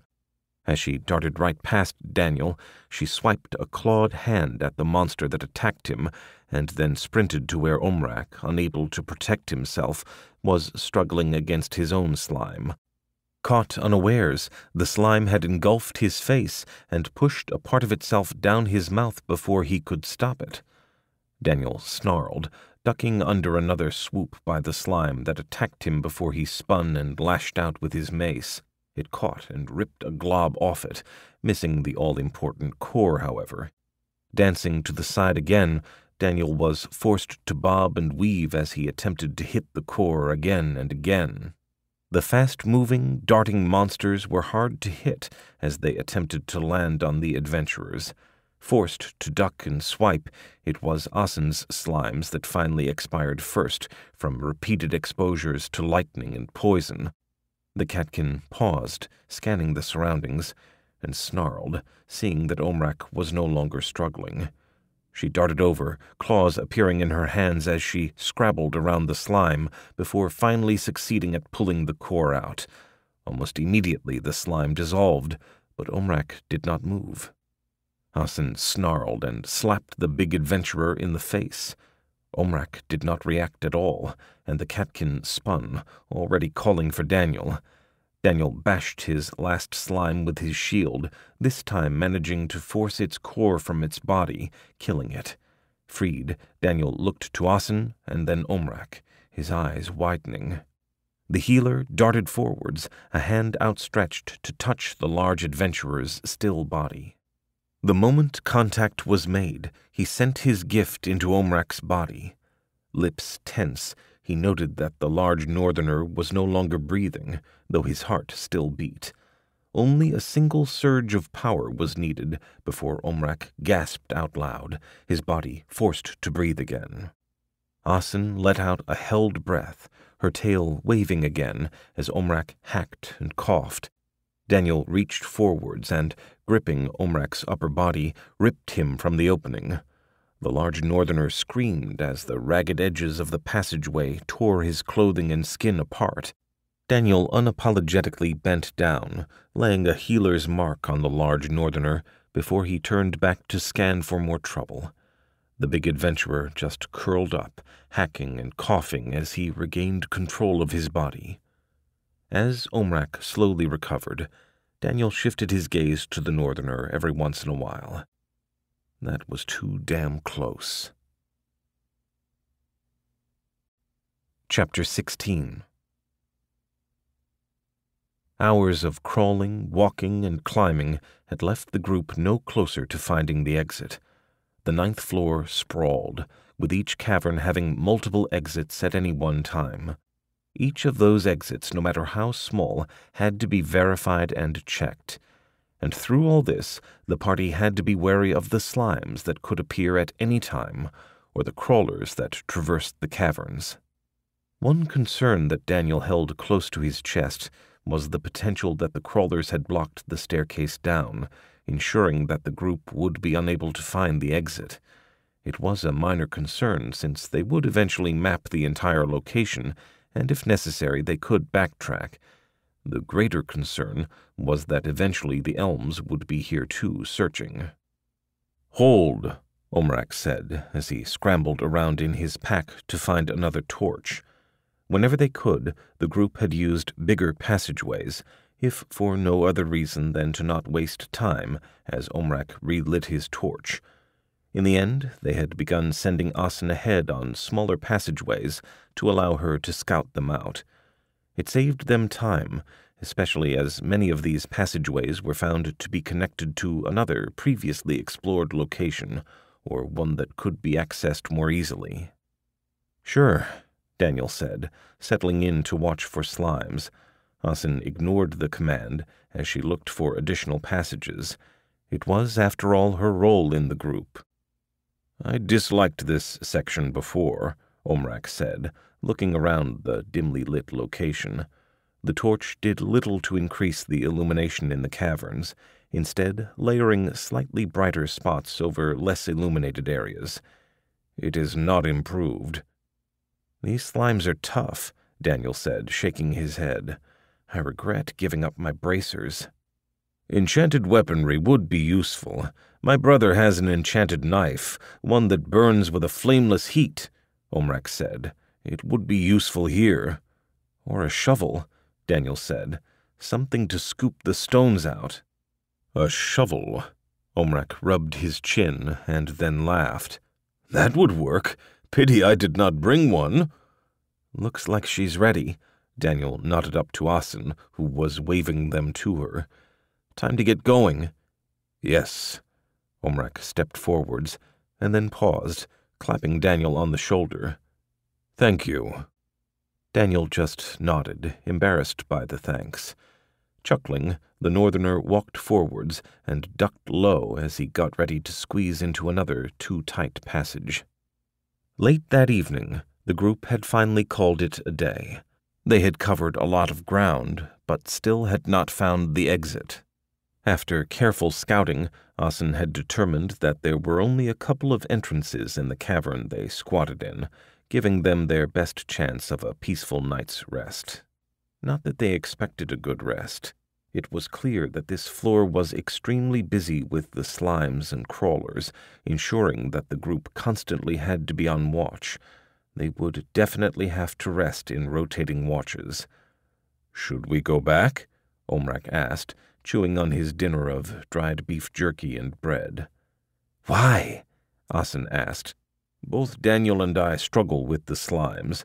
It is only your skills that have given us an edge. With appropriate equipment, we could travel faster," Omrak answered. Daniel stayed silent, content to let the two argue. "How much map?" Asin asked, turning to Daniel. "Maybe half," Daniel said. It was hard to tell, what with the sprawling passages that could cut off without warning. "No," Asin said, shaking her head. "Why?" Omrak growled. "Each fight is a risk for Daniel and me. It would be better for us to fight at full strength." "One day, half, back, half day, no, race," Asin explained, tail lashing out behind her angrily. After she was done, she rubbed at her throat. Talking so much always hurt. Omrak just stared at Asin, confusion on his face, before looking to Daniel. He sighed and explained, "It's a half day to get back, then we're a half day back into where we are, and maybe we'd be faster, probably, but it takes us only a day to finish half, so we only need a day to finish. That about right, Asin?" She nodded, and then added one last word. "Race." "Right, and we're in a race," Daniel said. "You agree with her?" Omrak said, looking to the shorter adventurer. Yes, I think we should push ahead. That was the plan," Daniel replied. "Very well," Omrak conceded, looking somewhat annoyed, but accepting. "I shall take first watch." Daniel just nodded. He would take mid-watch. His gift let him last longer than the other two, after all. Even a few hours' sleep would help them all, fitful and split as it might be. Sleep that evening had been less than restful. The group had stumbled awake twice, fighting off the intrusion of a crawler and then a group of slimes. Even then, the catnaps they had managed to catch had refreshed the group sufficiently enough that they were able to start exploring in the early hours of the morning. Now, in the mid-afternoon, the group was crouched, staring down at the enormous cavern laid out before them. "What is that?" hissed Daniel as he stared at the green gelatinous cube that dominated the cavern before them. Unlike the other slimes, which were often only a foot or so across, this one was nearly 6 feet wide. It would be a simple matter for a creature that big to swallow an adventurer whole. "Big slime," Asin said, running a finger along a knife. Eyes narrowed, she searched for signs of the mana stone within its body. If they could destroy it, that would end the fight, no matter how big the slime was. "It must be the floor champion," Omrak rumbled quietly. "Definitely," Daniel confirmed, shaking his head as he considered his attack options. 𝗕𝗿𝗄𝗃 would do nothing to the monster, other than perhaps displacing some of its body. Neither Perrin's blow nor double strike would injure it, and his latest skill proficiency was not an active weapon. He could see where the monostones were, but it did little good when the stones were embedded so deeply in the monster's body. "I fear I would be of little use here," Omrak said, having done his own assessment as well. It would take a lot of torches to injure it, and they just did not have the time. "Around?" Asin pointed backwards, and the group grimaced.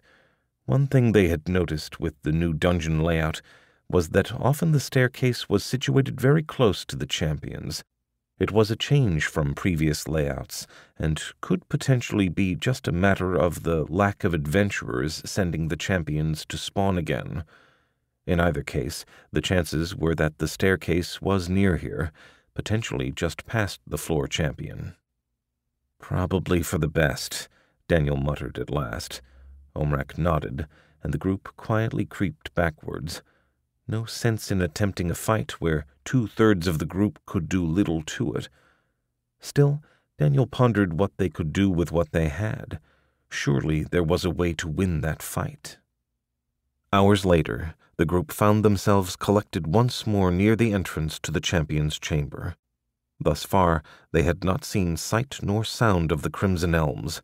Considering the size of the cavern, that meant very little. Still, the party held a little hope that they were still ahead of the elms. Having explored the gaps in the maps in Daniel's mind, they now found themselves back where they started hours ago. "Any ideas?" Daniel asked, staring at the chamber. "I fight. Poison. Run," Asin said. "That seems foolhardy," Omrak pointed out.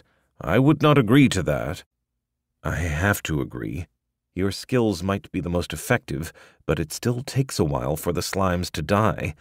Something that big," Daniel said, shaking his head. "Going in alone is a bad idea." Asin growled, but just nodded, her tail lashing out behind her. She turned to stare at the pair, waiting to see if they had any other ideas.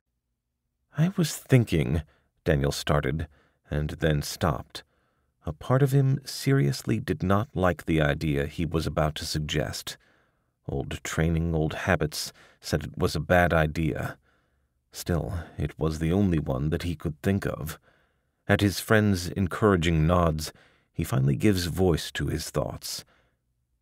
"We could use oil. Douse it in the oil flasks we have left. Set it on fire." Omrak hummed, rubbing his chin in thought. "It is big enough, though such a large monster on fire." Daniel could see it in his mind's eye, a flaming cube that rolled around the cavern, setting everything it touched on fire. Worse, he knew that too much fire could potentially be dangerous for them, creating bad air that could hurt, maybe even kill the group. It was always a concern in real mines, though how it worked in a dungeon Daniel did not know. His little experience with the dungeons indicated that they did not act the same way mines did, that concerns like bad air and buildup of dangerous gases did not occur. Still, "Idea?" Asin said, prodding Omrak, who shook his head. At that, Asin pointed to Daniel and finished the conversation. "Oil." Saying it and doing it were two different things. The party quickly laid out their plans, divvying up the bottles and the last of the torches between Daniel and Omrak. They would be in charge of throwing and lighting the monster on fire. Asin would creep into the room first and begin the attack, using her blades to damage and poison the monster immediately. Once the monster was focused on her, the pair would throw their oil flasks and hopefully set it on fire before retreating as Asin attacked it again. At first, the entire plan went well. Asin's attacks left streaks of purple poison that slowly spread through the slime, injuring it. Interestingly enough, her knives never left the body of the creature, instead held and caught in the viscous liquid that was its body. The oil flasks thrown at the monster shattered, spreading its contents on the creature. or in one case was swallowed entirely. When the pair managed to stab the slime with their torches, it lit the flames and sent shudders through the jello body. What they did not expect was the way the monster then proceeded to swallow the majority of the flames into its body, extinguishing them within its core. So surprised were they that the pair nearly did not move away in time when the monster charged them, flames still licking along its surface. Scrambling backwards, the pair split up as they rounded a particularly wide stalagmite. Behind, Asin hissed in anger as her poisoned and aura-enchanted blades continued to fly true and were ignored. She targeted all across the slime's body, determined to spread the poison faster as the monster kept its core away from her. Yet nothing she did seemed to draw the monster's attention as it darted towards Daniel.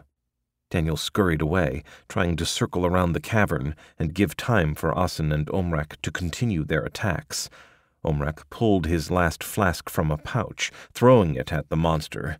The oil relit on the dying flames on the surface of the slime's body, sending the slime shuddering as it started to twist its body inside out. Bereft of oil, Omrak pulled out his sword and targeted the edges of the creature, lopping off pieces. The shorter adventurer darted in, using the edges of his shield to scoop out parts from the body as well. If they could not kill it with fire, they would have to do it the hard way. Focused on attacking the monster, Daniel did not notice that the slime was no longer shuddering, but rearing a portion of its body straight up. With a sploosh, the entire stretched cube fell on Daniel, engulfing him in the viscous fluid. Almost immediately, Daniel could feel the acidic properties of the slime start acting on his skin, attempting to eat away at his body. Pain immediately filled his existence. The slime attacked his bare skin and slowly penetrated between his armor and clothing, burning layers of skin. Worse, it attacked his eyes, ears, and nose as it attempted to invade his body. Mouth closed, Daniel reached out to clamp a hand over his nose and squeeze it shut. As his body burned, Daniel attempted to focus to cast a spell, but pain robbed him of his concentration. Trapped in his body, Daniel could only squirm and thrash as the monster ate away at his body. Omrak snarled in surprise, his sword flashing again and again as he carved bits of the monster. Asin dashed forwards as well, pulling her larger melee knives from her sheaths before she began slicing into the monster, dodging side to side after each strike. Each attack left streaks of purple in its body and sparks of electricity that fried and stilled the portions contacted. Yet each of their attacks still did little to reduce the large slime that continued to strip the skin from Daniel's body. Screaming in muted pain, his mouth clamped shut, Daniel reached inwards. He found his gift, waiting as always for him. With a thought, Daniel released the gift through his body and focused it on his senses, which were slowly being eaten away, patching his eyes and ears together, even as he felt his memories disappear. His free hand continued to thrash about, trying to grip something, anything. Seeing that his attacks were doing little, Omrak dodged to the side again and thrust his sword forwards. The blade plunged into the monster, piercing through gelatinous flesh all the way into Daniel's own body. In the beginning, the pain from being impaled was hidden beneath the cascade of other pain signals, but as Daniel's body thrashed around again, he finally noticed the shard of steel in his body. His free hand reached out and gripped the blade reflexively, and then Omrak pulled the blade backwards. Daniel, his mind clouded, felt himself drawn forwards and gambled as he reached to grip the giant sword with both hands. Seeing that Daniel had a better grip now, Omrak tugged harder, drawing the adventurer out of the body. At first, the slime did not notice their motions, focused as it was on the danger that Asin posed. However, as Daniel began to move through its body more quickly, the slime shifted, pulling its body to recover the beleaguered adventurer. In doing so, the slime shifted its monocore closer to the catkin. Asin snarled and lunged forwards, plunging her hand into the body up to her shoulder. The slime shuddered, its body trembling as the arcs of electricity that surrounded Asin's aura interacted with its body, injuring it. The slime stunned for a second. Asin was able to grasp the stone and yank backwards, extracting it finally from the slime. Daniel, partially pulled outwards, fell to the ground as the monster exploded, its body no longer held together by the monostone. Almost immediately, the slime's body began to disperse, leaving the stripped, partially digested body of the adventurer on the floor. His gift, running on automatic, patched his body together, replacing skin and muscle, repairing his eyes and ears. After a few minutes, Daniel was able to grasp hold of his senses and stop his gift, using his mana to cast a healer's mark on his own body.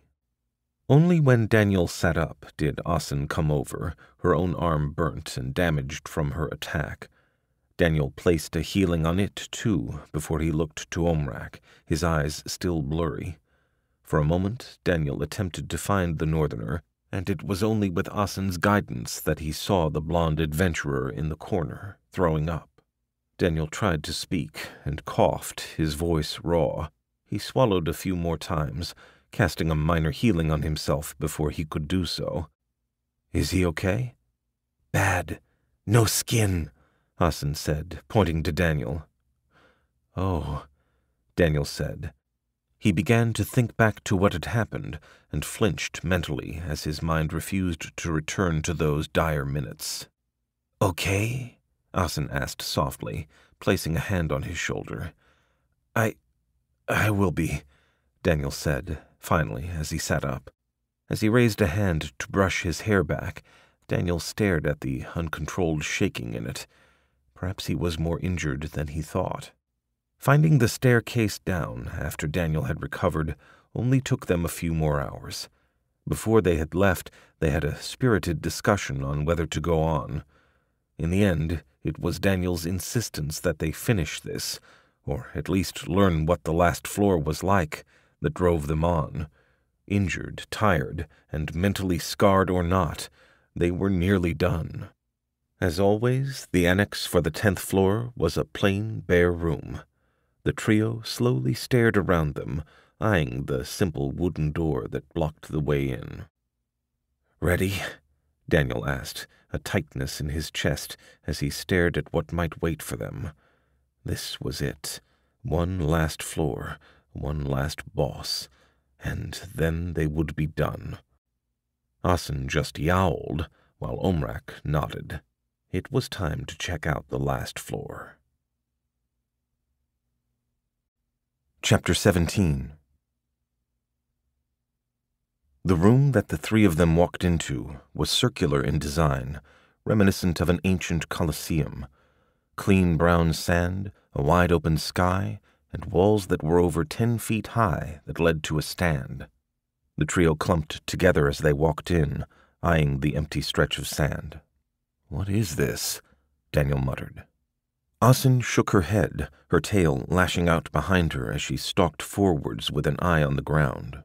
The creaking of a wooden winch made all three look up, staring as the gate ahead of them slowly opened. Out from the gate came a trundling boar that was over 20 feet tall, hairy bristles and long tusks snorting. Immediately on spotting the party, it rushed them, picking up speed as the three scattered, Asin to the far right and Omrak to Daniel's left. "Why me?" Daniel cried out as he realized that the monster was charging him. It wasn't particularly surprising, since he was in the middle, but Daniel could not help but feel somewhat prosecuted. Having realized he couldn't get away, Daniel hunkered down beneath his shield and reinforced the shield with his other hand, breathing slowly as he timed his counterattack. With a roar, Daniel countercharged the monster and engaged his shield bash. The boar smashed him backwards, not even pausing as Daniel's attack connected and cracked his shield and a tusk at the same time. The adventurer was thrown backwards, flying through the air to impact the wall and crash to the ground. The boar swerved away, ignoring the fallen adventurer. Omrak, having seen that he was not targeted, had charged back to the monster, and as it began its turn, swung his sword. Skin parted as the muscle was torn apart by the blade, ripping a deep gash on the boar's flank. As the boar finished its turn and charged towards Asin, Omrak dashed forwards to the slowly moving Daniel. Asin snarled, running backwards as she threw another series of knives at the monster. Each of her attacks barely pricked the boar, its tough hide stronger than armor. Only a piercing shot had thus far managed to penetrate its body. Still, the catkin did not give up as she sprinted to the wall as the monster bore down on her. It was only a few seconds before it hit her that Asin jumped, claws extended as she sprawled against the wall and held onto it. The boar, unwilling to smash directly into the wall, was forced to swerve at the last second, only its tail brushing against Asin. Even that was enough to rip her away from the wall and leave a quickly blossoming bruise. Spluttering, Daniel pushed himself upwards as Omrak put the water skin away. Already the northerner was moving away from Daniel, sword raised as the boar targeted him. He crouched low, sword held near his knee as he waited for the monster to arrive. Snorting and growling, the boar picked up speed as it closed in on Omrak. Daniel pushed to his feet just as the boar collided with Omrak. Sword held low and pommel dug into the ground, the large adventurer had used his large sword as an improvised spear and impaled the boss monster on it. Thrown backwards from the impact, Omrak hit the wall and bounced off it before being trod upon by the boar's back foot. Dashing over, Daniel placed a hand on Omrak's shoulder even as the big adventurer struggled to his feet. Concentrating, Daniel laid healer's mark on his friend and then minor healing before he turned to search for the boss. Asin, having run back, threw her bolas at the creature's leg in a vain attempt to trip the monster. The bolas caught but were so stretched out they ripped apart without slowing the monster down. Thankfully, instead of directing itself at any single adventurer, the boar dashed to the other side of the arena as it built up speed again. "You okay, Asin?" Daniel called out as she neared, placing healer's mark on her the moment she was within reach. It would help a little bit, but for the most part, Daniel looked to conserve the remainder of his mana for when it was going to be really needed. Asin pulled another pair of throwing knives into her hand from her backpack, staring at the boar that had just turned around. Growling softly, the catkin took off at an angled run, already throwing her knives at it, using piercing shot to help cover the distance. "Crossbow," Omrak suggested as he stood up, searching for his sword. He spotted it a moment later, still embedded in the monster's body. The northerner reached for his knife, taking off running, while Daniel sheathed his sword and reached for his slung crossbow. A brief inspection showed that it was still working, if worse for wear. Quickly, Daniel cranked the crossbow back and pulled a bolt out before he tossed it away and reached for an unbroken one. The crossbow might have survived Daniel being thrown around, but it seemed that some of his bolts had not. Finally loaded, Daniel swung the crossbow back up to target the charging boar. At least, Daniel thought, even he could not miss a monster the size of a barn. The boar had turned again, and somehow, between the time that Daniel was loading his weapon and the last time he saw her, Asin had managed to mount the creature. Crouched above the monster, lightning arcs shooting as the monster contacted her body, the catkin stabbed and cut with her weapons as she attempted to flay the monster alive. Beneath her, the boar charged the northerner, who stood, crouched and waiting. At the last moment, Omrak threw himself forwards, grabbing his sword and rolling to the side at the same time. The sword slid sideways as the opposing forces of the roll and charge tore open the wound, forcing a cascade of blood to pour out. Daniel exhaled, firing his crossbow, and then reloaded immediately even as the creature turned, attempting to come around and attack the beleaguered blonde adventurer. Omrak, clipped by a hoof, struggled to his feet, his sword behind him as the boar finally slowed down and turned to attack, only to receive another crossbow bolt in its face. It snorted and squealed, but stayed on task as it moved to gore Omrak. Omrak in turn swung and cut at the creature's nose, forcing the monster to be wary of his attacks. No longer charging, the monster did not have the impetus of its momentum to bowl over the large northerner, and so they feinted with sword and tusk. All the while, Daniel and Asin continued to attack it. "It's slowing down," Daniel said as he dropped in another bolt. The successive attacks and blood loss was taking its toll, along with the continued presence of the enchanted catkin above and her poisoned weapons. Strong and powerful as the boar was, it could only take so much damage. Ducking a swipe with one tusk, Omrak stood and lunged forwards, blade sinking into a cheek before he attempted to tear the blade free. However, unbeknownst to Omrak, his sword was stuck between some teeth, which caused his motion to grind to a stop. In that brief moment, the boar twisted its head again to lash out with its remaining tusk. Omrak was thrown to the side, his back torn wide open. Daniel shouted out loud in the vain hope of attracting the monster's attention as he ran forwards, holding the crossbow up to his body as he closed the distance to his fallen friend.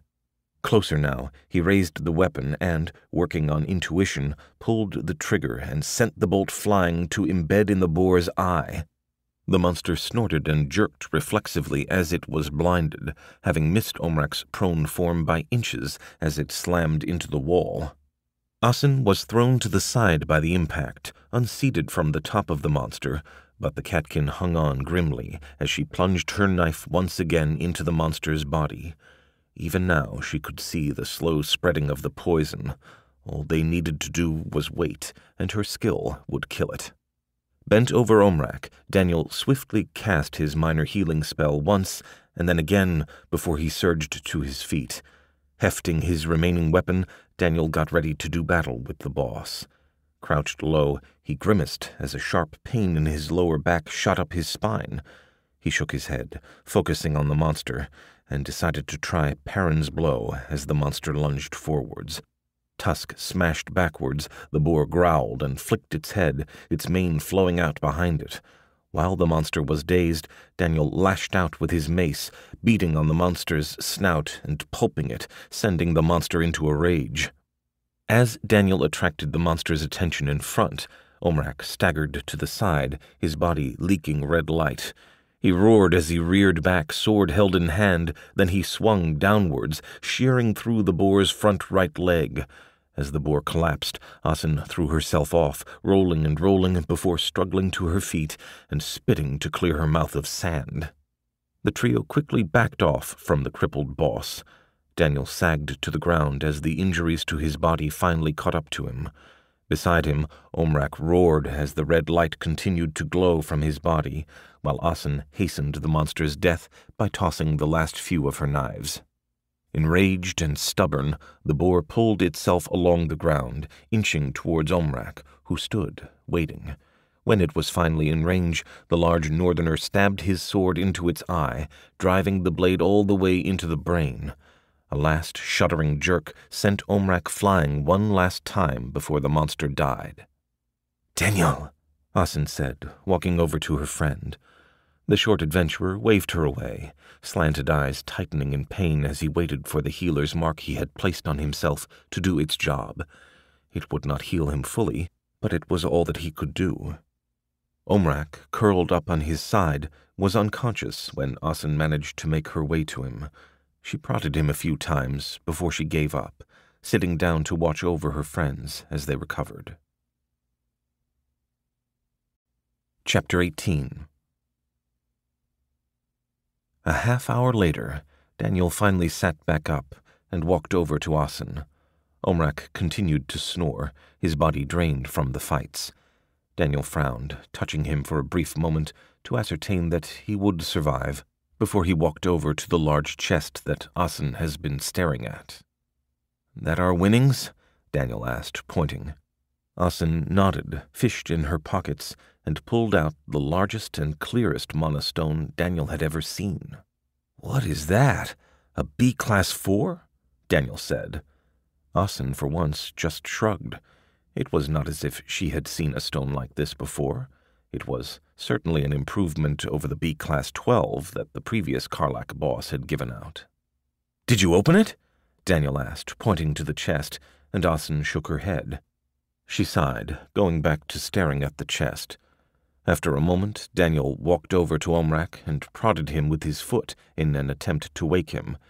He took the careful use of his gift to prod the northerner awake. Omrak rose from the ground, sword clutched in his hand, to stare at the empty field of battle. He groaned slightly, head still hurting from repeated hits, before he spotted the chest and relaxed. The group gathered together, stood and stared at the chest, wondering what was within. "Asin?" Daniel finally said, pushing the patiently waiting catkin. No sooner had the words left his mouth than the catkin pounced forwards, pulling the chest open. Within, there were 2 pieces of equipment, a simple hammer with an engraving on it, and a thin leather coat. The 3 adventurers looked at the equipment, frowning, before the catkin picked them up and handed them around. Daniel clutched the hammer, staring at the spike that protruded from one end, and looked at the group, who just gave him a slight nod. Omrak took the coat, his hands running over the leather. "This is magical," Omrak said. "Should be," Daniel answered, sliding the hammer into his pack. It was obvious that the hammer, with its etched runes, was definitely enchanted in some form. Better not to use it yet. "We can ask around to get them identified, when we're back." "Asin, you are bereft of a prize," Omrak said. "Stone. Mine," Asin said, patting her hip. Daniel just nodded happily in agreement, while Omrak glanced at Asin's pouch, and then the armor in his hand. Finally, he nodded. Daniel understood what he probably was thinking, that they had no way to tell how powerful, or even if the item itself was not cursed, but that was part of the gamble of being an adventurer. The 3 adventurers slowly limped out of the dungeon, their movements slowed down from exhaustion and injuries. Yet all 3 could not help but trade grins with one another and the guards as they exited. "Did you finish it?" Ken asked, the large guard holding back a smile. "Yes," Daniel said, and Ken raised a hand to clap his friend on the back, and then decided against it. Daniel was not healed enough for that kind of boisterous congratulations. "Tough fight?" Ken's question was more a statement. Daniel offered a slight nod before he gestured to his friends who had not stopped walking. "Go." Daniel quickly hurried to catch up with his friends as they entered the Adventurers' Guild, managing to do so before they entered the hall. As they walked in, the guild slowly fell silent as adventurers and attendants spotted the trio. An adventurer who was working with 𝗬𝗪 quickly stepped aside as he waved the 3 of them forwards. Something showed on his face, something that Daniel could not place, but which twisted his stomach. "𝗬𝗪," Daniel said, as he pulled the hammer from his belt. Asin had already reached for her pouches, placing the pair down and pulling down the edges of one to reveal the boss monostone. Omrak was slower as he struggled to pull the leather armor from his pack, but he eventually did. Through all this, the silence resounded through the room, stretching tight. "Daniel? Asin? Omrak?" 𝗬𝗪 said calmly. He reached out and touched the boss monostone and slowly turned it about. When he next spoke, the redhead tried to keep his voice professional. "Congratulations." "Did we do it?" Daniel said, somehow knowing the answer. "No," 𝗬𝗪 replied, shaking his head. "The elms were in half a day ago. I'm sorry." The 3 groaned in unison, their faces fallen as they traded looks between one another. Half a day. They were short by just a little. If they had explored a little more the day before, if they had skipped sleeping, if they had the right weapons. Around them, now that the bad news had been imparted, the guild came back to life. "You'll want to speak with Tarek about the hammer," 𝗬𝗪 continued, fingers lightly brushing the steel weapon. "I'm sure he'll be able to verify its details. As for this," 𝗬𝗪 reached out to run a finger along the edges of the armor. "May I?" After Omrak's agreement, 𝗬𝗪 hefted the armor, running his fingers along the seams and down the bare front of the armor. He turned it inside out, staring at the clear back before he brushed a sharp fingernail along the front once more. Finally, he placed it back down on the counter. "This is unenchanted, as you probably guessed. No runes, no markings. Remarkably resilient, though. I would say it's a Blake rhinoceros." "Unenchanted?" Omrak repeated, his face crestfallen. "Yes, it's very difficult to enchant Blake rhinoceros hide. Even untreated, it's stronger than most iron," 𝗬𝗂 said. "Save enough, get a good enchanter, and you'd have an amazing piece of armor." Omrak's face lit up again as he took back the armor, stuffing the supple but tough piece into his pack. Asin, who had been quietly watching, prodded the stone, her ears tilted down. 𝗬𝗂 smiled slightly, pulling the stone closer for inspection. Daniel turned away while 𝗬𝗂 spoke with Asin, rubbing at his eyes where tears threatened to spill. Damn it, they had been so close.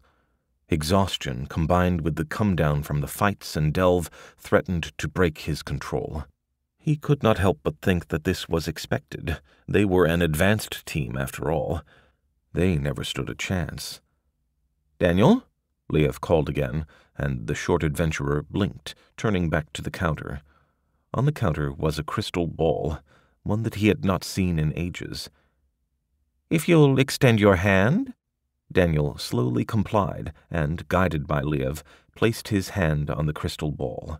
It flared to life for a moment, 𝗬𝗂 murmuring arcane words as he adjusted Daniel's status. "Done." Daniel smiled slightly, pulling his hand back from the crystal. Like his friends, he decided to take a look at his newly updated status. Name: Daniel 𝗂𝐴, Advanced Rank Adventurer. Class: Level 9 Adventurer, 63%. Subclasses: Level 7, Minor, 4%. Human, Male. Statistics: Life 281, Stamina 281, Mana 206. Attributes: Strength 27, Agility 24, Constitution 30, Intelligence 21, Willpower 20, Luck 15. Skills: Unarmed Combat Level 3, 93 out of 100. Clubs, Novice Level 2, 17 out of 100. Archery Level 2, 68 out of 100. Shield, Novice Level 1, 24 out of 100. Dodge Level 7, 83 out of 100. Combat Sense Level 7, 78 out of 100. Perception Level 7, 56 out of 100. Mining Level 7, 78 out of 100. Healing, Novice Level 1, 41 out of 100. Herb Lore Level 3, 31 out of 100. Stealth Level 2, 24 out of 100. Cooking Level 4, 3 out of 100. Singing Level 2, 14 out of 100. Skill Proficiencies: Double Strike, Shield Bash, Perrin's Blow, Find Weakness, Mapping 2. Spells: Minor Healing 2. Healer's Mark 1. Gifts: Martyr's Touch. The caster may heal oneself or others by touch and concentration, sacrificing a portion of his life to do so. Cost varies depending on the extent of the injuries healed. Later that day, the three adventurers found themselves seated in the spinning top, nursing their injuries and sorrows. Their initial elation over completing the dungeon had disappeared long ago, and now the three sat, nursing their food in silence. They had failed at the quest, failed to beat the elms. Kyra walked into the inn and leaned against the doorway for a second, staring at her boyfriend before she sighed, noting how the glum trio had infected the entire inn with their sorrow. Taking a seat next to her boyfriend, the elf tilted her head as Daniel looked up at her. "Is this how a team that just completed their first dungeon looks like now?" Kyra asked, shaking her head. "I might be old, but surely the time traditions haven't changed that much." "We lost," Daniel said, running a finger around some spilled beer, "by half a day." "And?" Kyra said, shaking her head. "Did it mean you didn't get your dungeon completion equipment? Did you miss out on the stone itself?" "No," Daniel said, noting the tone she held. He knew what was coming. "Then celebrate!" Kyra said, rapping her knuckles on the table to get the attention of the other two. Not that they were not listening in already. "Last lesson. There's always something wrong, always something depressing about this job. A bad delve, a lost friend, a missed quest. This job, this career, it's all about regrets. Always, always celebrate your successes. Otherwise, put your hammer down now. If you cannot celebrate when it is called for, you are in the wrong profession. It only gets harder from now on." Daniel cast his head down, his hand caressing the hammer he had just won. He looked at 𝗂𝗄, and she flashed him a smile, and he found himself reaching for her hand, squeezing it. This success, this win, was a bittersweet one for her, too, and yet she was smiling. Celebrate when you can. "Elyse, a round for everyone," Daniel said, calling to the innkeeper and forcing a smile on his face. Omrak roared his approval, pounding his drink on the table and splashing Asin, who growled at the large, loud adventurer. "Noisy." A week later, the trio found themselves meeting up in the top in the early morning. Daniel rushed down the stairs, shirt still untucked as he hauled his packed bag with him. Below, Asin and Omrak rolled their eyes as the adventurer arrived late once again. Sorry, Daniel apologized as he sighted his friends. "𝗂𝗄𝗄?" Asin asked, looking up the staircase. "Coming," 𝗂𝗄𝗄 said, following behind Daniel at a more sedate pace and giving the catkin a quick hug. "I wouldn't miss seeing you off." "School?" Asin said once she was released. "Don't worry, the stone will keep them fed for a while, and we wrangled a slight return of the funds. Being a local hero gave your dad some leverage with the council," 𝗂𝗄𝗄 assured the beastkin. "And I promise, your dad and I will make sure the funds you send back get put to good use." "Goodbye," Asin said, her face falling slightly before she stepped away.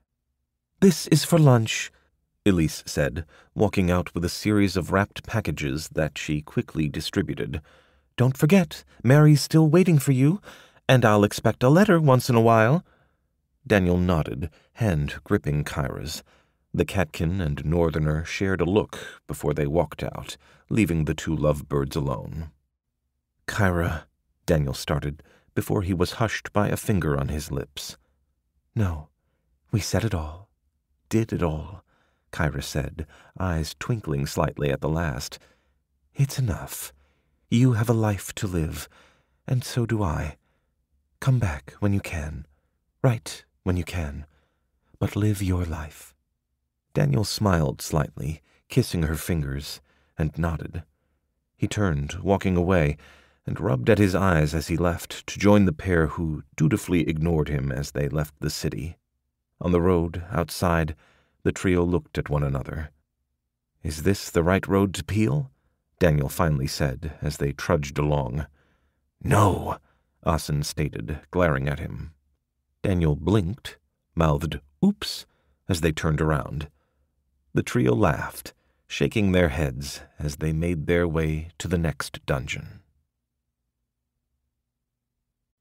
This has been A Dungeon's Soul, Book 3 of The Adventures on Broad, written by 𝗕𝗏, narrated by Eric Martin. Copyright 2017 by 𝗕𝗏. Production copyright 2018 by 𝗕𝗏.